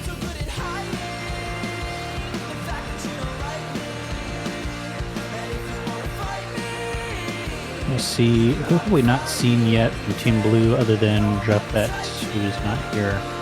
I think Cross Cringe, maybe? Or was he in for a map? Can't remember. I don't think so.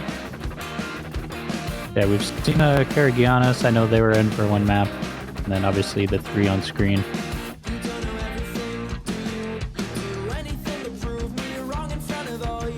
Yeah, Cross Cringe when?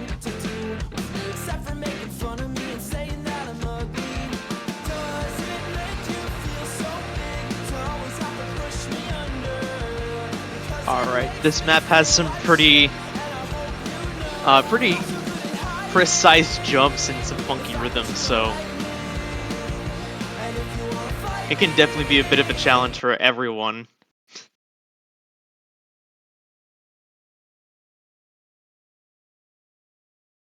Yep, time to see the convert specialists that Team Red has cooked up. See how they can do.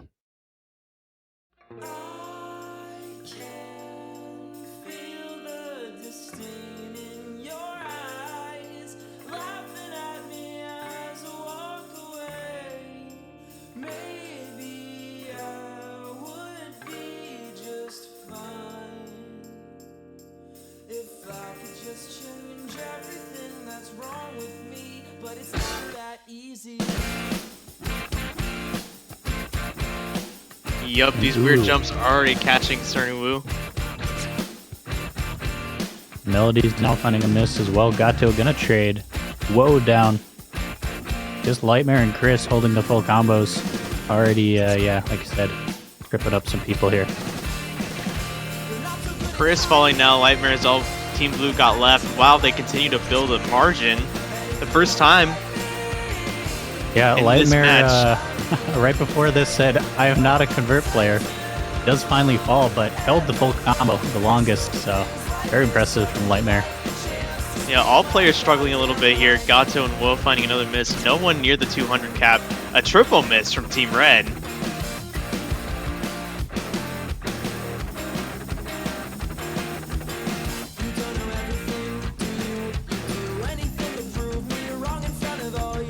Yeah, Team Blue making a comeback here.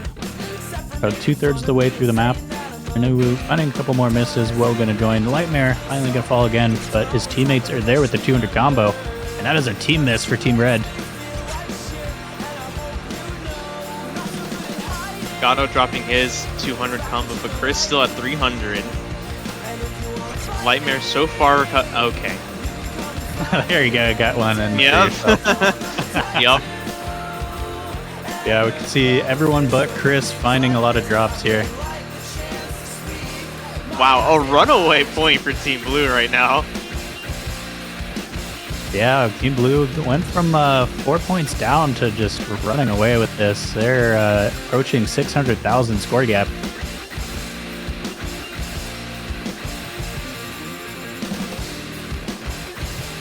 This doesn't prove that Convert is a very unique and valuable skill set. I don't know what does.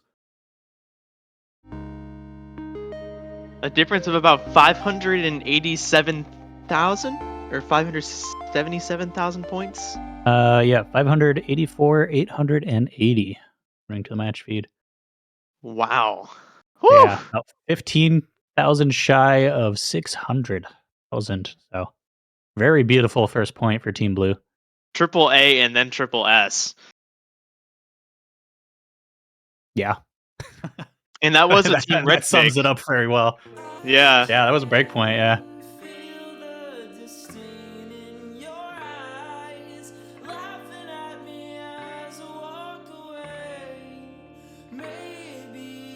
Now, I have a feeling we're not going to see Double Time 2 on this next one. Double Time 1 didn't go super well for Team Blue. Yeah, we're going to see Hard Rock 1 instead, Kaleido Parade by Absolute Castaway.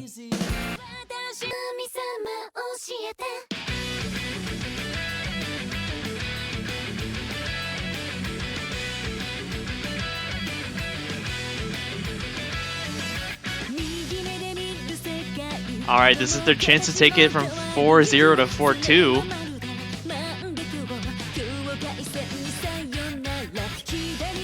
Can Team Blue, not Brew, can Team Blue bring it back?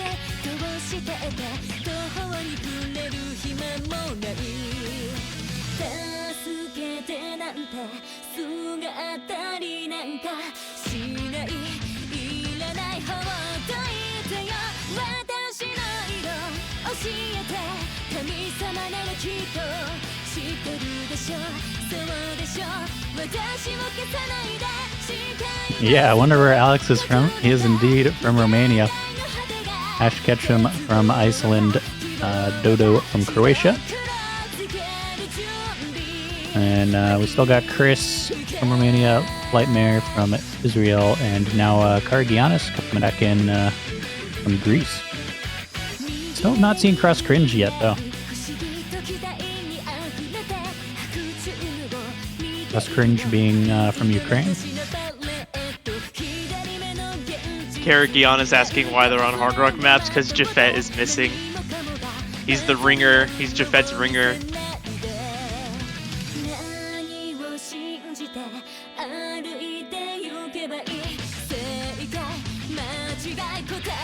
Yeah, definitely very unfortunate for Team Blue. I think this match would be a lot closer with Jafet.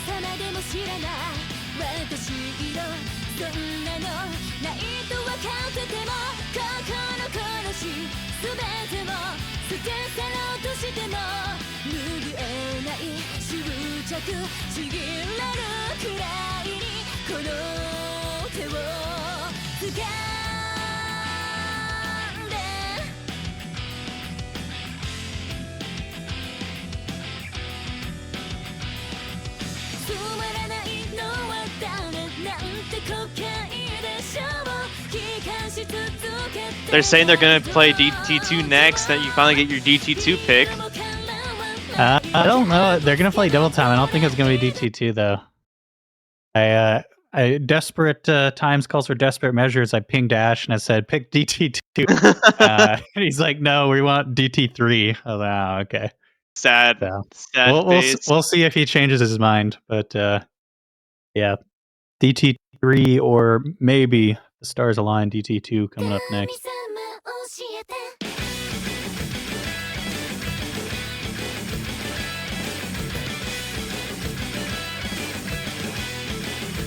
RK, Team Blue off to a rough start. Triple miss already, but we're not that far into the map at all. Yeah, 3.5 minute map, plenty of time to make it back, but definitely not a confident start for Team Blue.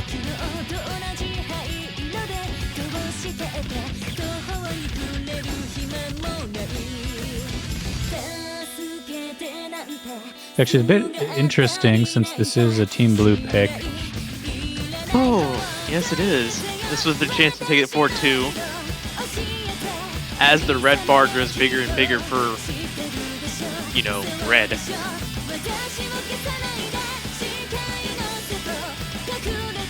Yeah, you're gonna see some more mid, like Romania and Alex struggling a decent amount here, but unfortunately Lightmare and Karagianis also struggling a bit.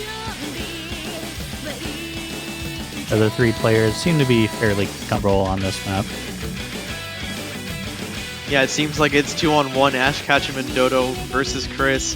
Romanian, Lil Lightmare, and Karagianis all struggling a fair bit with this pick.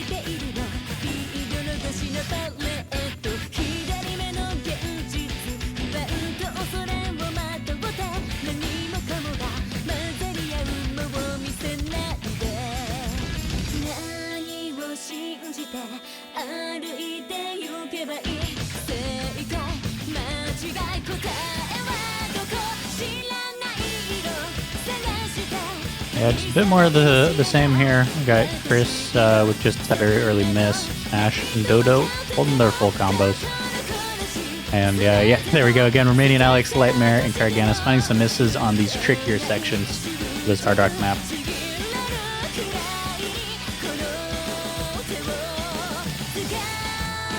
Oh, Chris finally falling now. Yeah, small slip up from him. We're gonna drop the almost FC that he had going. Does recover nicely though. Ash and Dodo still holding the true full combos. Gonna be hard to impressive from catch both of up. them. Another big score gap building right now.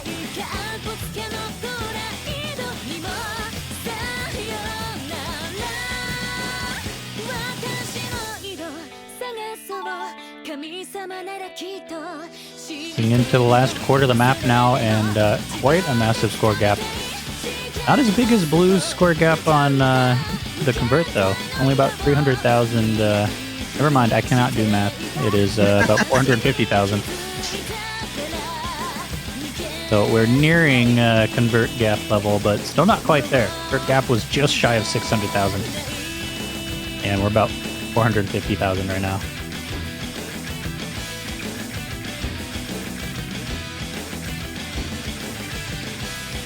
We're gonna get the double FC from Ash and Dodo.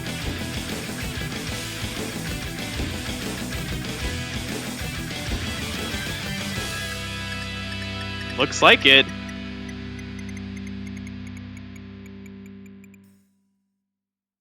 Yeah, there we go. Really nice plays from Dodo and Ash there. Yeah, the name of the game there, really, for every one miss that Romanian found, Lightmare and Kargianis both found a miss too. Lightmare less often though, only 14 misses, Romanian with 34, Kara struggling a little bit with 85. Yeah, definitely having a bit of a rough time there, but understandable. Hard Rock is, well, it's hard. Yeah, there is a reason we call it hard rock and not soft rock. Lightmare, you're not over yet. There's still one map left to go. Ash betraying me. I'm going with Double Time 3. You're going to see Journey by AR Forest.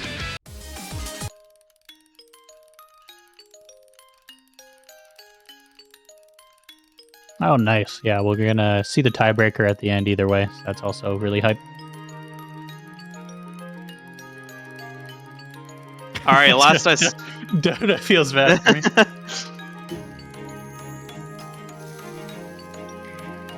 Thank you, Dodo. I appreciate it.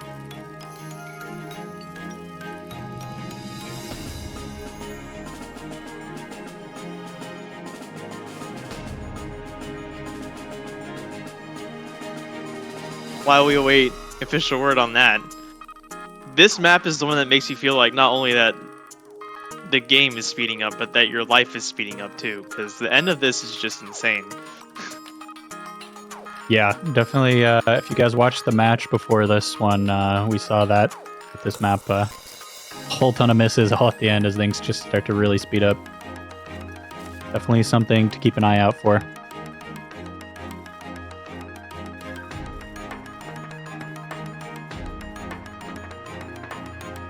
True, I like your thought, Jaria, in the chat. Blue team is going to win this, and then they're going to pick Double Time 2. Good, yeah, it's so true. Yep.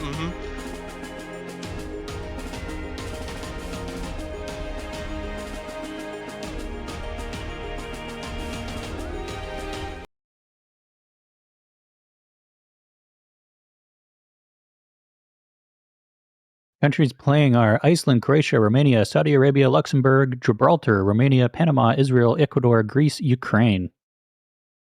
Get them all in time just for the map. Here, I can actually put this in the chat too. Romanian opting to put Hidden on top. Woo! It didn't format well, but oh well. That's my cheat sheet.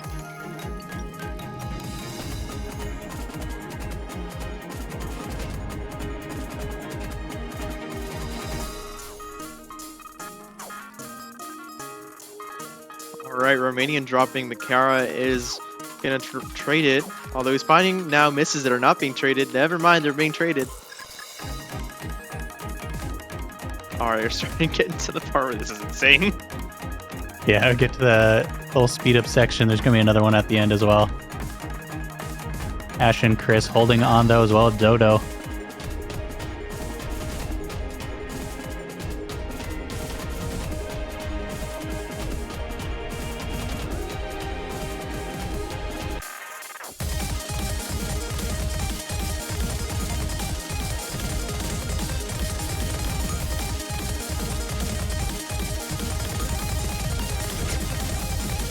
No, Chris falls, Ash falls, everyone falls. It just gets insane. Yeah, here at we the go, end yeah. here. Yeah, this is the section we were warning about.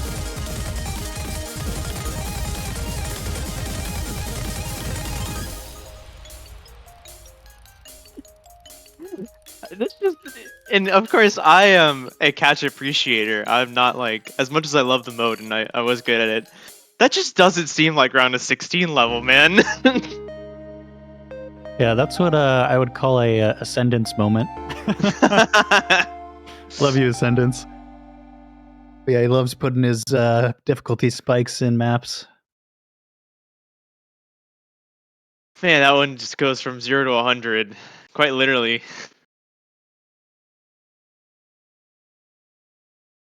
Yeah, and that is a win for Team Red, but we're not done yet. We got Tiebreaker to show as well. It's going to be Carmina by Canvas. Yoshi and Creeper's Divine Judgment.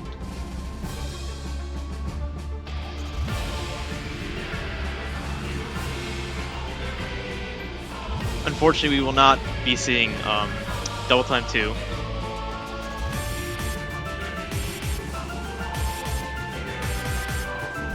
Yet. I should say yet instead. Yeah. I'm sure it'll come. I'm Hope's sure it'll still come there? back around. Yeah. It's alright. I have, I think, 2 other matches I'm casting today, so there's still a chance. My dream is still alive. Canada, Argentina, or Mexico, Netherlands will have to save me here.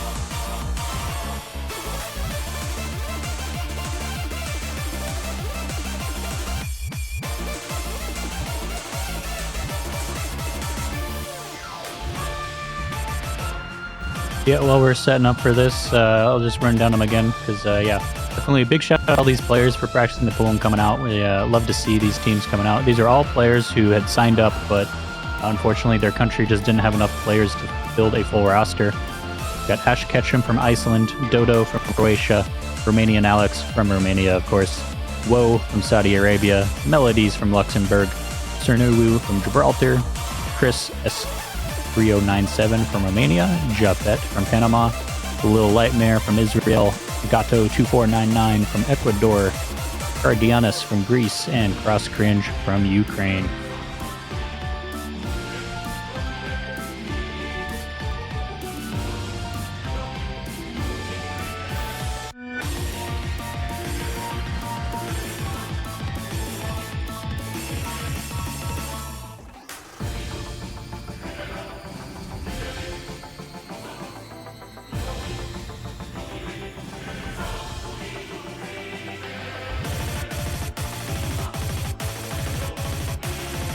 Alright, trying to get all 6 players on, or all the available players on each team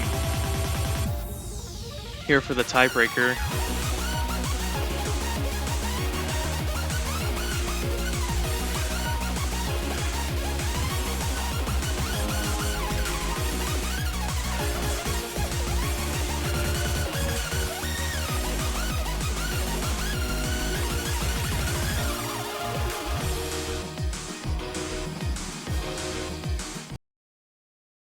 All right, so here we go with the tiebreaker.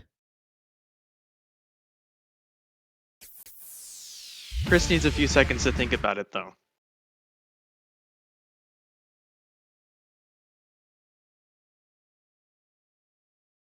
Yeah, I think I saw in chat there we might have had an abort. Maybe not. Intro, please.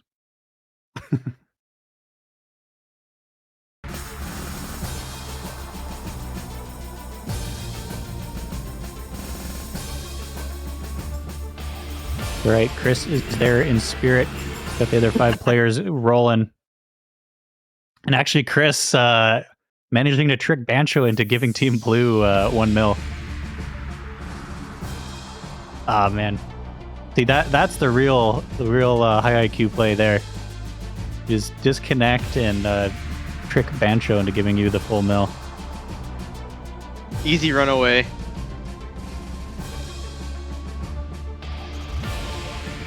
So close to working.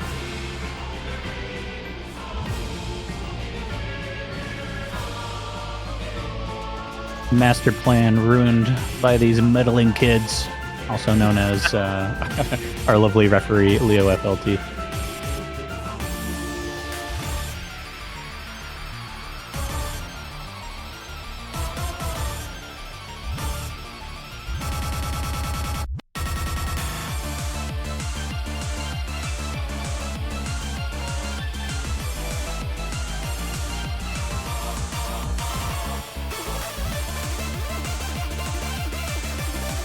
Alright, looks like we're getting Cress back in there. Had a disconnect issue or something of that matter.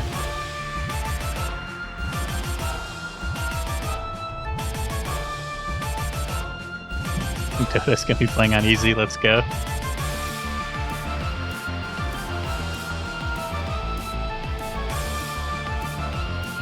There he is.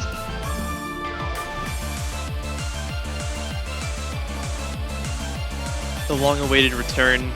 This time, take 2, we got it, guys. Return of the hero. Chris is back, ready to get the 1-0 for real this time.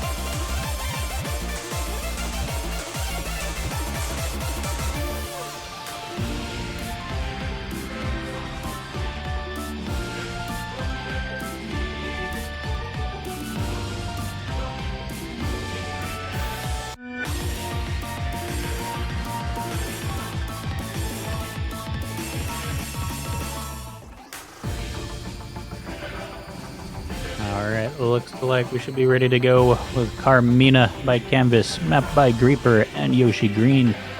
And this is their Divine Judgment. Who will survive?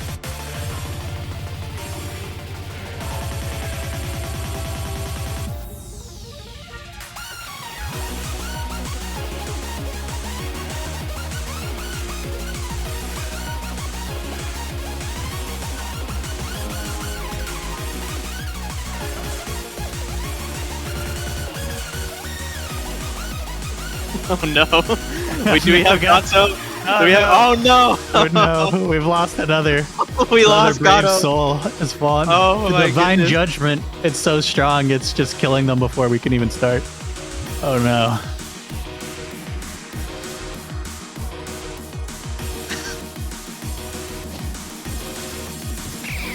It's just not meant to be, man.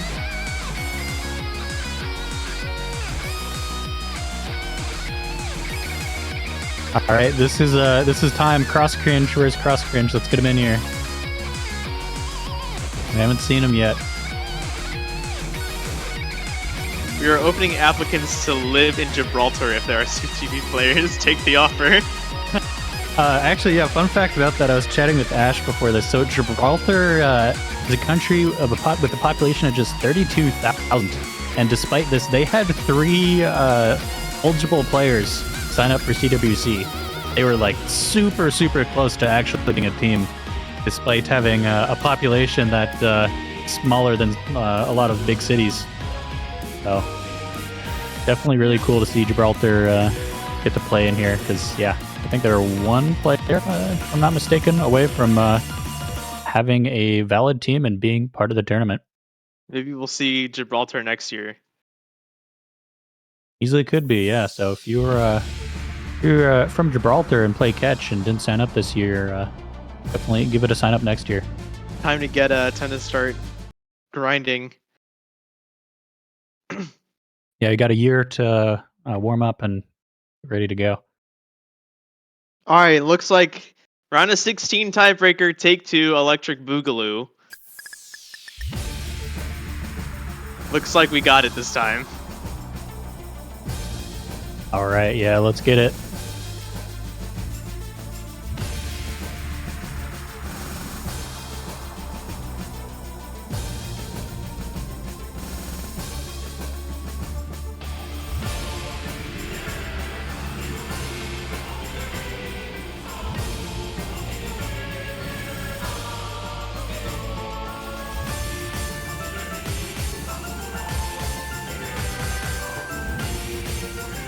Melodies, the first one to find a drop. Ooh. Okay, Melody's slipping up a little bit as well. Some tricky stream patterns. She hit the wiggles pretty well, but yeah, a lot of drops there. Except for the one and only Ash Ketchum. The huge man himself. Number 38 global.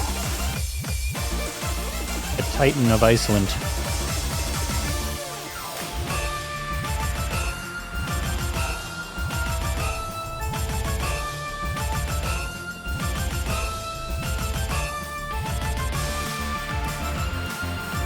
I can just imagine how punishing it is to miss one of those hypers in that section. Yeah, yeah, you miss one, it's all over. Back to the Shadow Realm with you.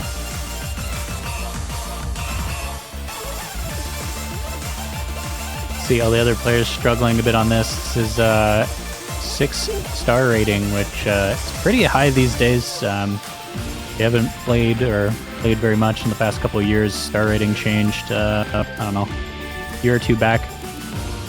And I feel like the upper ranges of Cash SR kind of increase, not like super exponentially, but like the higher you get, the difficulty gets a lot higher and really fast, I feel like.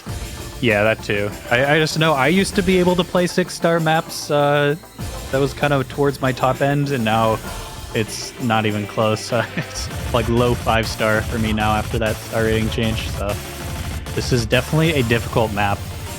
Ash Ketchum may make it look like a walk in the park, but you have 5 other people giving us a reality check on this.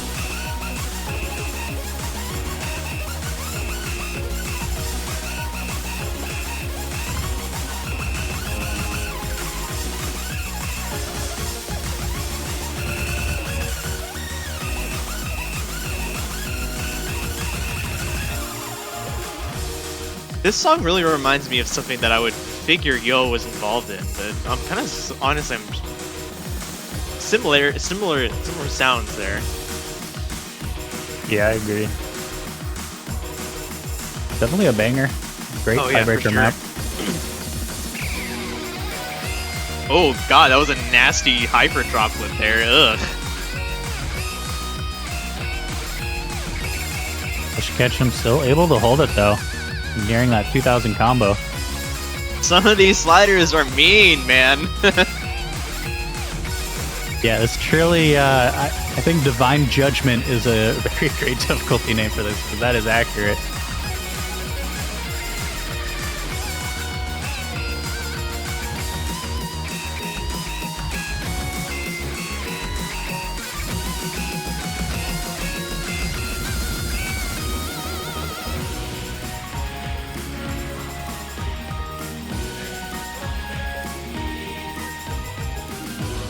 Yeah, Melody's having a bit of a struggle on this one. I think a little, well, yeah, definitely far out of their skill range, I'd have to say.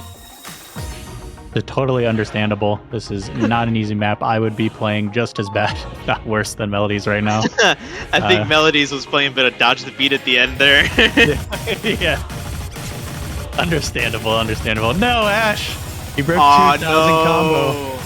No. I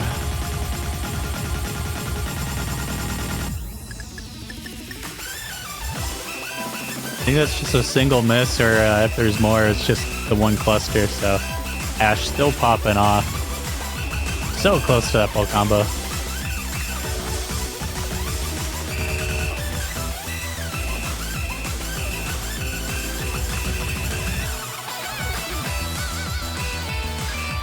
Yeah, we got Melodies with the dodge the V. Here we go.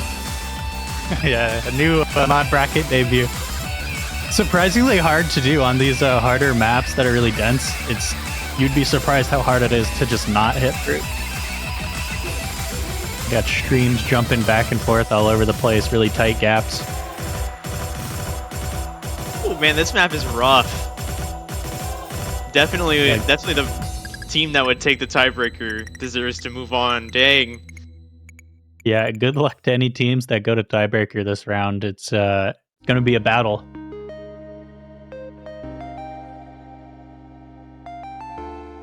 But yeah, Team- there you have it.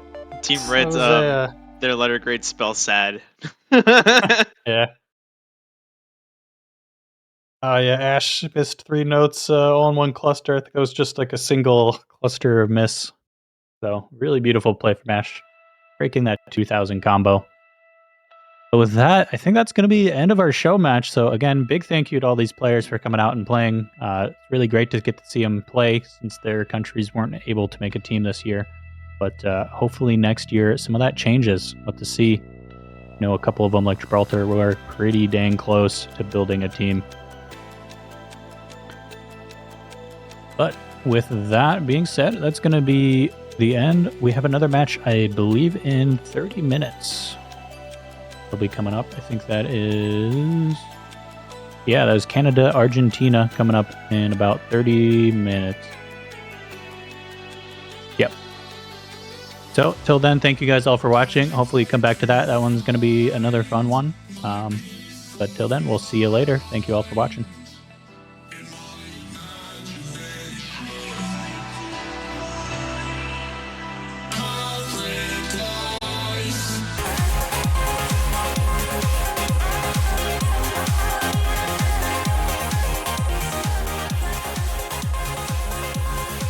Hello, everybody, and welcome back to the Catch World Cup 2023 round of 16. I'm Snow Leopard, and today I'm here with Sekre. How you doing? Hello, how you doing? I'm feeling great myself. Gonna see some banger matches coming in the next few hours. First match of these next few hours is gonna be Canada and Argentina. Absolutely, yeah. This one is going to be a pretty exciting one. We got the Canadian roster, I believe, same as last year. Then Argentina with a few changes. Few changes, and the big change that we're going to be seeing on the side of Argentina is that they don't have as strong of a third player this year, but we haven't been able to see how that's fared for them because they didn't play their last match last week due to a forfeit. So this is going to be their first match of the tournament. Yep, going to be an interesting winner bracket match. Normally we'd see, I think, Belgium up against Canada, but Argentina gets their time to shine. You know, maybe Argentina would have won that Belgium match, you know, and they'd just be here naturally. True, maybe yeah. their third player is just God incarnate. You never know. Excited to see what we have in store. Yeah, honestly, this one, it could have the potential to be pretty close. I believe Canada is playing a member down, if I remember correctly. Yeah, they don't have Henrik today, is what I heard from some of their teammates. So there is definitely potential for Argentina to come away with at least a few points, maybe even the win, if, you know, the other members of Canada can't pull that weight that Henrik provides as one of the star players on the team. Yeah, that is actually a pretty big loss for Canada not having Henrik around. Yeah, and we all heard how Fuhi was earlier today saying, "Oh, dude, I haven't even played the map pool yet." So Yeah. you gotta that be a is true. little bit worried on the side of Canada going into this one. You know, they always do just a little bit amount of trolling, moderate amount of trolling sometimes. But these guys, at the end of the day, will all take it as seriously as they can. They're gonna want to win, you know. And we are getting into the lobby, as everybody can see on the stream now. It's gonna be great. Yeah, there we go. Got the lobby up. So I think we're going to get into the rolls. Yeah. And then we can let the trolling begin. Canada, this very strong 22 roll. Wow. I wish I could roll 22. You know, sometimes the rolls are just so much worse.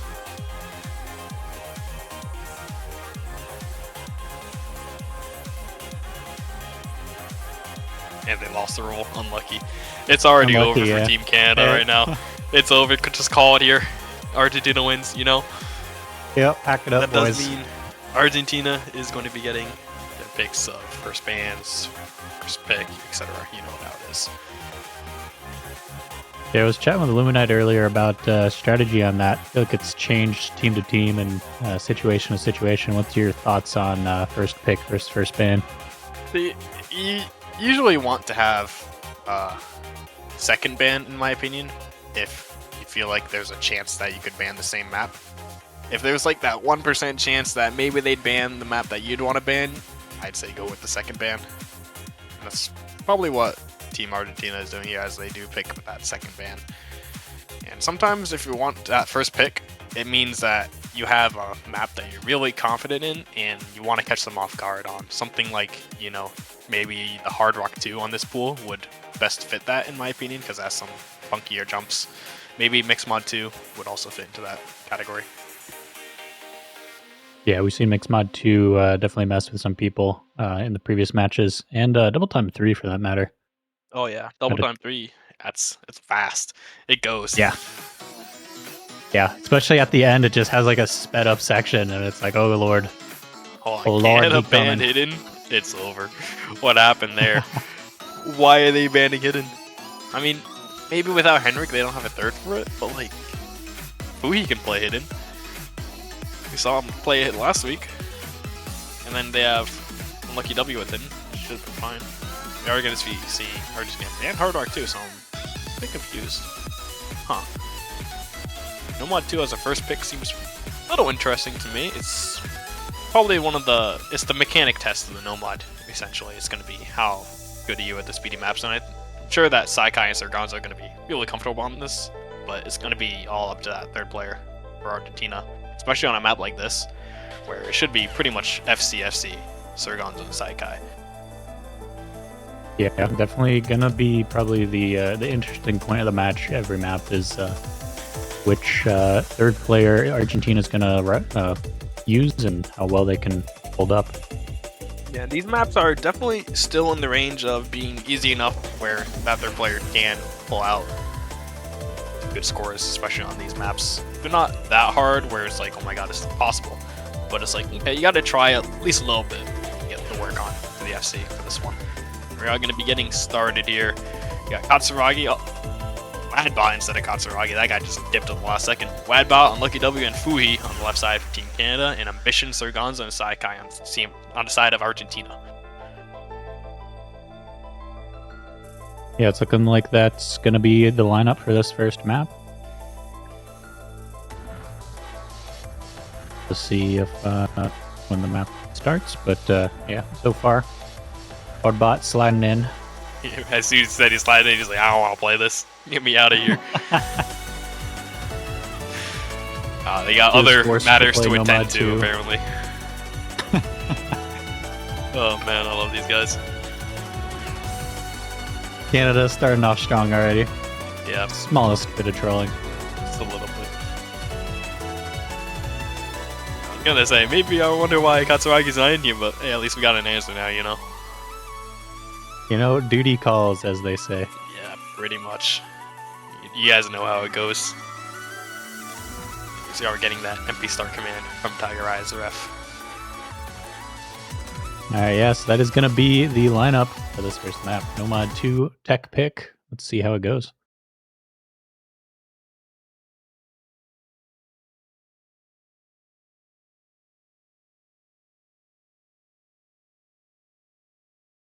And honestly, this map can catch you pretty off guard with some of the wiggles if you're not ready for them. Especially in the intro and the ending, there are like 2 or 3 wiggles that are a little bit more awkward than the rest.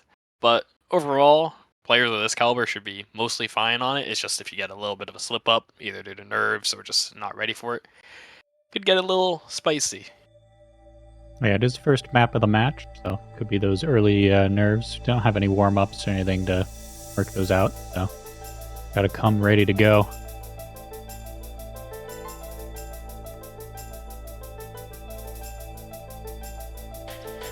Ambition finding that first miss, so already we're seeing what might be the crux of the issue for Argentina.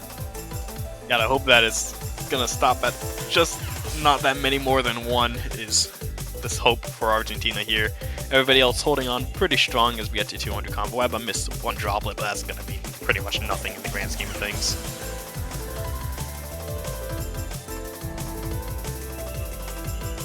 Gonna have another miss on Ambition on the wiggles. Fuhi's gonna drop as well at 320. That's gonna be a little bit painful for Team Canada, but Ambition's just not having the best of time up there in that top right corner. Yeah, down below 98% now. Done quite a bit, and kind of like you predicted earlier, Surganza, Sakai holding very confident FCs right now. Yeah, we got a bit of a free combo part here. Shouldn't see too many misses for the next bit of combo. Got a slow part. Everybody can gather up their nerves for the next wiggle section. A little tricky slider there, but everyone hits it just fine.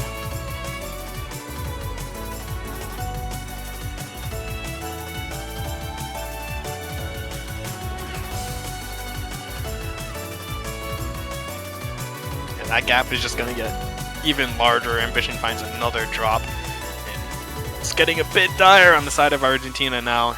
Oh, it seems like Oh. probable keyboard issue, maybe? I don't know. Yeah. Even then, looked like hand slipped off the keyboard or something. Yeah, even then it probably wouldn't have mattered unless Canada completely collapses in this last quarter of the map, which honestly it's possible, but given the way they're performing right now, it's not looking that likely. Yeah, Fuhi with just that single miss, and he's recovered very nicely.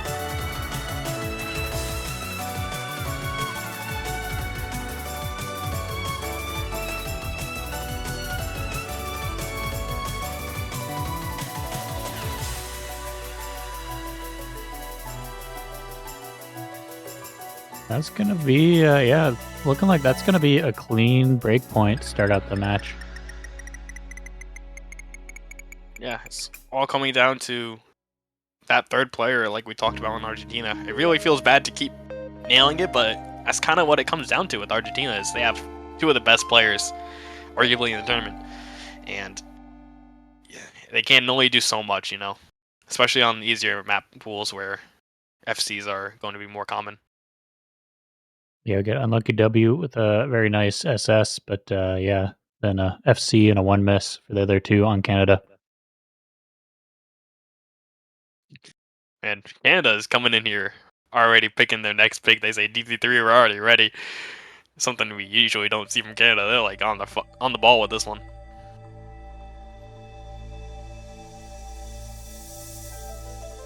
Yeah, we're going to see AR4 as a journey. DT3, one I mentioned earlier, this one's been tripping up some people as well. It's real fast, especially at the end, and I believe in the middle there's a fast section as well. Or an extra fast section, I should say. Yeah, especially at the end, like you said, it just goes zoom.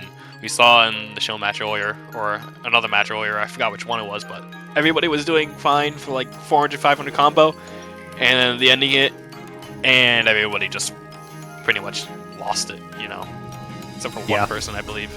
I think that was the Sweden match, Sweden versus China, I believe, now I think about it. I'm pretty sure that happened the other two matches that I casted it this probably morning, too. did. It's At least the one I was watching. This map is just it'll get It's you. brutal.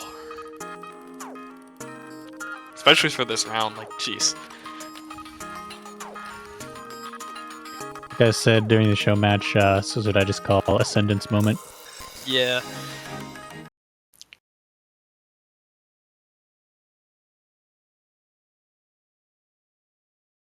So we're going to be having the same exact rosters on both sides for this one. Story, aka Saikai, taking the hidden mod along with the double time. No extra points gained.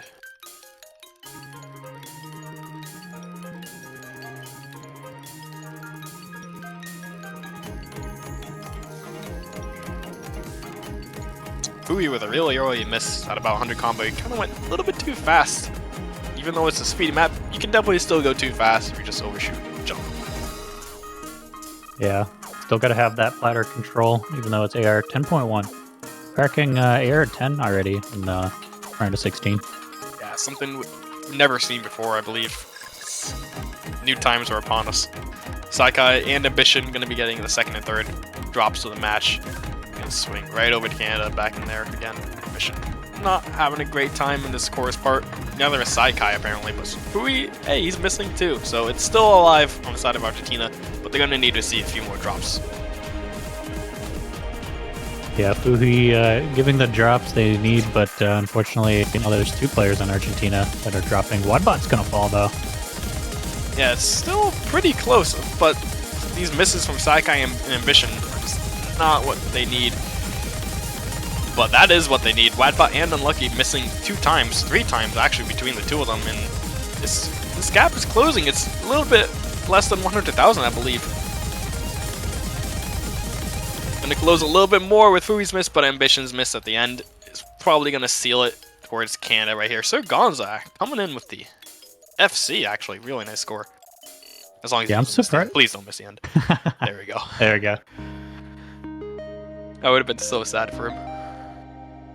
I did that earlier as well. I was a bit early on an FC in the drop Oh, right, man. and I was no. You can never be too sure. Yeah. Yeah, honestly, good scores on side of Argentina. It's just Ambition a little bit slacking in Saikai. Usually we'd see an FC on the side of him. If he did FC, I think it would have been very, very close. I actually don't know which team would have won if Saikai FC'd. It would have been like 1,000 point difference, I think, between the two. But even then, definitely potential for Argentina to take some points here. Absolutely, yeah. And I was kind of surprised the really fast ending section. Most of them hit it fairly well. They kind of fell apart before it, which was interesting, but maybe they were just nervous in anticipation for it. They practiced that fast section and forgot to practice the rest.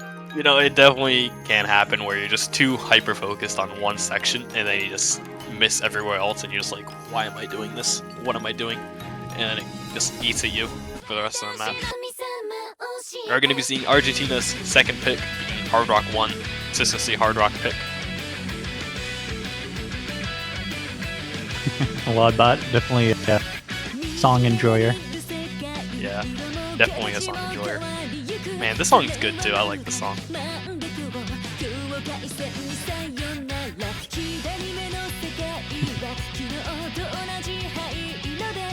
One question is, are we going to see any roster swaps? Does Argentina have anyone else, or Canada for that matter, both teams not using their the rest of their roster? It's interesting, because we've gone through almost every mod.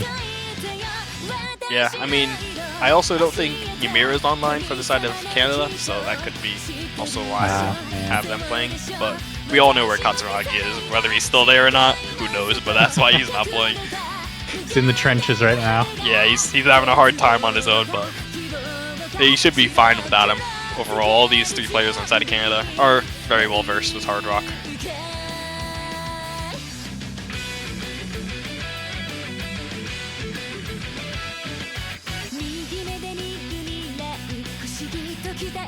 This one could be a bit longer than some of those previous ones. 3.5 minutes long. Yeah, this one is relatively simple as long as you can read that AR10. It's kind of just like an AR10 check, even though the last map was AR 10.1. This one's a bit smaller circles and more about reading than the last one. So as long as you can play Hard Rock pretty consistently, this should be a relatively easy map for you. The droplets, though, are pretty painful. You're going to be seeing, I'd say, a lot of droplet misses. Probably like an average of a 99.6 accuracy, even for the FCs. Yeah, and there's something to be said about AR-10 with double time versus AR-10 without double time. You don't have that extra catcher movement speed. Yeah, for sure. You really have to be on the ball, even if the reading itself is the same. Especially considering that last map was a lot more of a denser pick, where everything was closer together. This one is a lot more spread out than that one would be. So, it's going to be a little bit more straining on the eyes, especially with the farther jumps that come in the map.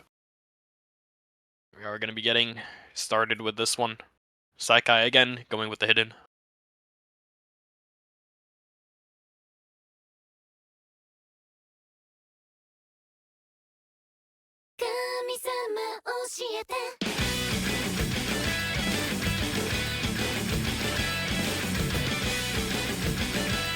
Ambition going to be finding that first miss again on this map.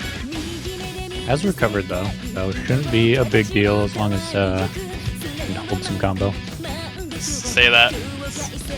Seeming to be a little bit of a bigger deal Yeah. than you would have hoped it to be. But it is still just the intro. There's still some time. Hopefully. Well, maybe we should just not mention it. yeah. Everybody in else other is news, hitting the other 200. 5 players Yeah. holding those FCs, looking good in that 200 combo.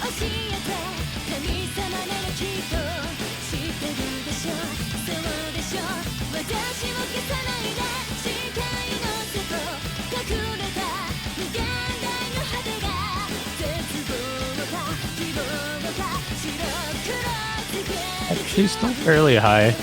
Got a 99.6, 99.8, 3 SS's. Yeah, and it's gonna be the first miss on Canada from Unlucky W and Fuhi. 2 misses actually, but even those 2 misses, it doesn't quite compare to the amount of misses that Ambition has had so far, sadly. So Ambition's probably gonna need to step it up a little bit towards the second half of the map.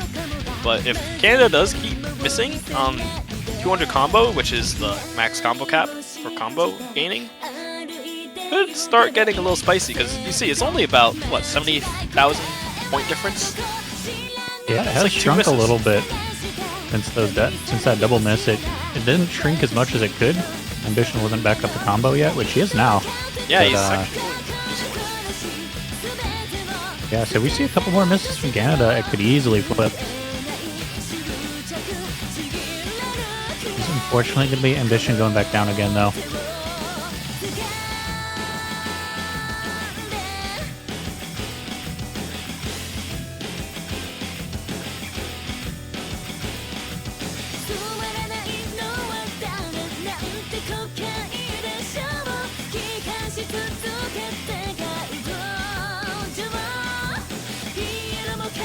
It's going to be more misses on that top right of your screen.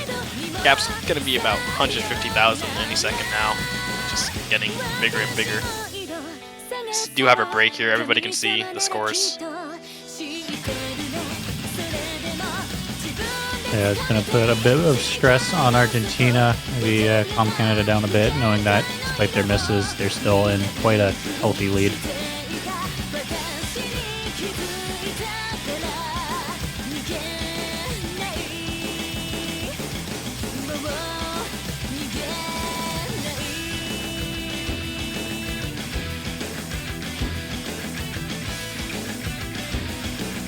Saikai does drop the FC towards the end.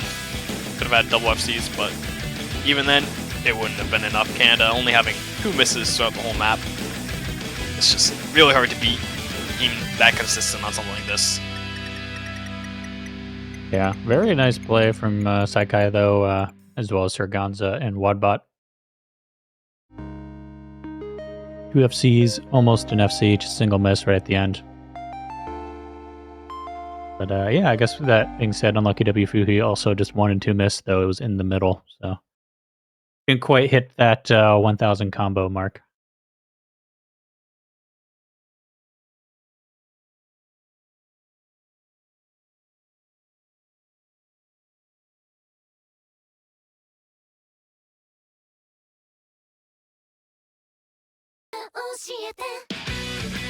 And we are going to be getting into the next pick for Team Canada any second here. We're going to be going with the Hard Rock 3. Yeah, this one's going to be tough. It is an AR-10, so maybe it's going to be a little bit more helpful, but this map is very brutal if you don't have the mechanics for it. Yeah, I'll be closing out the Hard Rock pool here. And actually, I just noticed Argentina, they banned Hard Rock 2. It's interesting that they picked Hard Rock 1. Which, I mean, I guess to be fair, Serganza and Saikai, they both, I mean, Saikai wasn't quite an FC, but might as well call it one. Doing really well. They just need that third player that can keep up, especially against a team like Canada, who I think they were, what, seed 3 this year? Was it 4? Yeah, I think it's C3. So Yeah, kind of it's tough. super strong this year. Yeah, Canada seed 3, Argentina seed 19.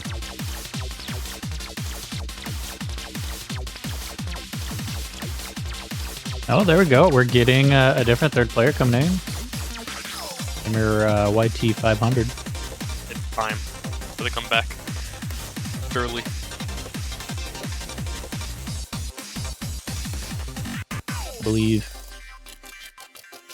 I mean, he has gamer in his name. He's ready to game. True.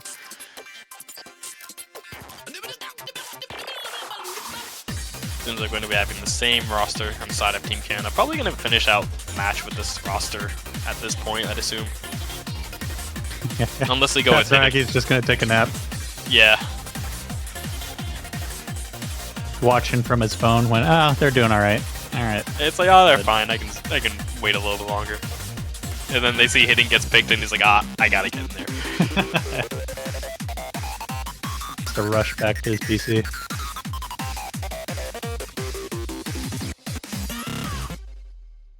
We are gonna be getting started with this one. As you see the start command in the chat, teams saying good luck to each other. Here we go. Now, instead of just Saikai with the Hidden added on, we're going to also be having Game of YT 500 with the Hidden too. Again, a little bit less than AR10. I believe it's like 9.9 or something. Makes it a little bit easier to read. But even then, you can already see very start of the map. These wiggles patterns are just really brutal if you're not prepared for them. Yeah, Gamer already finding one early miss, but has recovered. This is their first map, so. I mean, the good thing about this map is you can kind of cheese it by just standing still, but it doesn't matter that much if the other team is just going to triple FC it, you know? Yeah, only Surganza holding the FC for Argentina so far. Meanwhile, Canada triple SS. Think we're going to have another triple FC like we did earlier with Korea on this one? We honestly could. If any team's going to do it, it would be Canada. Or US.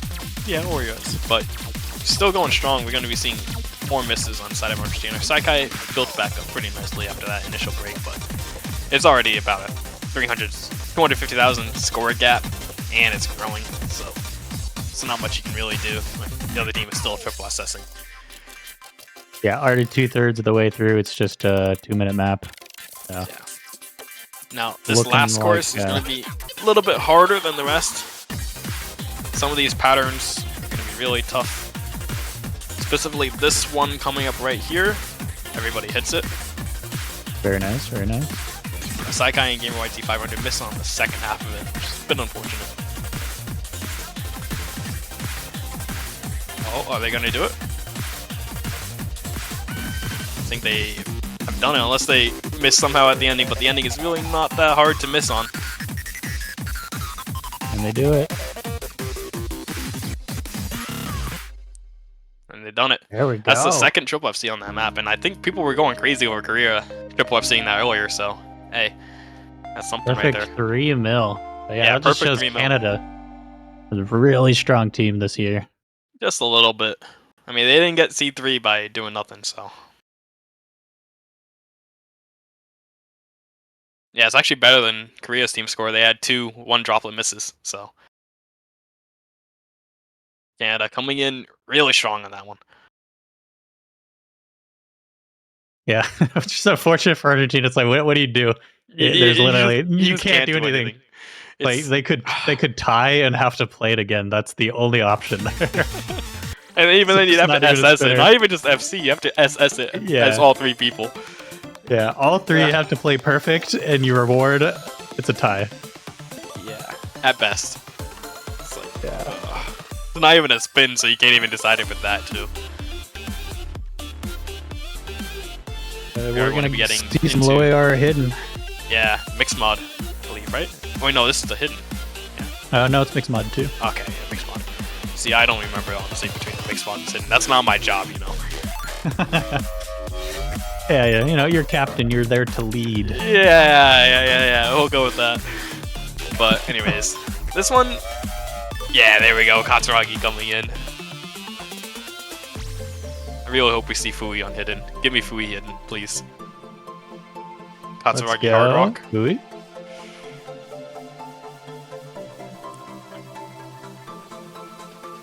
I mean, I'm just saying they're up 4-0. They, they can afford to do a little bit of trolling. a little bit. A smidge.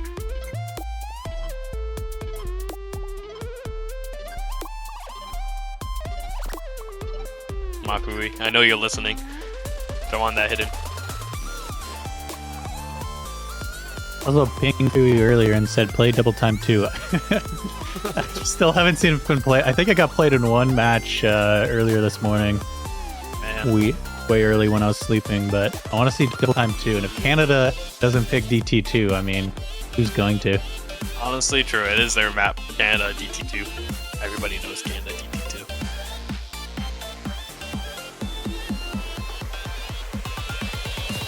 It hasn't been banned either is the crazy thing. It's not just like, oh, no one wants to play it and they ban it. It's not banned, not picked. Just for the forgotten map. I mean, it does kind of fill the same role as DT3 in a way, Yeah. so it makes sense. Aw, Fui's going Nomad. I'm Lame. disappointed. No, we're actually not seeing Saikai in on this one. We're going to be seeing Arkswa in on the Nomad. Gamer YT on the Hidden and Surgons on Hard Rock. It's a little bit of a change up. Maybe they just want to give some of their other players some reps as well. It could also be that Gamer YT, if he's like a lower ranked player, he might be used to playing lower AR already. Maybe. Hatsuragi's going to be in the first miss. A little unexpected on the side of Canada. And this map is, in my opinion, pretty tough, especially on the Hard Rock mod. Even though it is a lower AR pick, these stacks on Hard Rock get really brutal sometimes. Arksy and Fui going to be trading misses on the Nomad on the top. Yeah, it's only by 30k, but Argentina holding a lead right now.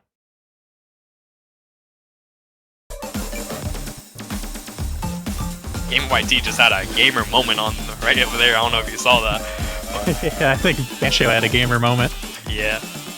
That is going to be 3 resets on the side of Argentina right before the break.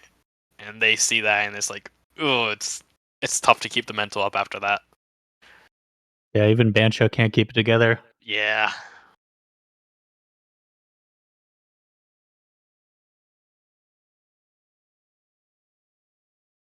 Alright, Bancho, pull it together. You can do it. I believe. Hey, there we go. Just This gotta needs have faith. encouragement. Yeah. Poke it with a stick a little bit. Uh-oh.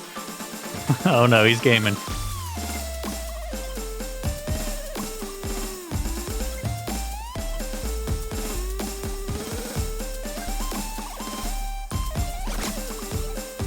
Seems like Gamer Yeah, YT 500 having a bit of connection issues, it seems. Yeah.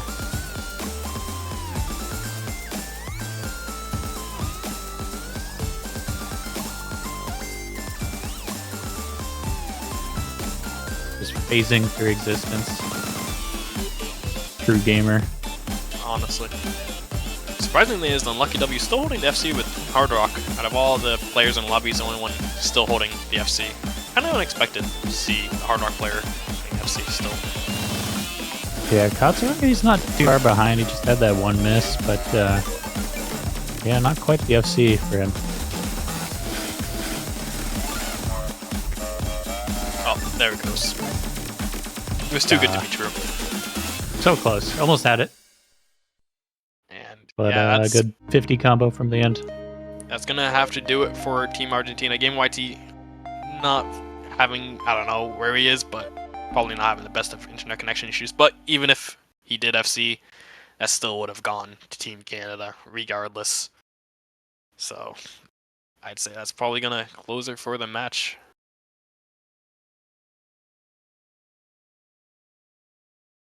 Yeah, Canada gonna have one last pick. But yeah, they're at match point. It's their pick. So definitely in a good spot to close it out. Oh yeah, we're going to 6 this round. Ah, I always keep forgetting.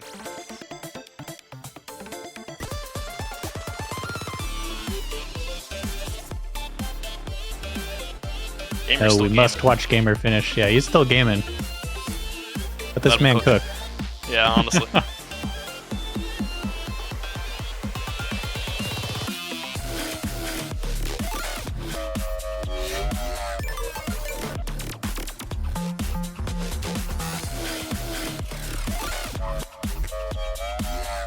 He's standing pretty well on the kind of tight wiggle sections. Yeah. There we go. No, not the last one, but My man's finished it up.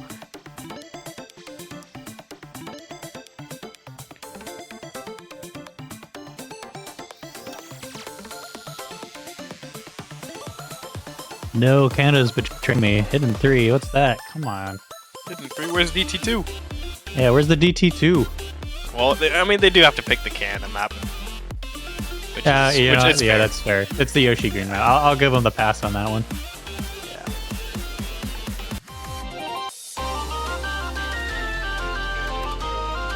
Canada win 3.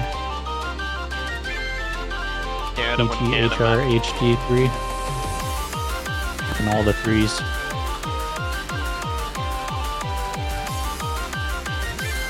The good thing about this is we get to see Booyah. Been waiting for this. Yeah, let's go. I need to Unless they throw spot the Whack on Yoshi in the map. I've not found the Yoshi in the background yet. I found a Yoshi in the pool. Actually, wait, yeah, isn't it not even in this map? Can you hide it somewhere else? Maybe. You never know. I'll have to let you find that out. The best mini game for the World Cup, Yoshi hunting. See, this week he wasn't even the one to hide it. Somebody else did it.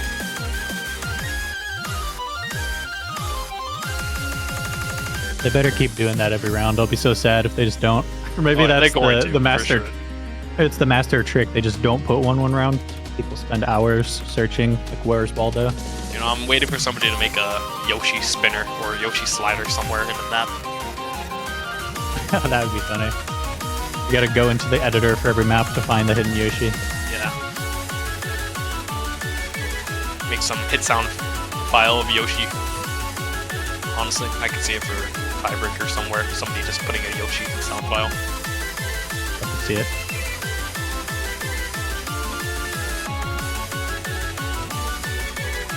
So far, it looks like we're gonna have the same rosters. Perhaps. Perhaps.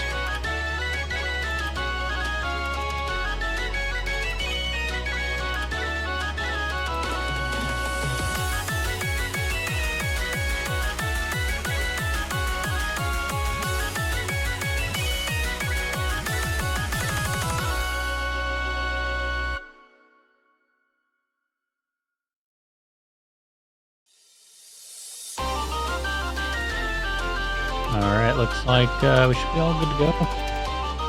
We can hop into HD3, see if Canada can close out the clean sweep, or if Argentina begins the comeback arc. I want Argentina to win at least 1 point at the moment.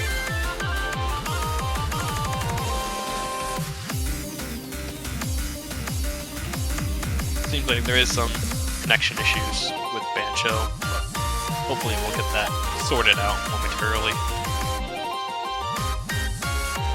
Yeah, I want Argentina to win this, and then they can pick double time too. And then beat Canada on DT2. That's really as much of a win as And then- taking the match, so. Then they beat Canada and everything else too while they're at it. Easy. Yeah. And Canada to the Shadow Realm.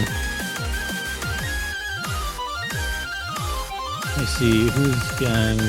Which loser bracket match does this go down to? Match 31. So this goes to the winner of Hong Kong versus Indonesia. Indonesia. Yeah. So it's a little bit tough. Just a little bit. Yeah. Indonesia winning that match earlier today. Yeah, just challenge Yeah. hasn't been updated yet. Yeah, Indonesia's like, please no, don't send Canada down to us, please. Pretty much. I mean, I'd be all for it, just saying.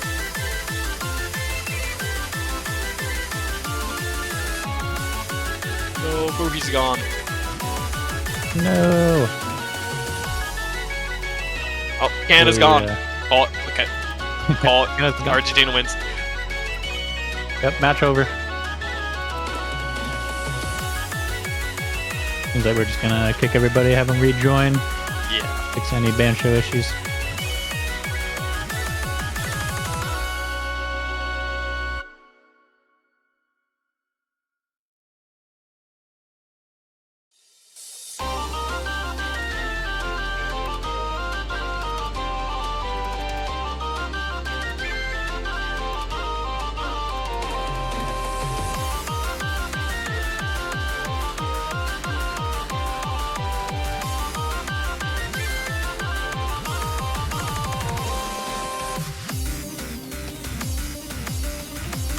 There we go, getting everybody back in.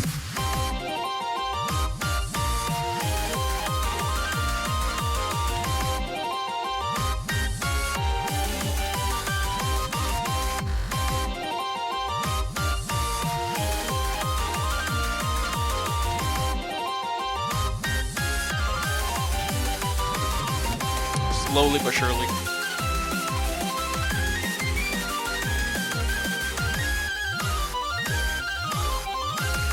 I'm gonna have some fun while we're waiting. Sakura, can you pronounce the title of this song for me?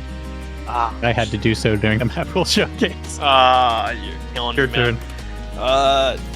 Diocido di Carbonio? I don't know. Where's Arma? Yeah, where's Arma? Yeah. Arma, come help us, please. Sounded pretty good to me, but yeah, we're gonna need Arma to help out. Honestly. Man. You know, I can pronounce this song much easier. Step to the Sky. How'd I do? There we go. Sounds pretty good to me. I'm no expert, but I think that was perfect. Thank you. Now the real question is, how do you pronounce the name of this game? See, that's the been trick heavily question. contested over the years. Oh. I think it's OSU. That's what it is for sure. Ohio State University. Yep.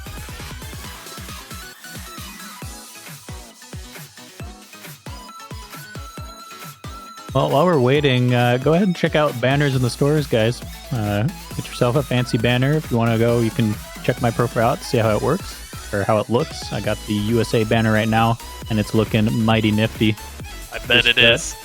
Yeah, just $2.50. You can get yourself a banner, and part of those proceeds will go to the prize pool. So, Yeah, give and it if a you look. also want to just support the tournament directly without buying the banners, it's also the Open Collective that is up this year as well, continuing it on from last year. You can find the link on the wiki page for the tournament.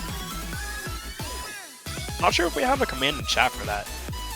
I don't know if we do. Probably We do should. have yeah, we do have the banner one though. So there's the link to the banners if you want. There it is. Hey, there we go. Yeah, I Thank haven't you, seen that one mods. that much this year so far, but it's there. Plenty of ways to participate and have a good time with the World Cup.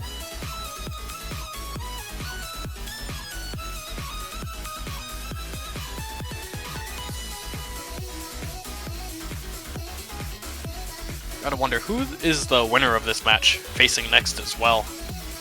I mean, if Canada seed 3, that means they're playing against seed 5, or if seed 5 wins their match, right? Actually, it looks like it'll be seed 6 or seed 11, so it'll be Oh, yeah. Italy, Germany, assuming the challenge That's- is correct. That's gonna be tough.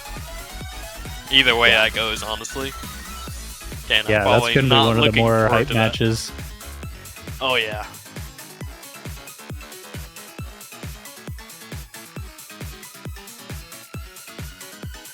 Man, I still don't know who's gonna win that match either. It's a close one. I don't either. I want to like. My mind wants to tell me Italy because you know the Karim Arma combo, but Germany. This is really a good spot for them as well. Yeah, it's honestly both teams can come out swinging hard in that match.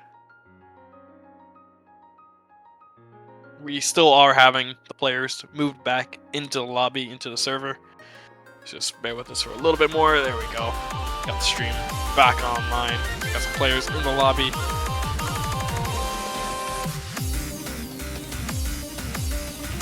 I think the real question that we need to ask though is Canada wins this match and they have to go up against Italy or Germany. Which one would they rather go up against? Which one do they have the better shot against? Honestly, I'd say Germany. I think Yeah. Italy is just, they're really strong on the harder the map pool it gets, you know. Yeah. Never want to place against Italy on a hard map pool, that's for sure. Even if they only have 2 really good players, those 2 really good players, they're really good, so. Yeah, we are going to be seeing double FGRL step in on the side of Argentina as well. Seems like they're just mostly Wolf getting their newer players some reps with both Zergonza and Saikai stepping out here.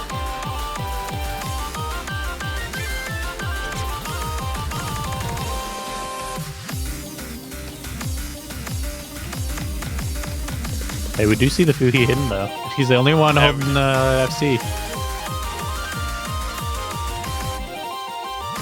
truly the pro strat for Canada.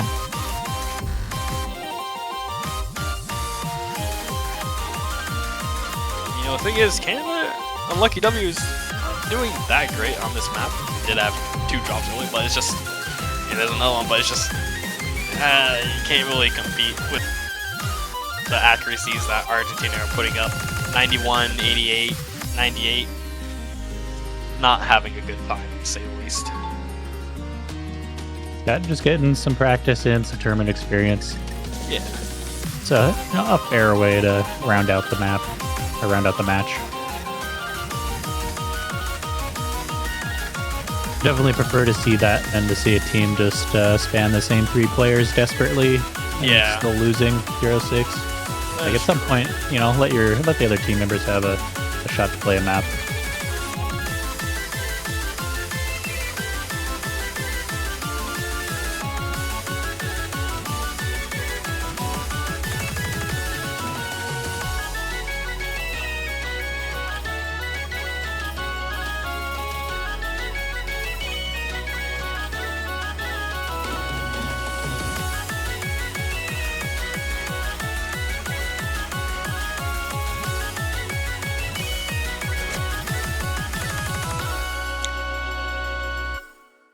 That's a Fui Pog moment right there, honestly. Coming in with the only FC. Always believe in Fui Hidden right there. But that is going to round out the match. It is going to be Canada taking down Argentina 6-0. Moving on in the winner bracket. Argentina going to be dropping to the losers bracket where they will face Indonesia next weekend in the loser bracket. That's tough. Yeah.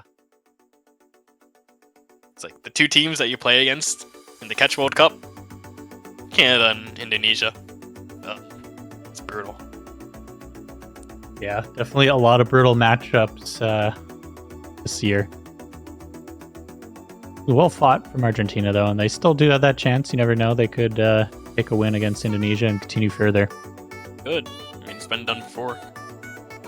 It is true, yeah. But with that being said, Canada taking the win. So again, congratulations to them. And we have another match coming up, I think, in 15 minutes. Or no, it's later on. It's a bit later than that, yeah. Never mind, yeah. 21 UTC is going to be Mexico versus the Netherlands. So stay tuned for that. That's going to be another banger one. Can the Netherlands pull out another win? They are the one that beat Indonesia. If they do, that'd be a glorious day. I would love it. I am rooting for Netherlands to at least take a few points. They did show up really strong last week, but we'll have to see how they do on a harder map pool. But that is going to be it for us for now.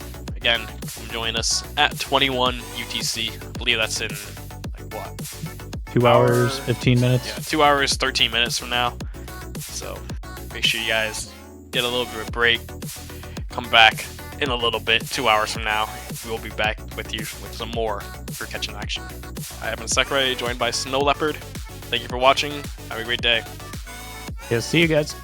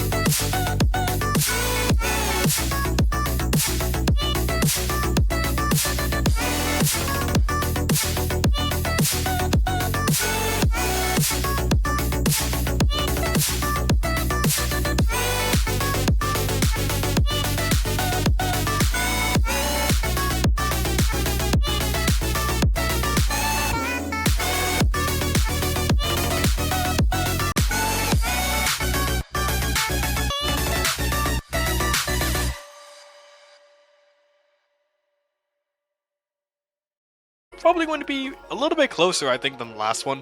But man, I can't wait to see what these two teams have in store for us. Netherlands pulling off a huge upset last week, going to Mexico. I think they do have a bit of potential to be able to take at least a few points off Mexico, and maybe even the whole match if we're getting lucky.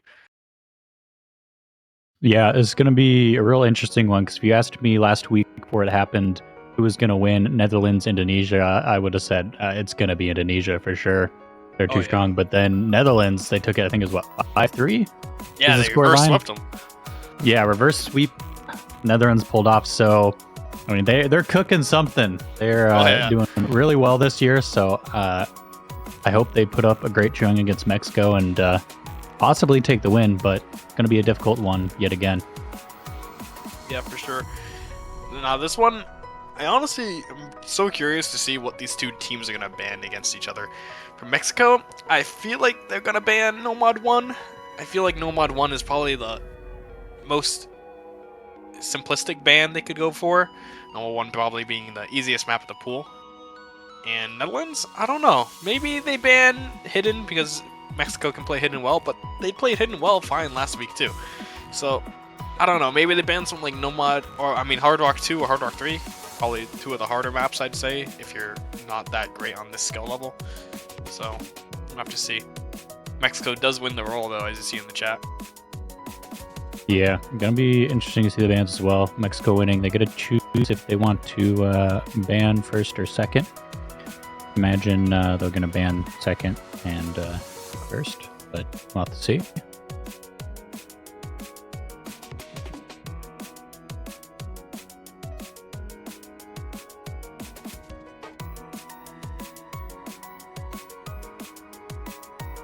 Do you think this match is the match that we get DT2, Snow? I was just about to say, that's my one goal for this match is I want to see some DT2. Oh, watch, they're gonna ban it right here. Mexico is actually choosing to ban first. See, watch, it's gonna be DT2 right here. Come on, you know you want to do it. Oh no! Don't do me like that. I've been waiting all day. Show us the DT2 ban. Oh yeah, no mod 1. No mod 1. That makes sense. Yeah. Expected.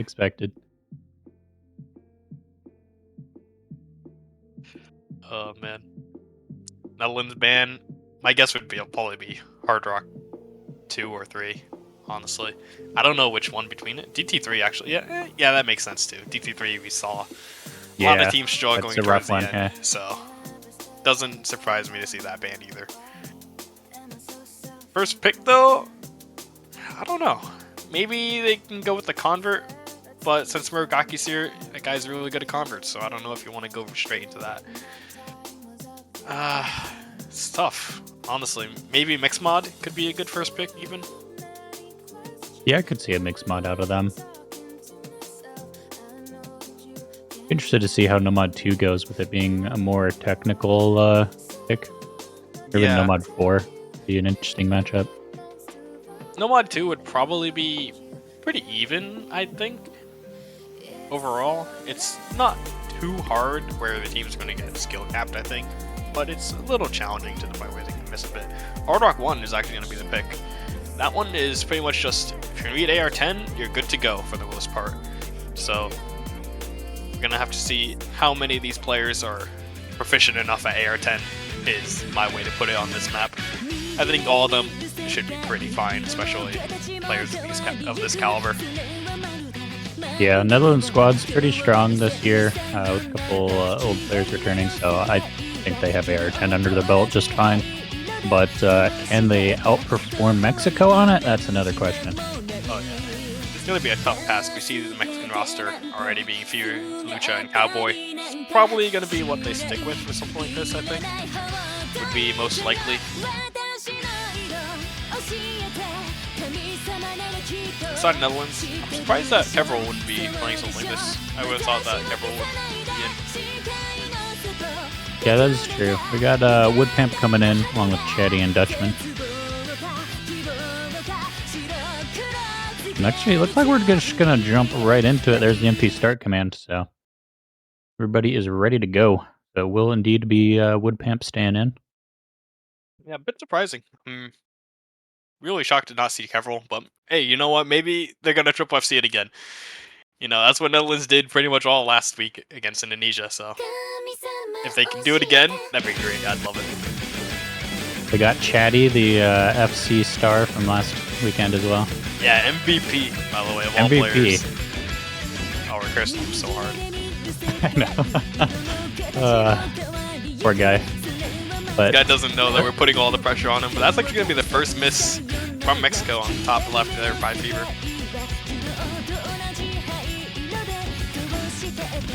yeah, this one's going to be a good 3.5 minutes long, so plenty of time for misses come in, and Woodpamp gets the second one. Yeah, it's gonna swing it back over to Mexico in about 50-60 combo from now. It's gonna swing over. That's gonna make it swing over even faster. We're finding another miss. The other 4 players still holding that full combos. Woodpamp again struggling a little bit on some of these sections.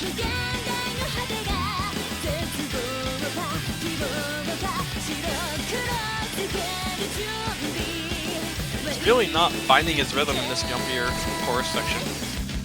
But as I say, that neither is Fear, but Chatty, our MVP, does find the drop as well to trade it, as long as Lucha. So we only have 2 FCs now, Dutchman and Cowboy. Yeah, it's kind of lucky for Netherlands that Lucha found that drop. It's actually gotten a bit scary. Yeah, they possibly could have even ran away with it.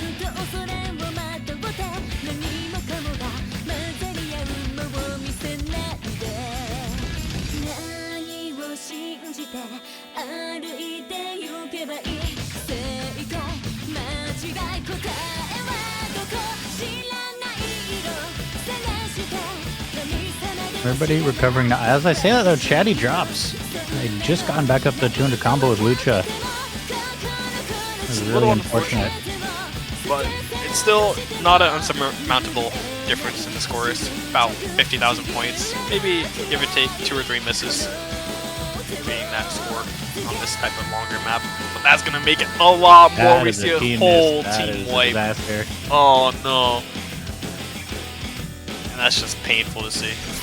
Everybody on Mexico, well, not everybody, Fear does drop right there. But it is quickly bring back by Chatty. Mexico holding pretty strong on the enemy's first pick right here, Hard Rock. Yeah, Woodpamp Dutchman, Netherlands. another double miss. Yeah, it's not looking that great so far. Cowboy does drop the FC right before the chorus. It was a pretty good run for Chatty and Dutchman first half of the map, but they're just feeling the pressure on the second half now. Yeah, for sure.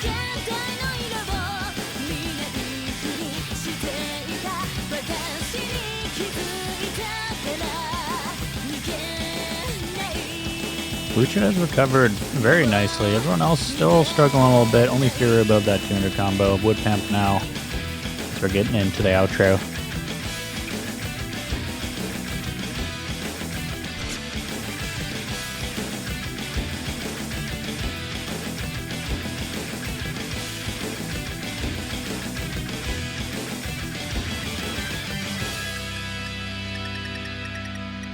And there we have it. We will be starting out with a breakpoint going to Mexico. Yeah, getting 2 1 misses from Lucha and Cowboy. You see that 4 miss from Cowboy. It might as well be a 1 miss. He only missed in 1 spot. That's how it is. See, the score Yeah. isn't that much than Lucha's. But honestly, overall, pretty solid for Mexico. Fear falling a little bit behind there, but it's alright in the grand scheme of things. Woodpomp saying he misses warm-ups so he can hit the warm-ups instead.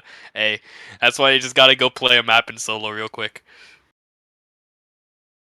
Yeah, I missed the warm-ups as well, especially for Netherlands matches. They always Oh, made dude. custom warm-ups that were just... They the always had the best. best. Yeah. Their warm-ups were just the best, period. You couldn't compete with them.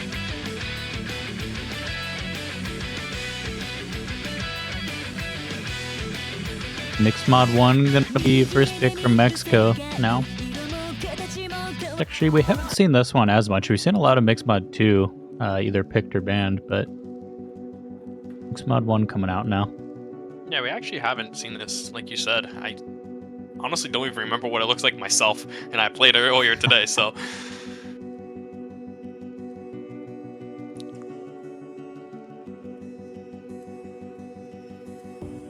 I think this one's this is just like the consistency mixed mod.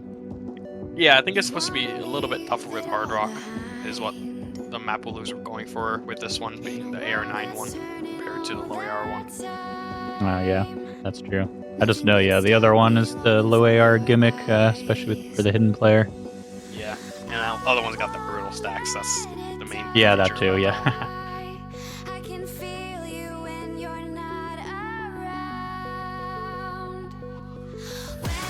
You see Kevrel coming in on the side Netherlands for Wood Bomb. Yeah, pretty expectable on that one. Kevrel, another really good player. What do you think the mods are going to be for them on the side? Who's playing what? Kevrel, Hidden, Chatty. Oh no. Okay. Oh, you're wrong. I was gonna say Jay Hardrock. I was completely wrong. Yeah, you were just going somewhere else completely. I wanted to Kevrel say with the Chatty Nomad. Hidden, but then I was like, no, Chatty's gonna go Hardrock for sure. So then I was like, I don't know. I guess Kevrel for Hidden. Yeah, But honestly, no. it could have gone either way now I think about it with the Netherlands. On the side of Mexico, though, is going to be Cowboy with the Hard Rock, Lucha with the Hidden, and Fear with the Nomad.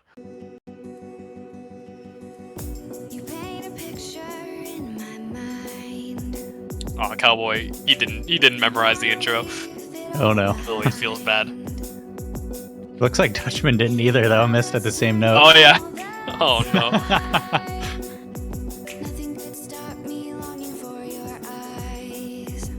Quick tip before you pick a map, go play it in solo real quick. Memorize the intro. Save yourself a few thousand points. Yeah, so perfectly tied up still. Yeah.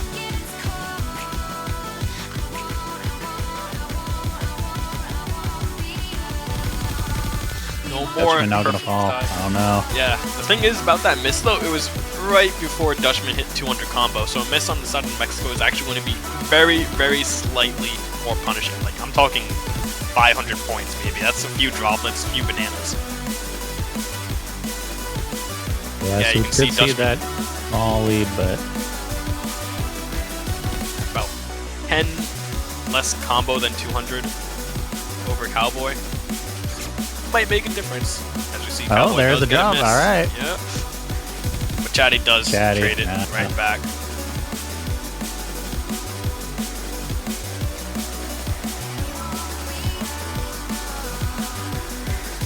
Lucha's down. Okay. Okay, okay. Everyone gets back up to 200. We might see a small sliver to Netherlands because of that Dutchman drop. Yeah, very, very small. But the thing is, as well, Cowboy missed quite a few notes when he did miss. So it might even be a bit more of a sliver than we were saying. I'd say maybe like 1.5 thousand is my guess. He's gonna swap over any second now, surely. Surely. Oh. Oh. Oh. Oh. Oh. Oh, No, it's not gonna Chatty! swap over. We were so close to greatness. It like peeked its head over into the blue side twice.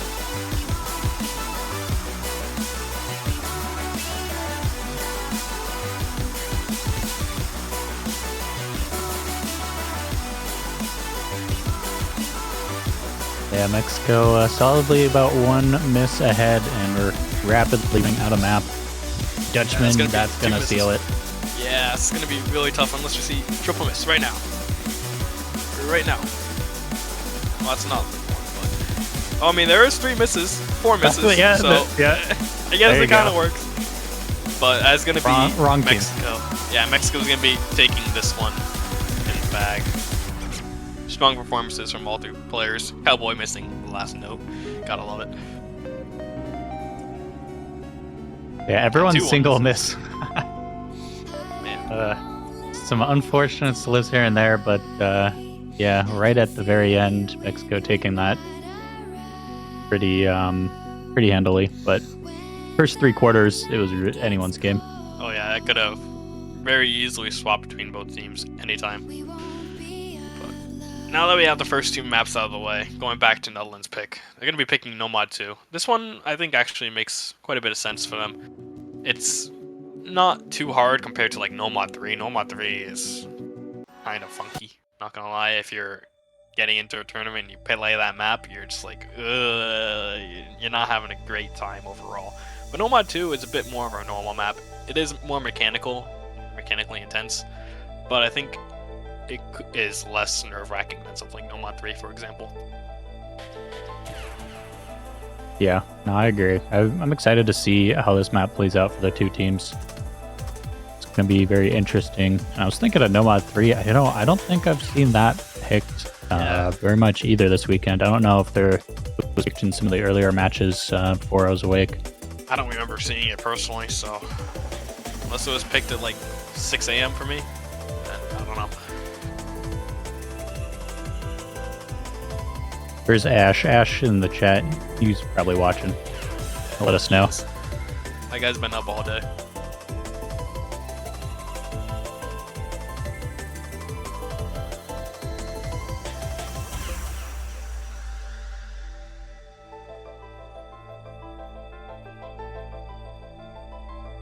See Woodpamp coming back in though. Going to swap out for Dutchman, but Mexico squad staying the same.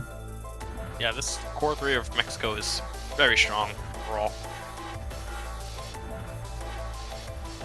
Oh, Ash, we're asking, has Nomad 3 been picked in any match so far today?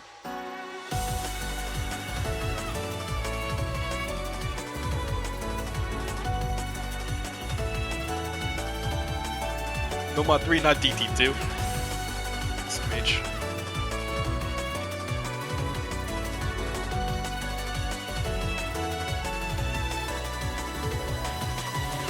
Alright, yeah, that's what I thought. Yeah, I think it's been banned once, maybe twice. Yeah, it makes sense that it would be banned at least once.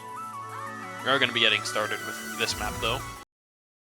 This map- Okay, wait, China, Sweden? Alright, I guess just everything China, weird Sweden was again? played in China, Sweden. Alright. Oh, I man. guess you forced my hand. I have to watch the VOD now. Yeah. Makes no happy Match- by watching the VOD. That match was at like 5 a.m., I think, or something for me. Yeah, it was early.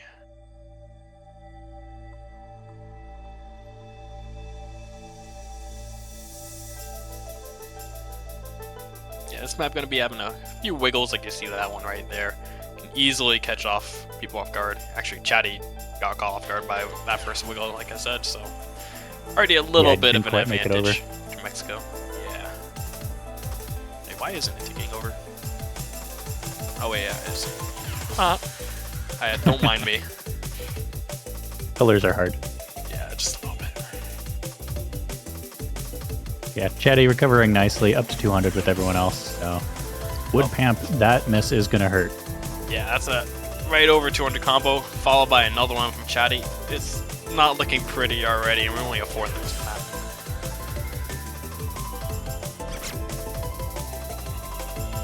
Okay, Cowboy miss. Yeah, it's gonna equalize a little bit. Getting there. Certainly break gonna everybody need more. knows. Yeah, more misses. Give us more.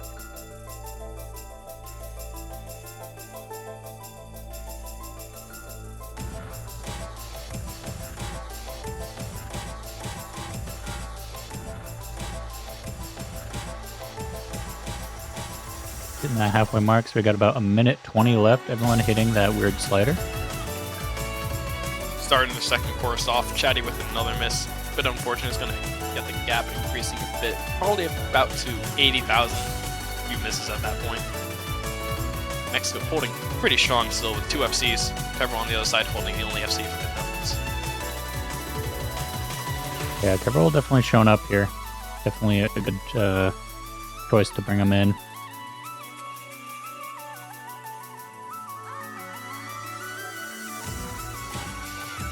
Bit of a free combo part here. There's going to be one more really intense section at the end.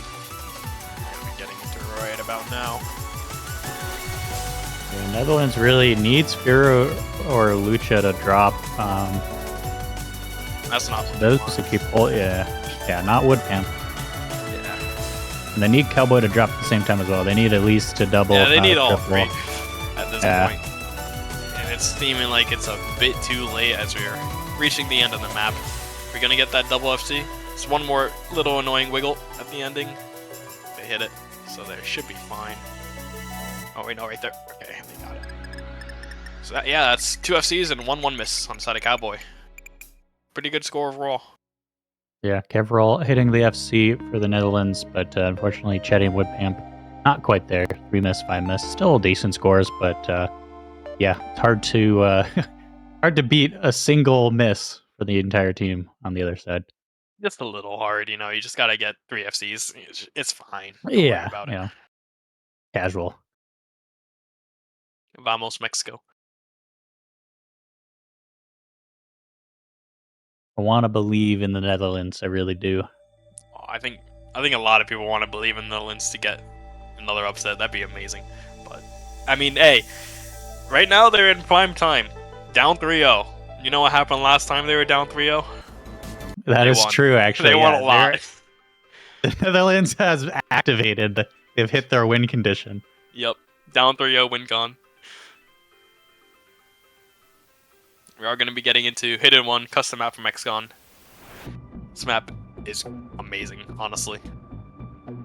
Yeah, this map was so hype. I was excited when I saw it for the showcase. We are seeing Wesley coming in outside the Netherlands. Oh, let's go. The man My himself. co-host right there. It's like, that's my boy. That's my boy out there. Make me proud. Also the author of a lot of those really awesome Netherlands warm-ups. Yeah. That guy's been here forever.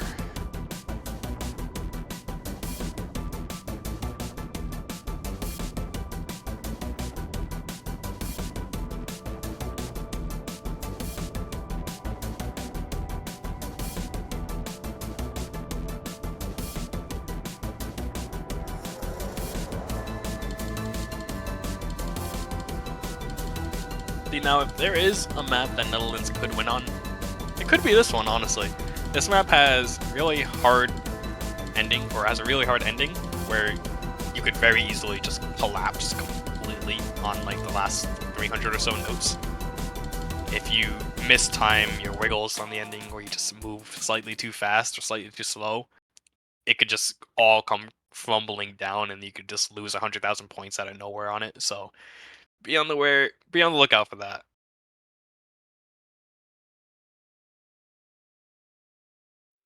Yeah, I'm excited to see how it goes.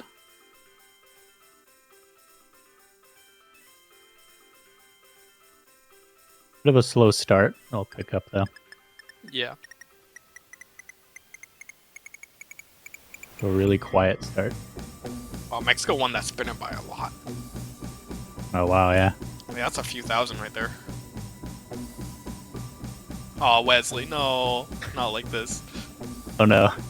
Missing in the very intro, it's a little painful.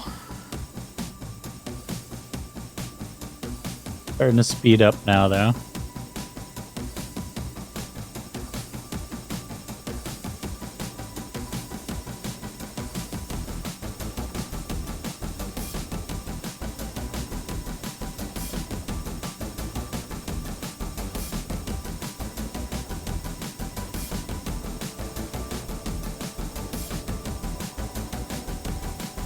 Wesley about to hit 200 combo.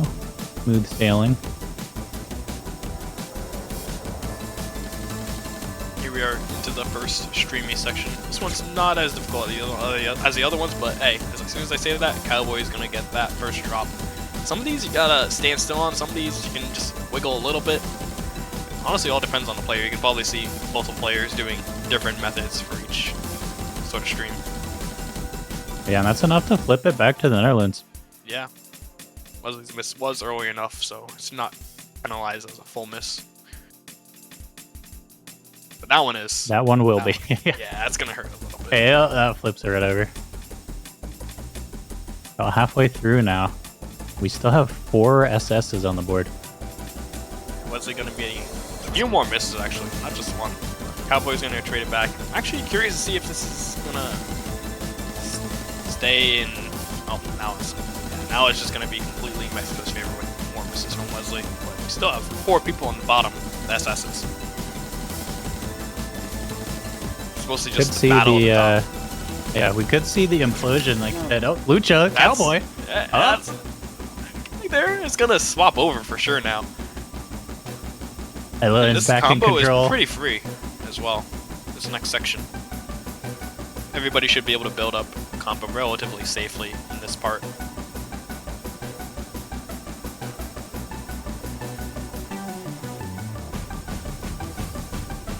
Oh, Lucha misses again.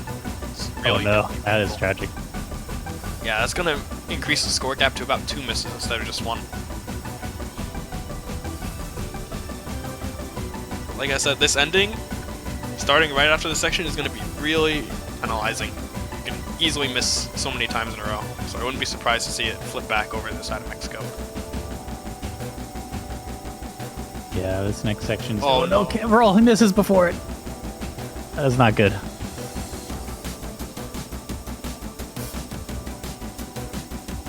We down to 2 FCs now, Chatty and Führer.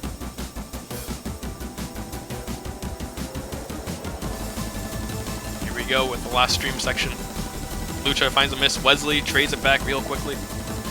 Wesley finding another one is gonna get slowly more increasing towards Mexico. Cavrol Cavrol, Cowboy. Wait, Cowboy. It's staying even for now. Chatty versus Firu.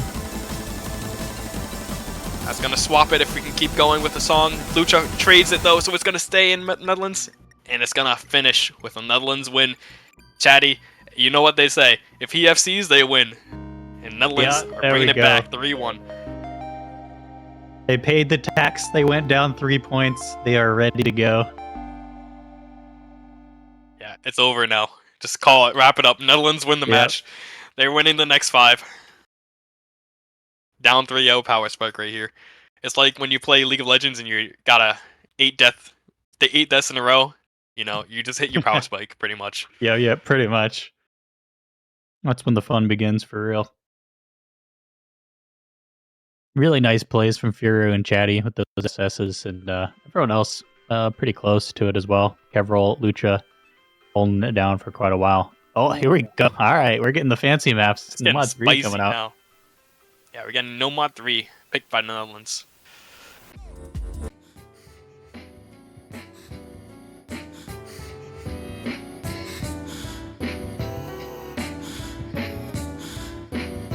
You can just tell from the song already that it's gonna be a weird map. Yeah, it's funky. Funky is the best way to put this. Yeah.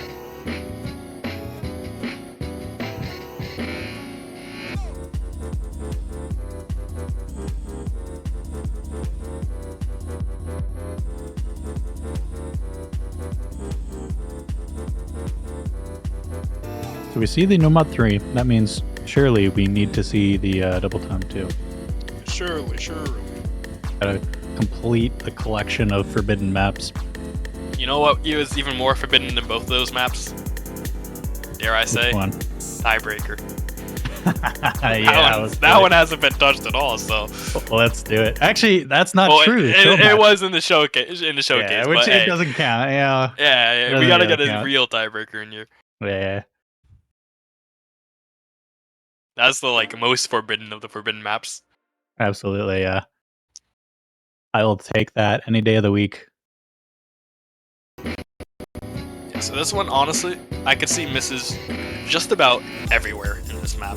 These sliders in the start, they're funky enough that where you can just be caught off guard completely. And then about 200 combo in, there's some weird, I don't know, stop movement kind of patterns. If you were getting caught out on one of those early sliders at about 80 combo. A bit unfortunate, but yeah, there you go. We already have 2 more misses from the side of the Netherlands, so it's going to go back right into Mexico's hands. Yeah, this map, this part is really tricky. It looks pretty easy, you just tap, but it's not that easy. As you can see, Wesley getting another miss on this. I feel like the ghost background is just perfect. It's haunting. I mean, that ghost looks like he's vibing. I don't know, man. Teddy gonna That ghost- find another miss. Yeah, that ghost was probably Yeah. Emniam and Dika when they were mapping this. They were like, have fun. Yeah, definitely. Yeah, Mexico holding on surprisingly well throughout that first part of the map. Gonna kick it up a little bit here in this section.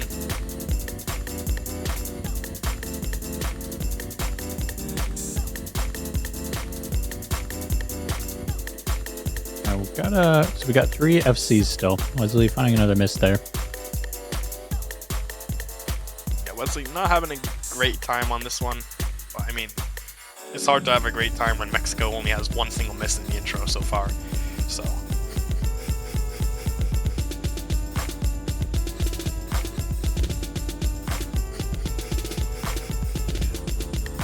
Yeah, these are just really nasty sliders and jumps. You know, this map was over the moment that Chatty did an FC, honestly. That is true, yeah. No Chatty FC, no Netherlands win. Lucha is going to be breaking his full combo though, so now it's only 2 full combos, Kevril and Cowboy.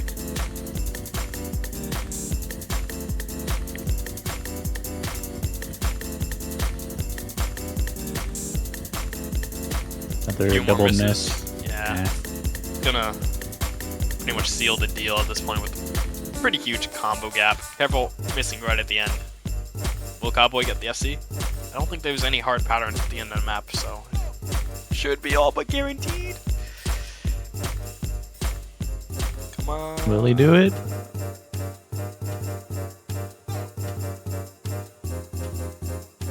There we go. Error. Cowboy Yeah. pulling in the FC. Only a few misses on the side of Mexico. It's honestly a really good team score. 3 misses as a whole. Not bad on this kind of map. That's going to be a huge score gap of about, what, 340,000 points for Mexico on that pick? That's going to be devastating for the Netherlands. Yeah, not good with that being a break point as well. We're going to go back over to Mexico. They have a chance to bring it to match point.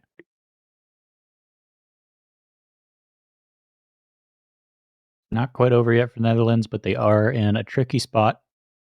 Just a little bit. But maybe this is the real win condition. Yes. Down 4-1, that's the new win con. Yeah, because last week, it was down 3, but it was first to 5, not first to 6. So point away from match point. That's the real win. Yeah, they have to win 5 in a row. Easy. Oh, let's go! Oh, they did it. They did it, the Mad Lads. Let's go. We're getting all the maps. I'm going all the way to tiebreaker. On it now. Oh boy. This one's gonna be DT2, map by FD Florit.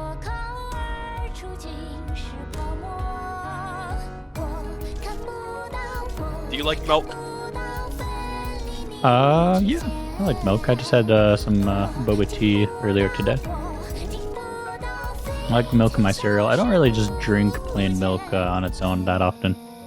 Yeah, it's kind of like a vibe, Sometimes you do, sometimes you don't. My issue with we're not it drinking is, milk, we're playing milk. Yeah. My main issue with milk is it goes bad too quickly, and I live on my own, so it's like you have to buy a just absurdly small amount of milk, or you end up throwing out a lot of it. Buy like one of those skinny bottles, and you're just like, why did I even buy this? Yeah. If it wasn't for that, I probably would drink milk a lot more often. Yeah, for sure. But enough milk facts. It's time to play Milk by Millie.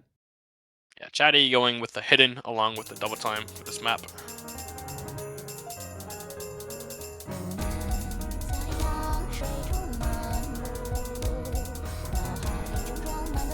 We were missing pretty early on about 80 combo. Not going to be that large in the grand scheme of things, but you never know. We could see 5 more FCs from here on out, so who knows? Yeah, we certainly have seen a lot of FCs so far this match, but Chatty gonna find a break. Not what you want to see. Chatty being the win con, you could say. Chatty FC? Yeah, true. Win. But he is not having that good of a time already. 2 misses from him. Bit painful. 3 misses, actually. Group Hamp Dutchman holding strong still, but definitely score advantage to Mexico so far. It's going to get a little bit smaller as we see Lucha miss, but it is traded very quickly by Chatty. Chatty, you can see he wiggled his catcher a little bit. He's not vibing right now. I think he needs a little bit of milk. True. I need some milk. I think everybody on the side of Netherlands needs some milk. Those were 3 misses pretty fast in a row. Fear did miss on the side of Mexico, though, so it's not as bad as it could have been, but it's seeming pretty dire going into the chorus of the song. Yeah, rapidly approaching 1/4 left. which is like 30 seconds on a 2-minute long map. So, yeah, running out of time here for the Netherlands.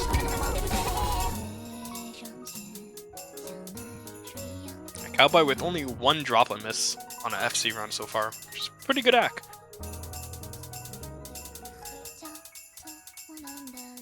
Yeah, Woodpam's miss at the very ending here is definitely going to steal And Chet, it. yeah. That's gonna steal it, yeah. It's looking a bit tough.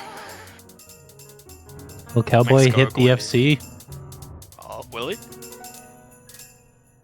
Yes, he Here we go. does. Cowboy has drank the milk. He drank all the milk. He drank the whole carton. No more milk left for anyone else. But that's going to bring it to 5-1 for the side of Mexico. It's going to be match point. It's going to be a Netherlands pick. You're going to have to find something here that works. Yeah, that's the one thing the Netherlands has going for him right now is at least it is their pick for what could be the last map. So they can try to pick something that gives them the best shot at bringing us to tiebreaker. Hidden, maybe? And yeah, three. hidden 3. Yeah, I mean, they won hidden. They won hidden 1, so why not go hidden 3? That's true, you know? yeah. This map being a bit coin flippy in nature, I'd say. There's some stacks or wiggles, depending on your playstyle, that are a little bit sketchy to hit sometimes. So sometimes you're feeling really good, you hit them all. Sometimes you're not feeling that great, it's all of them. So gonna see how these players are feeling on these stacks today, or if they're feeling really spicy and want to wiggle them. It's a bit fast to wiggle a lot of these though, so let's see. Yeah. It's Air 9.3 hidden, so nothing too scary there for the pro trait, but definitely some interesting mapping. Short one to get as well, 2 minutes long. Getting a lot of short maps in real life. Except for hidden 1 pretty much. Actually, hard arc 1 was also thick. That one's pretty long.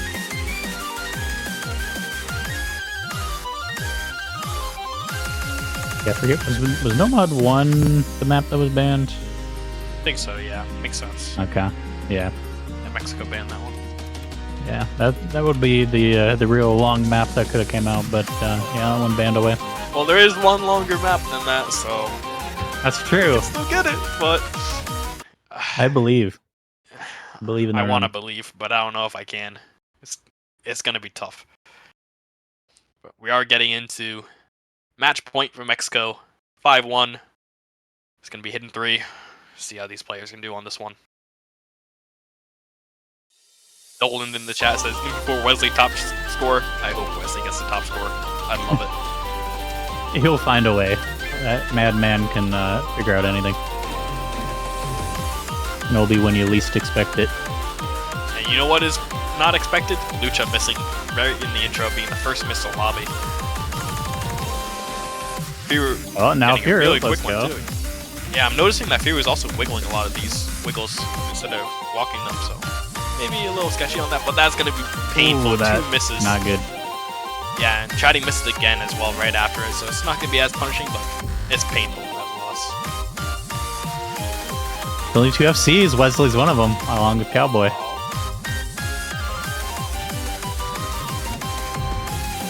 No. Oh, Wesley it's down. gone. It's Jover. It's traded by Lucha though, so it's still relatively close. Cowboy, the other FC, does find miss, so it's gonna swap over, I think. If everybody keeps their combos, it's gonna be close. That's Yeah, for it'll sure. at least be close, yeah. Maybe 5,000 points of match. Oh, Oh, wow, Wesley, no. yeah, now it's gonna be a bit more than that. So,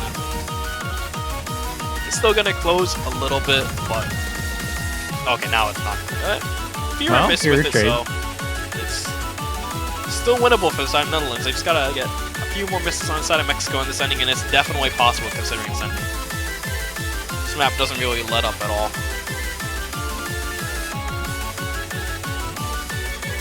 2 traded misses Chatty right down. there. Okay, traded, yeah. Pebble gets another one at the end. It's gonna pretty much seal it unless we see a full collapse. Yeah, that last miss from Chatty.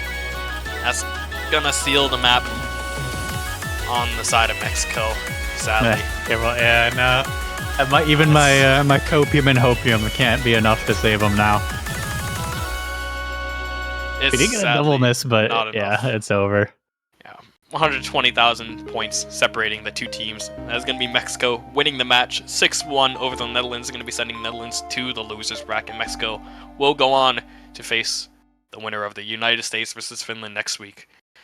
And oh man, I can't wait to see how that match will go. But good thing that Netherlands still in the tournament. They did beat Indonesia last week. They're going to be going to the losers bracket. And do you know who they be facing next week by any chance to know? Yeah, I'm looking at that right now. It looks like it will be either Peru or Belgium. Ooh, give me the Belgium matchup. Belgium, Yeah. Netherlands, please. Yes, that will be a great matchup. I'm excited for that. I know these guys would always want to play against each other if possible, so I'd love to see it. Anyways, Mexico is our winner for this match. Oh man, Mexico's looking pretty scary, honestly. They came in the they're tournament definitely seed looking number pretty 8. Pretty strong. And with just a roster of 5, so that's part Yeah. of why we didn't see them really swap anyone out. Actually, Yeah, I they don't think Muragaki or Colorado Yeah, they- played at all. Yeah, they only had 3 people for this match. They didn't play Muragaki or Colorado a single time. So, very well played to them. We're going to be having, I believe, one more match tonight about Zero UTC. Yeah, So- 0 UTC. You could say it's tomorrow, but in reality, it's in, 2 hours and 20 minutes. So, stick around if you really want to. It's going to be Chile versus Australia. That one's going to be good, I feel. Oh, yeah. Yeah, stick around for that. But till then, thank you guys all for watching. We'll see you in 2 hours, 20 minutes for that Chile versus Australia.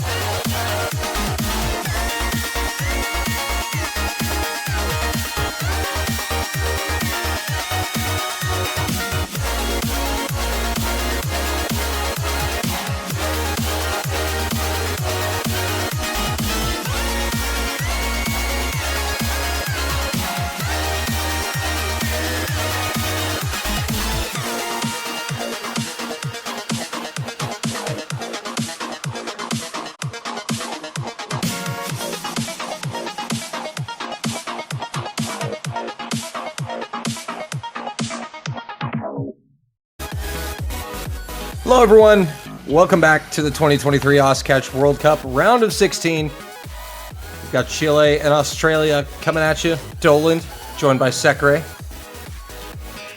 Hello. I am back again for another cast today.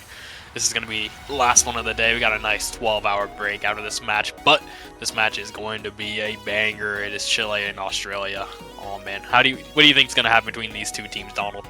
Well, I think there's a clear favorite, but I think we've also seen that these early round map pools, these lower seeded teams can compete. So Australia at the 13th seed should be able to do something. We'll see how well they scale to this round of 16 map pool. But Chile, the 4th seed, looking very good, consistent, and dominant in their match last week against China. Oh yeah, Chile, even though they did lose 1 point against China, it was a triple FC. What can you do, It's like, it's inevitable. So, hopefully we can see Chile put out the same performance that they did last week. Australia, they also did pretty well last week too. So, if they can keep up their performance, maybe they could take quite a few points off of Chile. Maybe we can see a TB. Maybe they can see the whole thing,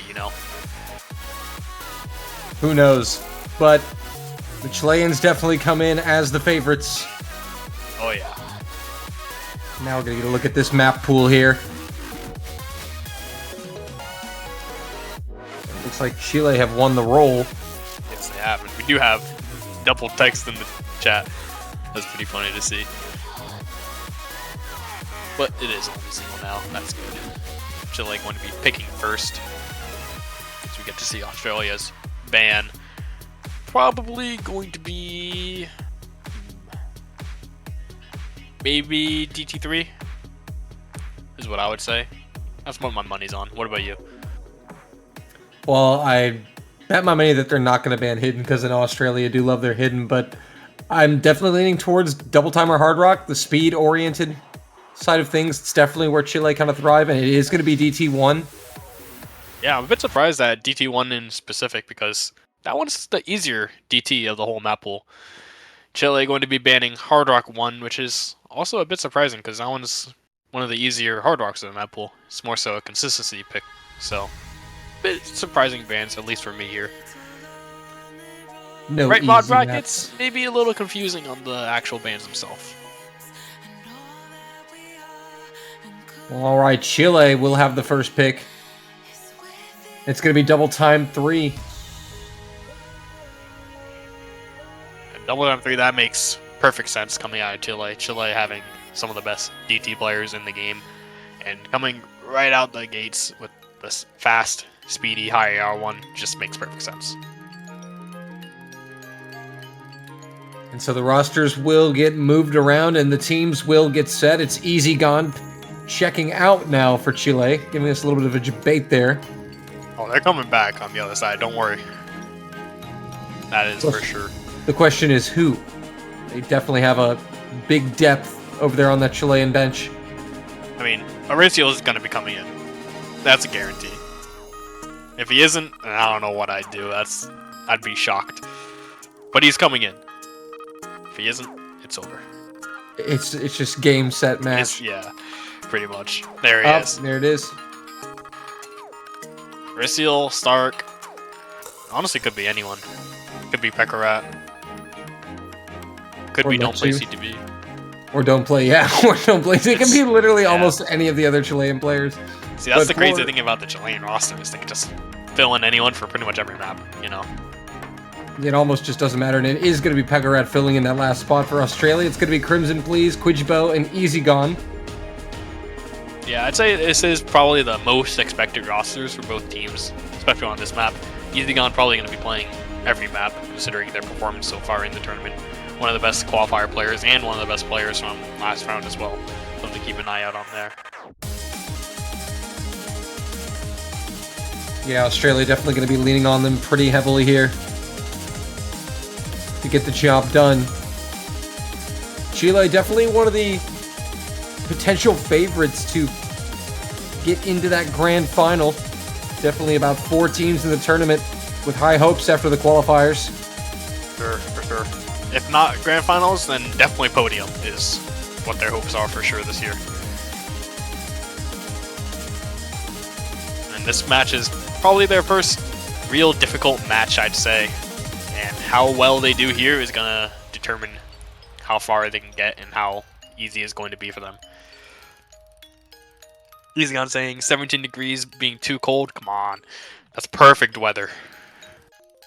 17 Celsius, by the way, for so yeah, that's about 63 Fahrenheit for us Americans. Here's the keyboard, quick Google search. Yeah, just you know you have to, dude. Can you tell, Hey, can you tell me what Hey, 17 Celsius is? You can't tell me what 17 Celsius is off the top of your head. No, I can't, but I would have Yep. guessed it's average mid temperatures. Yeah, that's like perfect catch weather, honestly. Of course, then again, you and I live in 2 separate parts of the country and probably have 2 different definitions of that. Yeah, a little bit. Anyways, Anyway. we are going to get into the map. EasyGone's going to be taking that hidden mod just for that reading right there. No extra points. And here we go. Just a personal preference indeed. It's underway, Chile and Australia in the round of 16. A very short map here.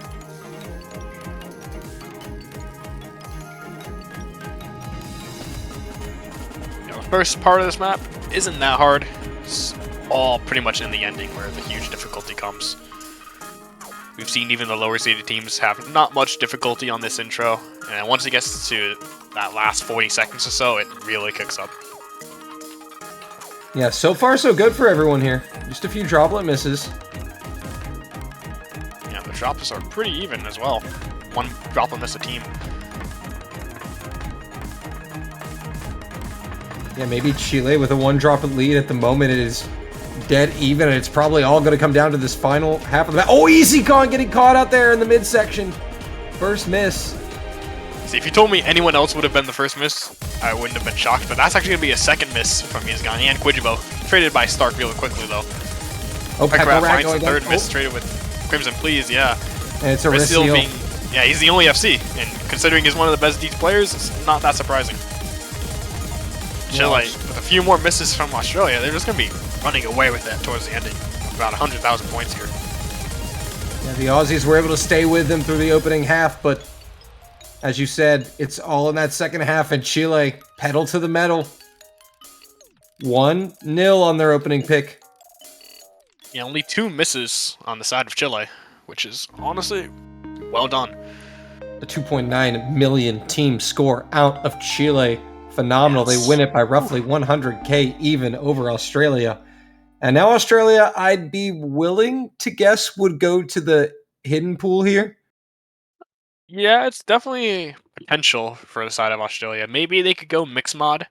I think that's also a potential option for them. They also, no mod 1 available as well. I'm sure they've got that pick in their back pocket they're thinking about as well. They've got a number of options here, but they're definitely known for their hidden.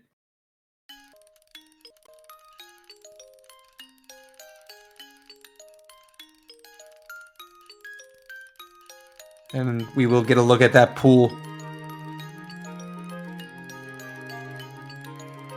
Wide open here, all 3 hidden maps available. Both mixed mods. No mod also wide open with the 1 convert. I think if they do pick hidden though, it's probably going to be hidden 1 or 2. I don't see hidden 3 being that great of a pick personally. I think it's kind of a toss up, and on that map in particular, I think Chile might have a slight advantage. It's pretty close though. Yeah, you could definitely argue that. Chile are sort of the, when it comes to the top teams, they're sort of the best all-around team, you could argue, in a sense. Because, like you said, they can switch just about almost any of their players for nearly any single map you throw at them. Yeah, they're definitely up there for sure. And that's the best thing. They could probably play hidden right now and they'd be able to swap out all 3 members for their hidden roster and be completely fine, No need to worry about having reading issues going into hidden from DT. And Australia definitely taking their time here. It's going to be no mod 2. Yeah. You start with no mod. It's definitely not a bad pick. I think it's not as mechanically difficult. It is the mechanical pick of the pool, but it's not that hard that these players struggle on it that much. So I think it's fine as a pick. It could also just be that Australia maybe don't want to transition from double time 3 into a lower approach rate hidden map. I mean, yeah, but what I think is it is Chile hidden. That's that too. Even if you're really good at hidden, it's still Chile. Like they're one of the best hidden teams. Even if you're one of the best as well, it's tough.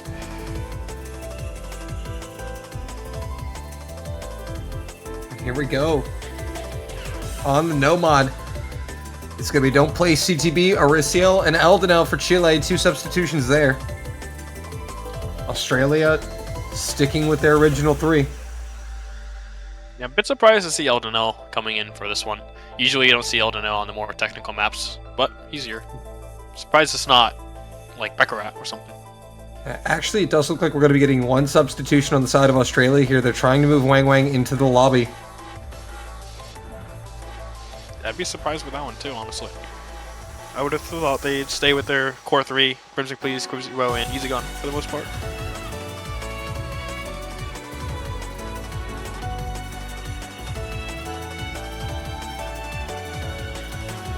And I want to guess it's Crimson Please that is going to be checking out here. Oh man. No, it's going to be Quijibo, actually. Even Wang Wang is like, I'm on no mod too? That's not a good sign. Oh, look at Quijibo. They're making deals in the chat. Oh no. Usually you want to get that stuff sorted out before the match, you know who's playing what map, but Could somebody tell Quijibo he's not typing in his team Discord server? That is the actual match server. I don't know if he's aware of that. yeah, true. Oh man, but we're gonna be getting started here. Going into Nomad 2, map number 2 of the match. Indeed, round number 2, Nomad 2. Australia's opening pick here.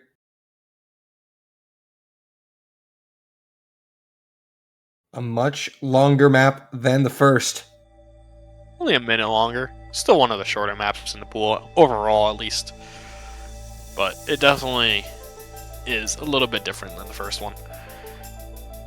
Got some wiggles in the intro. You can easily catch someone off guard if their fingers are cold, like Easy Guns were. Ooh. And hey, speaking of cold fingers, maybe don't play ZTV as them right there, because they found a miss. In the intro, advantage Australia, very early miss. So it won't cripple the Chileans. Easy Gun is going to follow up with a miss of his own before 200. This will be advantage Chile.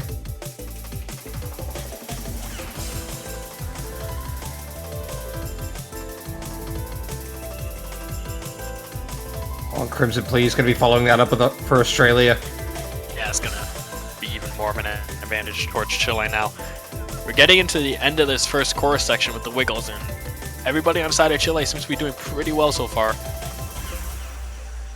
Oh, and that's a brutal miss right before the break from Wang Wang. They know that they're behind quite a bit now. It's going to be at least 2 misses worth of points being behind, probably like 2.5, given Easy Gun's earlier miss. Yeah, the Australians are definitely going to need at least a double miss coming out of Chile here to stop this momentum and turn things around. Halfway the thing through. is, this part is all free combo. You know, there's a bit of a harder part right here we're getting into, but that last 100 combo was completely free.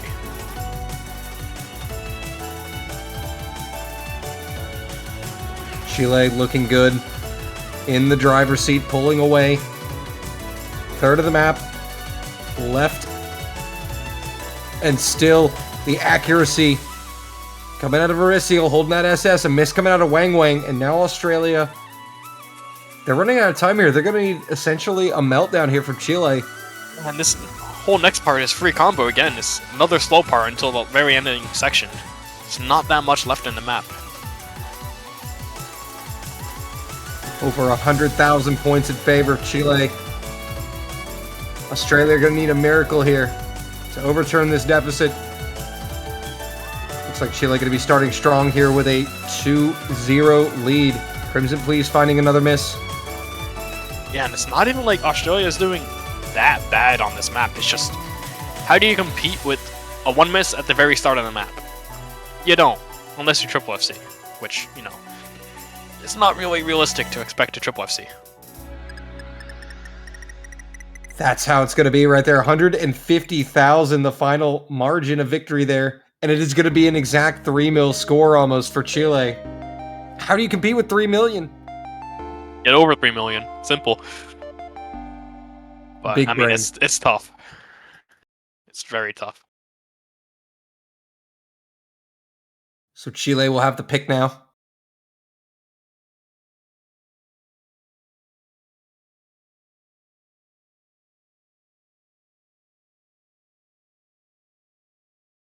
And you gotta imagine that they're gonna be going into that Hard Rock pool potentially here, into that mixed mod pool maybe. Well, yeah, Chile is just gonna go back to DT. I mean, it makes sense. That's what they're known for, you know. Ristil being one of the better players with DT. Bekarat, Stark, Osun. They're all just really good with DT. And they worked for the last pick, so why not go back to it, you know? Gonna go ahead and get the last DT map out of the way here. Milk. Yeah, where's Snow Leopard? Gotta ping him. DT2 is picked.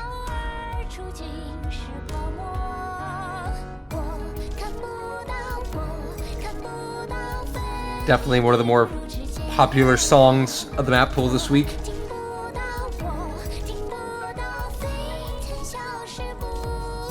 This one's going to be AR 8.3 DT here.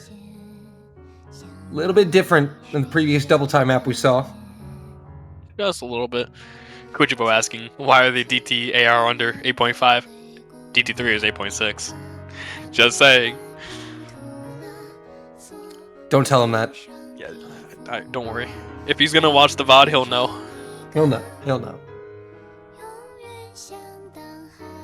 Once again, we see some substitutions from Chile, swapping players around, bringing Pekarat back in. Along with Aricio, no surprise. As you said on Double Time, one of the best players in the world, period. Yeah. And Australia, bringing back in Quijibo for Wang Wang. Not a surprise there either. We're gonna be getting started. Round number 3.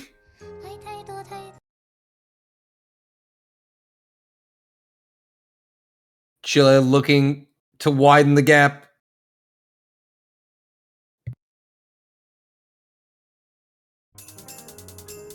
And if there's a map that they could definitely widen the gap on, it's going to be this one. There's going to be 2 very early misses from both Quijibo and Don't Play CTB. Quijibo is going to be very slightly less punishing. Crimson, That one's going please. to hurt a bit. Yeah, that'll follow it up and tip the scales in Chile's favor here at the start. Quijibo finding yet another one.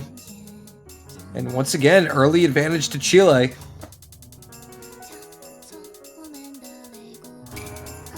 There's only 3 FCs on the board. And I was only 2. Easy on breaking their FC. Bit surprising that they're not playing as well today as they have in other weeks. They did mention the cold fingers being a thing, so maybe it's a bit too much on their hands for right now. Quijibo breaking on pretty much a vertical slider. That's gotta feel horrible. I'm sorry, man. Nothing worse than breaking on a nice vertical slider. Yeah, sometimes it just happens. You move too fast and you're just like, it sucks. Yeah, that score gap it's just ballooning at this point. It's already going to be almost 200,000 points as soon as all the dust settles. Pekarat going to be the second miss on Team Chile at the top left, but it's quickly traded. Yeah, quickly traded, and Aricio and Don't Play CTB putting in the work with the massive combos. Only one FC, that's Aricio. Looking to 100% FC these DT maps. Quarter map left.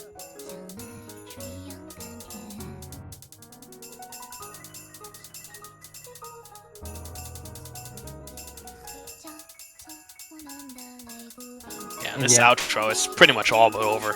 Quijibo is down quite a bit of points compared to everybody else in the lobby. But even then, if he was FCing, it still would have been pretty close because, you know, there's an FC from Aricio, 1 miss from Don't Play CTB at the intro, and Pekarat's got like a 2 miss as well. So there's not much you can do, even if you FC. So well played to the side of Chile for that one. Yeah, it would have taken near perfection to take that point away from Chile. 2.9 million points. 3-0 Australia with the next pick. 3-0 Chile, Australia with the next pick. And Australia desperately need to convert this. Yeah, I mean, if there's one saving grace for Australia right now, you just got to think to yourself, well, they can't pick DT anymore, you know? That's the only good thing that's really here. It's just that Chile can also play everything else. So you got to find something that works for you. You got to find it fast.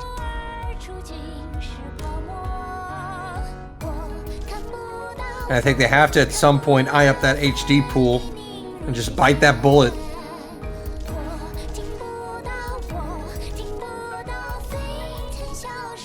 Or will they choose to go maybe with Mix Mod? No Mod 1 still remains.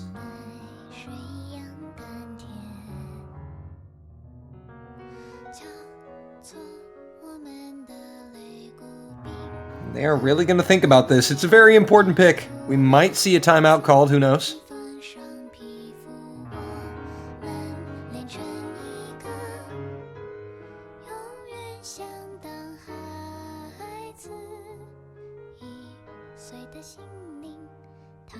And again, of these hit maps,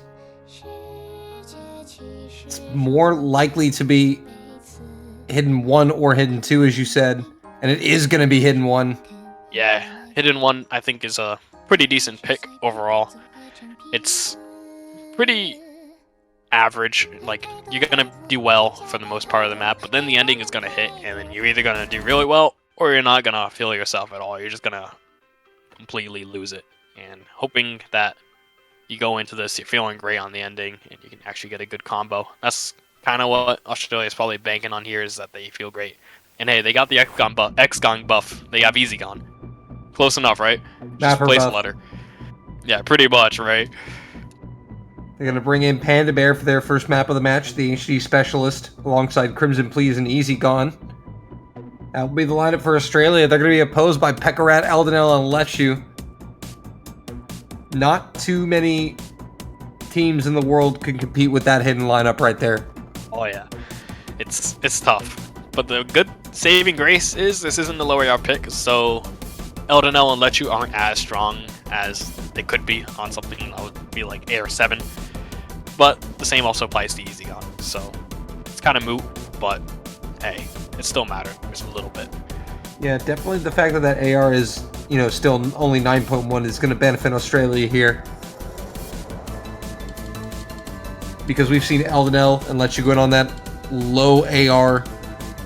And it's Just dirty what they can do craziness. to those maps. Yeah.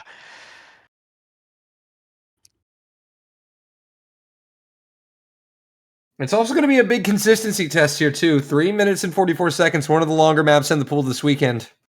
Yeah, I believe it's the second longest just after Nomad 1 and the TB, of course.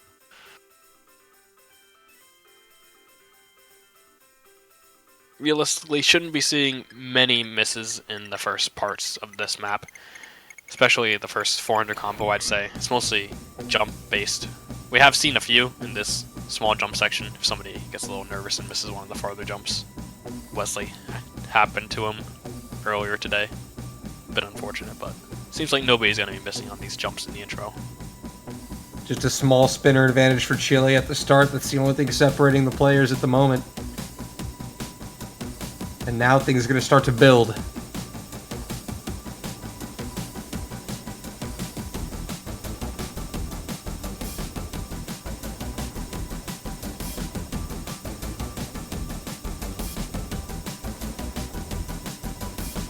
See how some of these players handle that transition. Once again, we're coming in from a double time to a hidden, and Panda Bear is going to be the first miss.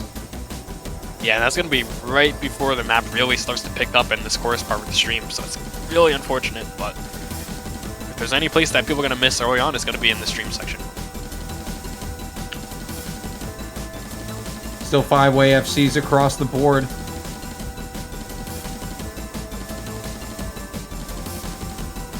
Approaching that halfway mark, it's still a very close one here. Australia going to need some help, but Panda Bear's going to go down and get on that slider. A jump Yeah, really slider. unfortunate. Didn't move all the way to catch that note, unfortunately. Oh, and now just really struggling.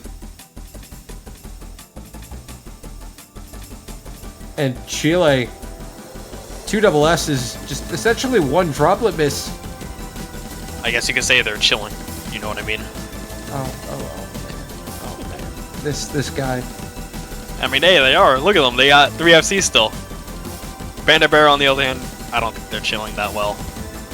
This He only guy. misses so far in the match. Yep, and now Crimson going down. That's definitely going to solidify it. Chile showing no signs of slowing down or stopping. And Australia are going to need essentially a team miss to even have a chance of coming back into this one. I mean, they're going to need at least 2 at this point. It's tough.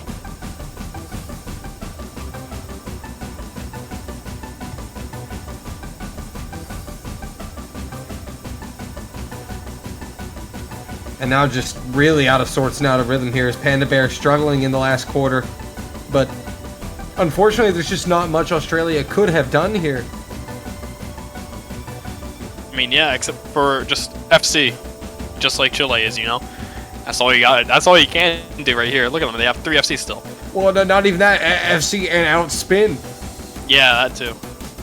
I mean, Lechu has missed quite a few droplets, which is a little bit of a saving grace, but it don't matter, honestly. We are going to be getting into the hardest part of the map right here, the ending. I would say if it was closer, maybe we could see some turns, but it's not that close. Eldenel does drop. Pekarat does drop too. Wait. The meltdown's not coming, but there's not enough time. There's nowhere near enough map. And Maybe if they kept it more competitive for the Yeah. first half. Yeah, everybody besides Lechu is actually dropping their FC. We see EasyGone dropping the FC right at the end. Lechu, Yeah. only FC. Well played to him.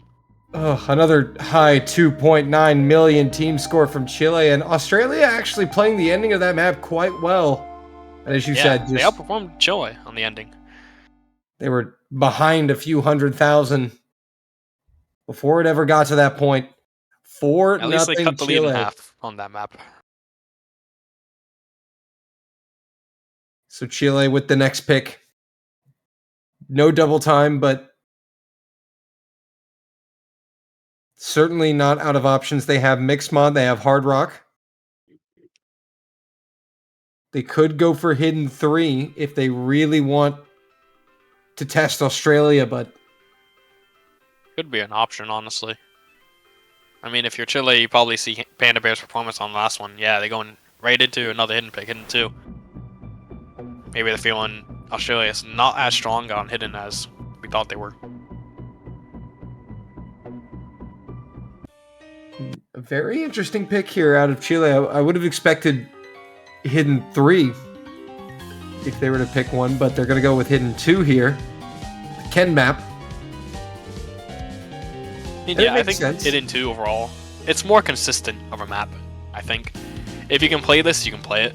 And you can play it pretty well, pretty consistently. You're going to get an FC pretty often if you can play the map. Meanwhile, Hidden 3, even if you can play the map very well, it's just kind of coin flipping, you know? And There's some patterns that you just miss no matter what. absolutely zero substitutions from either side, and why would they swap anybody out? This is AR8 Hidden, and Chile have Eldenel and Lechu in the lobby alongside Pekaret. Same roster for Australia, Crimson Please, Panda Bear, and Easy Gone. A much shorter Hidden map at 1 minute 51 seconds. The only thing I could have seen maybe being a possibility for substitutions would have been Wang Wang instead of Panda Bear, but if these guys are in, they know what they're doing, so we'll just have to see how it goes. Early miss out of Eldenel of all people, so that's going to be a slight advantage Australia. And, you know, Panda Bear definitely is one of the dedicated lower AR Hidden players for Australia. Yeah. We also had a very, very early miss from Crimson Please as well, about 20 combo win. So it's not that big in the grand Another scheme of one? things. Out of They matter a little Eldenel. bit. Yeah, Eldenel. And that's actually consequential there as Panda great. Bear goes down with Eldenel, Pekaret, and Crimson Please trading. This is advantage Australia all the way. It's Easy Gone versus Lechu. And that's why I said this was kind of a dangerous pick into Australia. They are a hidden team. And so far, so good for the Australians. Pulling about a 40-50k advantage here. Oh, but Crimson Please, that's a Oh, cruise. no. Oh, no. Oh no. Oh, yeah, that section no. is really brutal if you just don't time your taps very well, and it's gonna swing right back to Chile's favor. It just ate Australia alive. Pekaret is going to find one miss that's going to save Australia a little bit here. A chain miss here for Pekaret. So, still advantage Chile, but Australia now with a chance. Panda Bear going down. Final quarter of the map. This is still very much up in the air. Chile ahead by about one miss. Now it's gonna be two misses. Panda Bear finds another one right before the slow part. It's gonna be really hard to find a miss on the last section of this map. Lechu and Easy Gone still with the FCs. Easy Gone with an SS as well. Yep, and Panda Bear unfortunately just not able to find any consistency here in the last half of the map. It's going to be Chile taking it back from Australia. They'll lead Yeah. it 5-0, match point.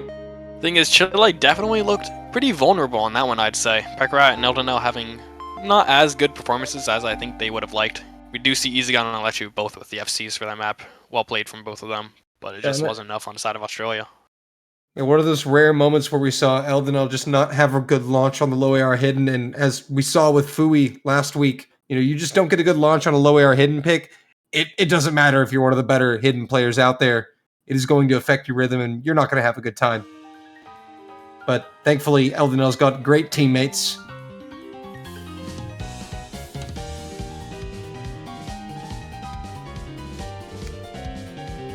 So, Australia, with the pick, down 5-0. What do you do? What do you even do here? You gotta I get think- 6 in a row. I think you just no-mod. I think you just no-mod rip it. Just grip Yeah. it, rip no-mod 1 or mix mod. I think that's your really only options here as Australia. You haven't tested Hard Rock the whole match, so you really can't just go in there blindly. So it would have to be no mod 1, 3, or one of the mixed mods I would wager. I mean, Nomad 3 is like a map I'd want to avoid personally against Chile. That's like right up the rally. I'd say Nomad 1 probably is the best, followed by Mixed Mod 1 maybe, Mixed Mod 2. I don't know. Either way, you're gonna have to win pretty much all of them anyways, so. Oh, and they're gonna go Hard Rock 2. Interesting. Yeah, this one's a bit surprising for me. Hard Very Rock 2 good. being a bit straining on the reading if you're not prepared for it. Maybe Very they're good. hoping to catch Chile off guard. Back-to-back Ken maps here. Can go to Mapper, honestly. Goated mapper, goated player. Brew. That guy destroys tournaments, I swear. He's just goated.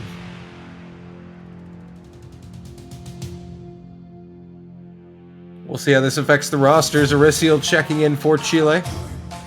Subbing in for Lechuguin. And Don't Play CTB coming in for Pekarat.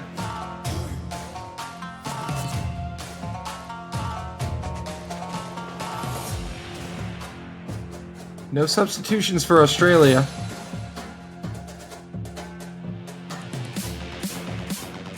Well, we do see Quidjo coming back in on that Hard Rock spot. Oh. Placing, I believe, was Panda Bear. That's right, yeah. Hidden. Panda Bear.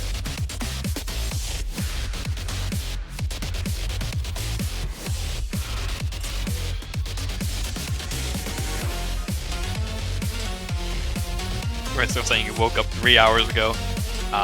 Good old Chilean sleep schedule right there. Wake up at 5 p.m. Beautiful. Vamos. Vamos Chile.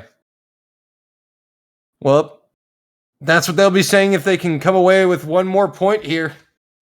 5-0. Honestly, yeah. Australia's winner bracket run. Backs against the wall here. They need 6 in a row to avoid defeat.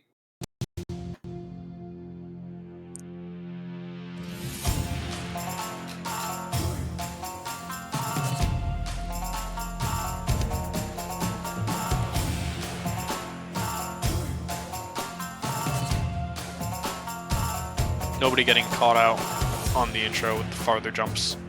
Seems like everybody is doing pretty well on reading this so far. Don't Play CTB kind of misaims the stream, which is a bit unfortunate. Early advantage Australia as the combos approach 200, and there's a miss from Eldenel, traded by Crimson Please. It'll be a 1 miss advantage for Australia. Once again, miss is being traded at the top of the screen. And Australia with a decent launch here. Quidjibo is going to find a miss on that stream section. And that is going to allow Chile to narrow the gap and eat away that advantage. Score should get very close if Australia can recover well here. Oh, Easy God going down right at the halfway mark. That's the last thing you really wanted to see if you're an Australian fan right here.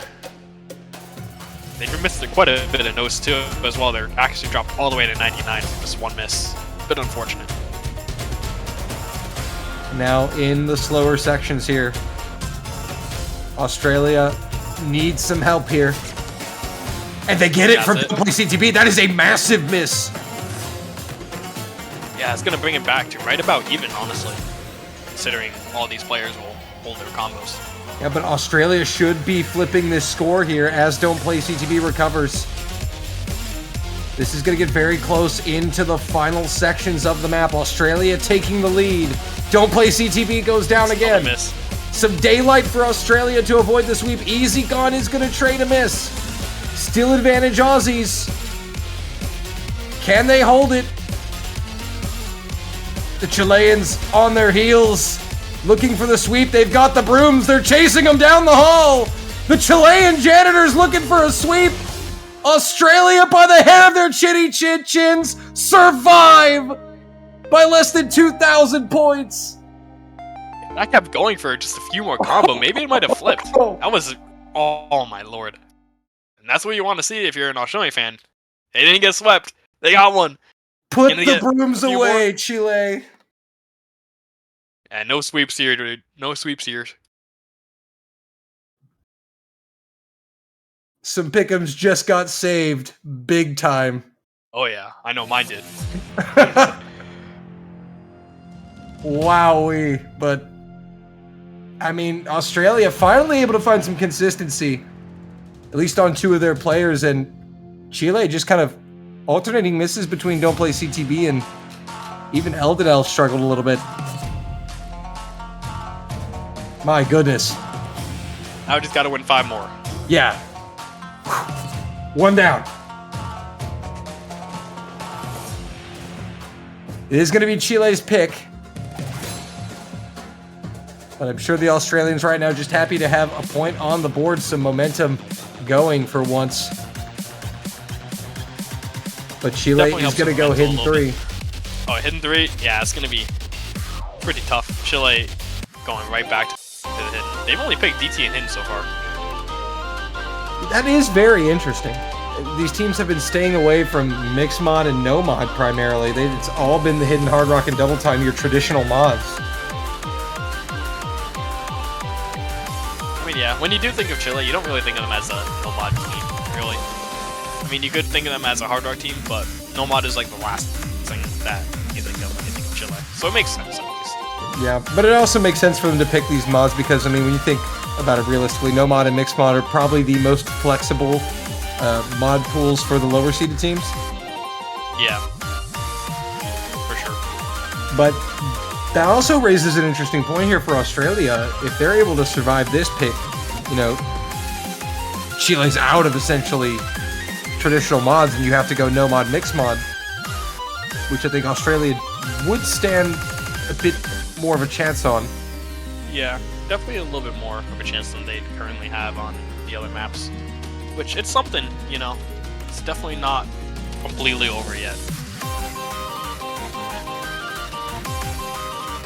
It ain't over till it's over. Chile is looking to make it over here in the 7th round with Pekarat, Eldenel, and Lechu back in the lobby. Quite the fearsome hidden lineup.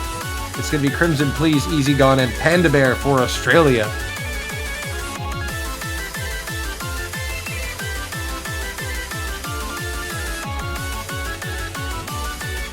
And there is the start command from official Leo.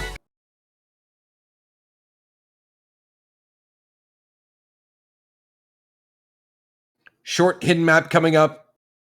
Air 9.3.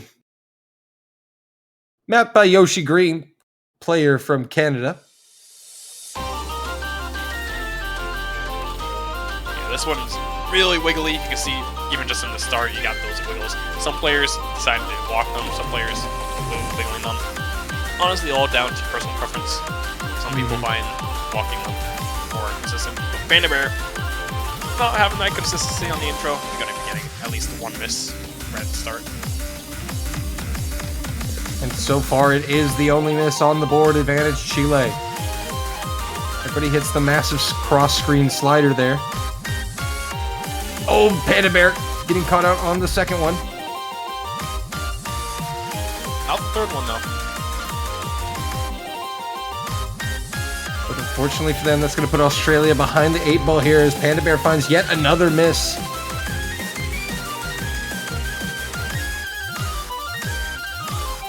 Yeah, they seem to be really struggling on this hidden 3 pick, which is a bit unfortunate as everybody else still has FCs. Yeah, everybody Already else in the down. lobby doing well. Yeah, it's already a 120,000 point score gap right here. Oh, but Lechu goes down right after the break on the next combo. That is unfortunate. But fortunately for Chile, they have a pretty big advantage, and they are going to need to essentially find many more misses for Australia to get this. I think Australia's going to need at least 1 or 2 more misses here in the final quarter to flip this. Still possible, but Lechu already recovering back up to 200. Crimson Please finding a miss. And that just might be the end of this match. Yeah, it's looking really hard to get that 120,000 points back right at this ending. pretty slow ending overall. Some tricky stacks. We're gonna see 3 people miss on those tricky stacks actually right there. It's pretty much all over for Australia right now. EasyGone being the only FC on this. And the only SS at that too is going to get a little bit of a flex on Chile going down swinging there, but it is going to be a 6-1 victory for the Chileans. They just look so strong the whole way through. Australia only able to get a point off of them by 2,000. Yeah, I mean, well played to Chile. They had a really good showing today. Even though Australia, they didn't have the best of showings, they still, they were pretty respectable, honestly. They didn't completely just lose a map, They still came in, had decent scores on every map, but Chile was just the better team today. Yeah, just the better overall team. And they definitely had a few opportunities to get a couple more points here and there, but all in all, they did pretty much the best they could have. Chile just so strong, so consistent, and the depth is just insane. They are your winners here in the round of 16. They'll move on to the winners bracket quarterfinals, where they will face the winner of the Philippines and Russian Federation. And Australia will be heading down to the losers bracket to face the winner of Brazil and the United Kingdom next week. Both those matches should be pretty interesting, given how they would go. But that is going to be it for us for today. Next match is going to be in about 11 hours from now. It's going to be at 12 UTC. That's going to be Poland, Taiwan. That's going to be a banger match. That's going to be an insane match. The 7 seed and the 10 seed. As Mr. Sekre said, coming up in 11 hours, so a big, long break. Definitely don't stick around. Go live your life. Touch some grass. Sleep. I know that's what our operator is going to be doing. He needs to do that, so we're going to log off before he whacks us with a ruler. Anyway, for Sekre, this is Dolan signing off for now. We'll see you in 11 hours for Poland versus Taiwan.